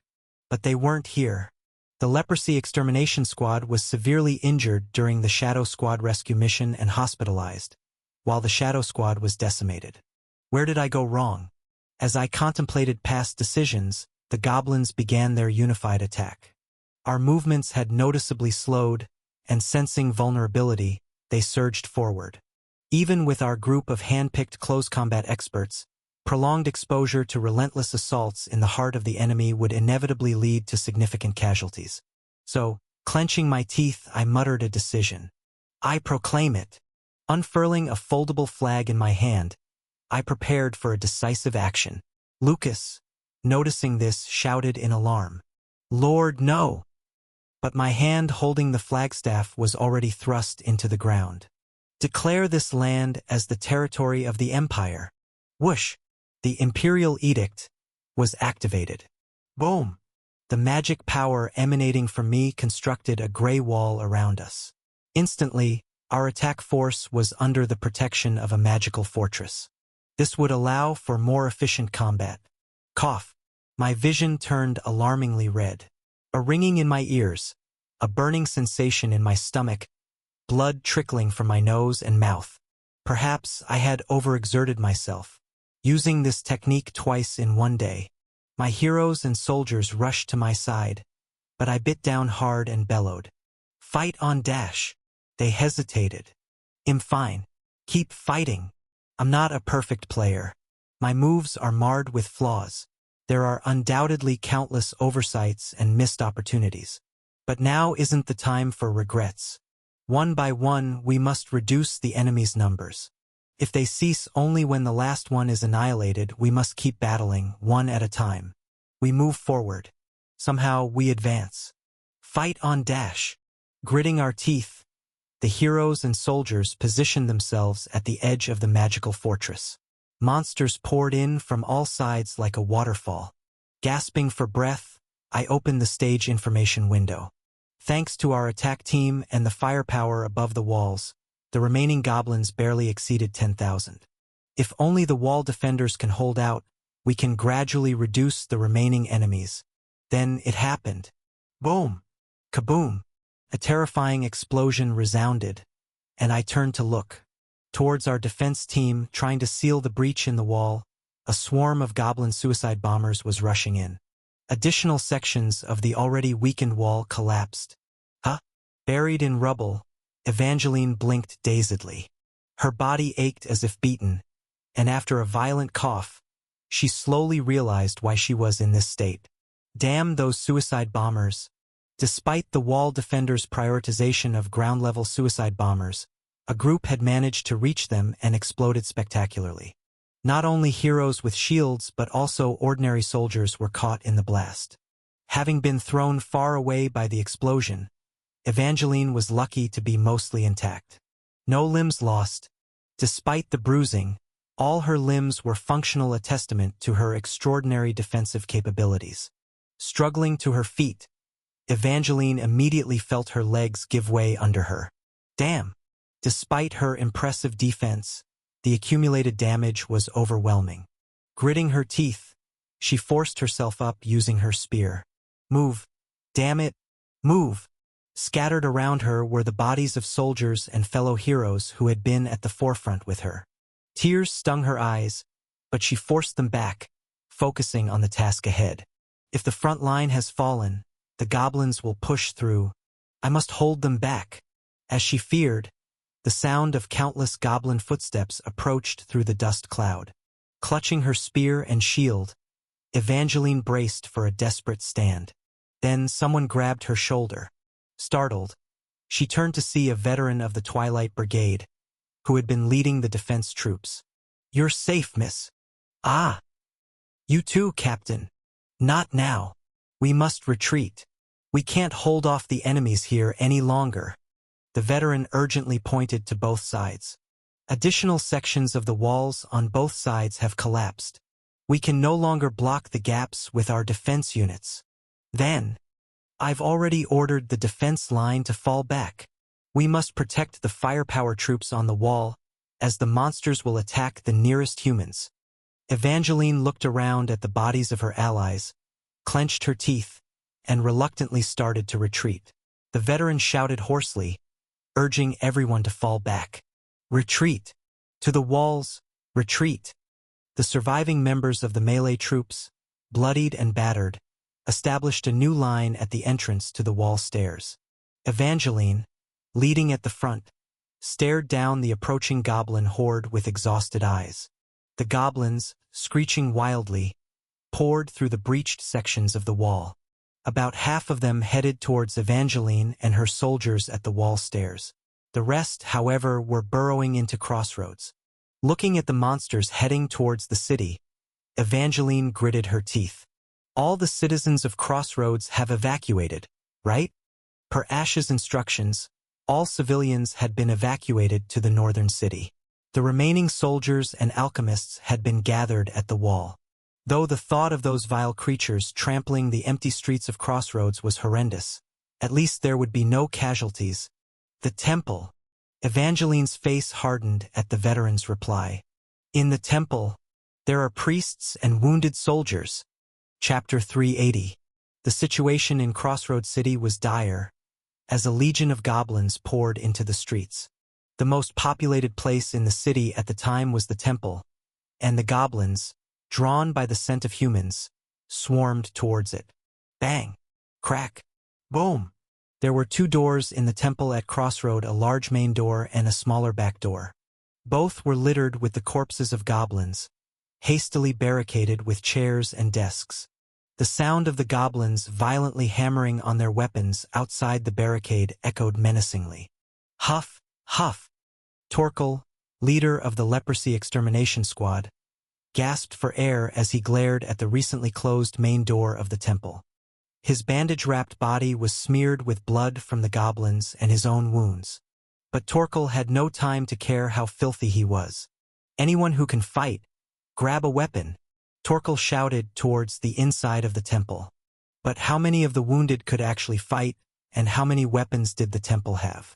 Torkel, clutching a kitchen knife from the temple's dining hall and a round table tied to his left arm as a shield, realized something. If reinforcements didn't arrive, everyone in the temple would die. And considering the monsters had reached this point, expecting help was futile. Issue an order. Torkel was not about to lie down and die quietly. Block the back door. The path is narrow and the fence high, so 4 of you should be enough. And you, Captain? I'll defend the main door with the other injured. Fortunately, the temple's fence and stone wall were enchanted with holy protection magic. The goblins focused on breaking through the doors rather than scaling the fence, making defense tactics feasible. Bodybag and Burnout, in charge of setting up barricades, were piling obstacles around the temple. Even the injured brought in during the defense were picking up weapons and joining in. Following Torkel's orders, the rest of the leprosy extermination squad went to defend the side door. Torkel hastily organized the soldiers gathered at the main door into defense positions. I'll help too, Saintess Margarita cried out as she ran forward. I can cast shield magic. It'll be useful. Torkel wanted to tell her to go inside, but there was no time. Boom dash!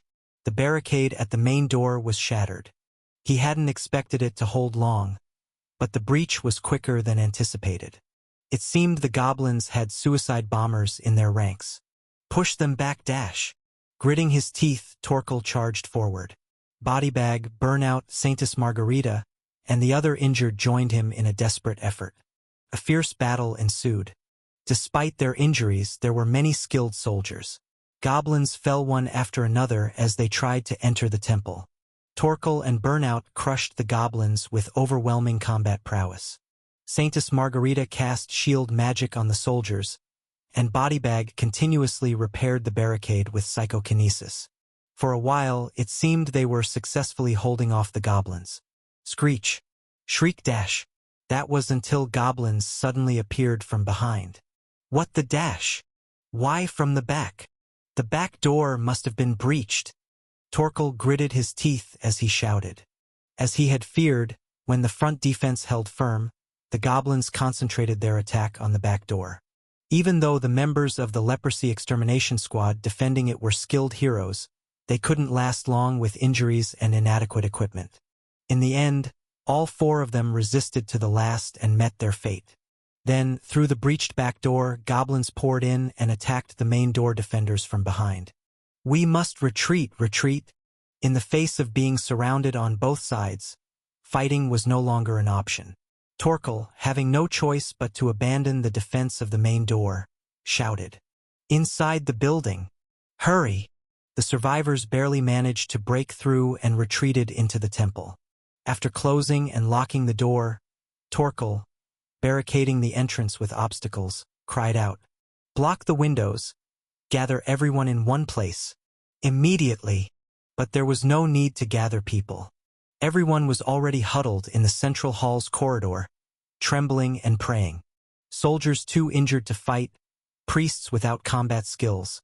All were shaking before the imminent death, praying to the goddess. Outside, the goblins were fiercely howling and straining to open the locked doors, but inside the temple, there was silence. This dissonance was disconcerting. Torkel slowly walked towards the inside of the central hall. There it was, the statue of the goddess. The face of the goddess he had always watched from afar, never seen up close. The goddess, Torkel murmured blankly, had such an expression. The face of the goddess looked down with pity and sadness. Then his vision started spinning. Ah! That's when Torkel realized he was bleeding. A knife and a spear were stuck in his back. Apparently, a goblin had thrown them during the retreat. His numb skin hadn't even felt the attack, but the damage was clear. Torkel knelt in his own pool of blood. Torkel! Saintess Margarita rushed over, pulling out the knife and spear from his back, applying healing magic and wrapping bandages. Her priest robe was so stained with the blood of the injured that its original color was unrecognizable. Torkel muttered as he watched her struggling. "Stop it, Saintess. It's no use now. We're all going to die here." Torkel slowly closed his eyes. It's been a terrible life. Suffering from leprosy all my life, ostracized, pointed at, and now to die at the hands of goblins. For the first time, I saw the goddess's face and I want to ask, why did you give me such suffering? Torkel clenched his hands and spoke with a suppressed voice. Please, tell me that I am being punished for sins in my past life, or for the sin of being born, as I have always believed. If there's no such cause and effect, a life of mere suffering is too irrational. But even praying to the goddess's face for the first time, there was no answer. Instead, Saintess Margarita, having tightly wrapped the bandages, spoke in a businesslike tone. I'll say it again, Torkel. There is no such sin. Torkel opened his eyes and looked at Margarita. She, as always, had an impassive expression. There's no sin in being born. Your suffering isn't a punishment from someone. Then why did I suffer? Because that's just the way the world is. Having finished the emergency treatment, the Saintess spoke calmly. The world is inherently irrational, doesn't care about cause and effect, and is painful. We're all struggling to live in this hell together. Torkel, lost for words, stammered. Then in this terrible hell, what are we supposed to do? Struggle. Saintess Margarita smiled slightly. Until the very end, with all our might. And finally, we pray. Margarita extended her hand. Here, take my hand. The Saintess, her hand stained with blood, grasped Torkel's bandage-wrapped hand. Then, Margarita closed her eyes and prayed. Torkel stared blankly at her. Ever since he contracted leprosy, it was the first time someone had held his hand. And the first time someone prayed with him. Bang! Boom dash! The locked doors of the temple shook violently. Sounds of shattering glass echoed from all sides. Soon, goblins would swarm into this corridor. Clang! The stained glass on either side of the door broke, and goblin archers infiltrated inside. They launched arrows at the people in front of the goddess statue. Instinctively, Torkel tried to shield himself from the attack. But he was pushed aside. What? Pushed aside, Torkel saw who had pushed him. It was Margarita. She had wrapped herself in shield magic and took the arrows for him. But she had already exhausted her strength. Clang! Unable to block the last arrow, the shield magic faded. Thud! An arrow lodged itself in the priest's robe. Margarita quietly collapsed without a groan. While other soldiers rushed and killed the goblin archers, Torkel cradled the fallen Margarita in his arms. The priests tried to heal her, but the arrow had hit a critical spot, tearing through her left chest. When the healing magic failed, the priests shook their heads slightly. Why? Torkel genuinely couldn't understand and asked. Why for someone like me? Why did you? I am a priest, and you are a patient. With blood-soaked lips, Margarita struggled to answer. To save a patient, we do whatever it takes. That's who we are. But I am a loathsome, filthy leper. Why would you do this for someone like me? You and I, we are all the same. Margarita's voice rapidly faded. We're all just pitiful lives struggling to survive in this terrible world. Margarita lifted her blurry eyes. In the obscuring world, the statue of the goddess looked down at her. Torkel, what face did the goddess you saw for the first time have? Torkel answered with a heavy voice. She had a face like she was looking at something very sad and pitiful. That's how you see yourself. Excuse me? From my view, the goddess. A smile flickered across Margarita's lips. Is smiling very brightly. I wish you could see this smile too.